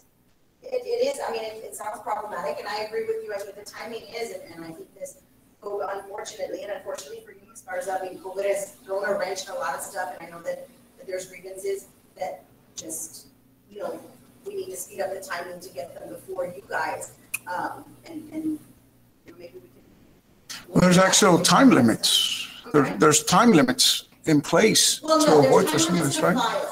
But then there's, you know, by agreement and by reasonable, you know, there's reasonable times. Reasonable. And I think COVID really threw a wrench in everything. You know, this COVID time has lasted a lot longer than anybody anticipated, and then in that, there's a backlog. So you're right, there are time limits. She did meet all of her time limits. This is not an issue with regard to whether it was brought timely. It's just, it finally got heard by the board. So, but yes, I mean, that's, you know, the timing of the hearing is problematic, and like you said, it would be nice if we had, you know, and I did see this was not something that Mr. De La Rosa did on his own. It was at the direction of Dr. Canales handled it. I think it also, what the policy says is it has to be handled by someone that can remedy the situation. So whereas the grievance was filed, I mean, it's a technicality. The grievance was not necessarily filed against Mr. De La Rosa. The grievance was saying, I want my money. I want my back pay. So it wasn't, the retaliation claims that are being brought up today that's talked about Mr. De La Rosa was not the subject of the grievance when it was filed. The subject was, I shouldn't have been on FMLA. He was the person that could have remedied that situation. He did have that ability to remedy that situation. So him being a grievance hearing officer was appropriate. There was nothing improper about that. Maybe that was a poor decision, perhaps, but it wasn't an illegal or an unethical decision. So for him to threaten me that I was facing a non-renewal, how can you explain that? That, you know, they allowed him to do that, or to tell me, okay, if, you know, you could resign and we may pay you the rest of the year and you're facing a non-renewal, because I did face a non-renewal. Board members that sit there, Mr. Cuellar, and I think Mr. Rodriguez, my name was the only one brought up by Canales, who ran already, who knows where she's at. Yeah, that she's facing a non-renewal for no reason. 32 years of clearly outstanding evaluations. Mr. Aguilar, under his leadership at Sam Houston, I had clearly outstanding evaluations with you as well. So I don't know how it was that it was convenient for him to agree for me to go. You know, the scholarship thing, it was awarded to somebody, he brought it back, and then he got a committee and said, oh, no, that's not the person. But that's already the past. I lost a lot of money, half a year at that time as well, over 30, 40,000. Yeah, that was in 2015, 2016. We're 2019, 2020, when I lost a big chunk again. So yes, for being passionate about what I do, for standing up for that family over there that had nobody in their corner. Nobody in their corner. Nobody believed him that it affected him, except for the counselor, Mrs. Garza. So, yes. You have a question, Mr.? Yes, I have a question for our legal counsel. You made a statement right now, but I'm looking back at the level 1, and just correct me if I'm wrong, but it says, the nature of the complaint, including the individual harm alleged. My complaint is that I'm being denied my salary and threatened with non-renewal. So the non-renewal, the threat of non-renewal was, because earlier you said that it wasn't part of the alleged level 1, but here it states that on the level 1 grievance form. I just want to clarify. No, and I think what I said, and I misspoke on it, I apologize. Oh, I think the retaliation was not part. There was no claim of retaliation in the level 1. And I think what I said in my earlier presentation is, I mean, you can interpret things, some people may interpret this as retaliation, some people may not, but there is a certain policy dealing directly with retaliation, and that policy was not stated in the complaint, as we've seen in other complaints. We see people say exactly what it is. I'm alleging all of these things. In this one, what she's saying, the nature of the complaint is her salary and the threat of non-renewal. That's not a claim of retaliation. And that basically, I really don't think that, and I think Ms. Garza will admit, that's not really what the issue is today. The retaliation is more, her allegations or claims of retaliation are more background facts, not what the grievance is based on. So I just wanted to throw that out there, that we don't need to go down the retaliation path. We need to focus on, was she properly classified as FMLA leave versus leave with pay, and that's just why I mentioned that, was to focus on what the decision to be made is. The fact that there weren't any accommodations for me to do, I could have done, they've accommodated hundreds of people before. So that is a form of retaliation because of who I am. The outspoken, vocal, passionate person that goes public comments, brings up facts, doesn't sweep things under the rug. Because it's me, they could not find any accommodations for me. Because it's me. Anybody else that doesn't do their job, there's accommodations at central office, you know. There's a principal that got accommodated over here, that's a director of who knows what, coordinator. They just accommodate for who they want. They pick and choose who they're gonna accommodate. And I was one of the ones that, of course, no accommodations for me. Mr. De Los Santos, may I respond to your question, sir? Yes, I guess. No. Oh, she answered it for me, but no. And then the only reason I was asking is because I know she mentioned the reason that she asked. She said that part of it was somebody else was talking about Mr. De La Rosa being in charge of the level 1, and then you had stated that there was no threat or no retaliation, but in the level 1 it mentions that De La Rosa says that was threatened with non-renewal. So I was just kind of trying to confirm, well, what justifies what, or what's the definition of what, you know, what's the justification of a threat, or those type of things. It was not, so the exhibits in, and I'm not saying you did it either. That was written by the level 1. Remember, only one person at a time. One person at a time. I would defer, since we've all discussed, no one was here at that time except Mr. De La Rosa. So I will defer to him. And then if there's any legal issues with regard to what he says, then I can jump in. But he does have knowledge as to why he was in my officer. Now, before we go any further, the question I made was, do any board members have any questions? So we've had a chance to rebuttal after the fact. So are we now in line with answering board member questions? Okay, continue then. Mr. De Los Santos' question was answered, then he can decide whether you need it. That's what I want to clarify. Thank you. Yeah, thank you. Go ahead.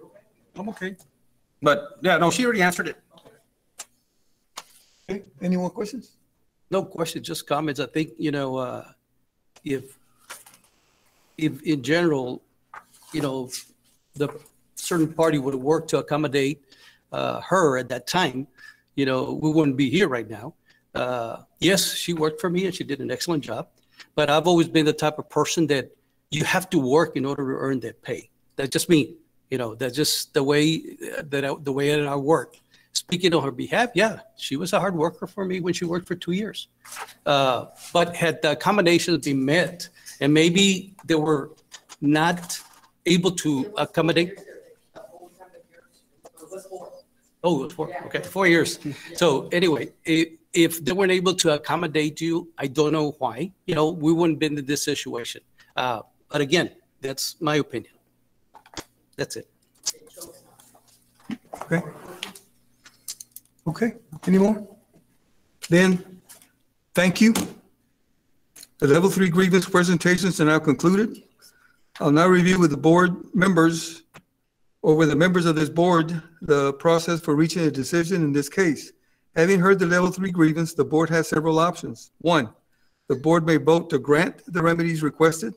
2, the board may vote to deny the remedies requested. Or 3, the board may vote to grant in part and or deny in part any or all of the requested remedies.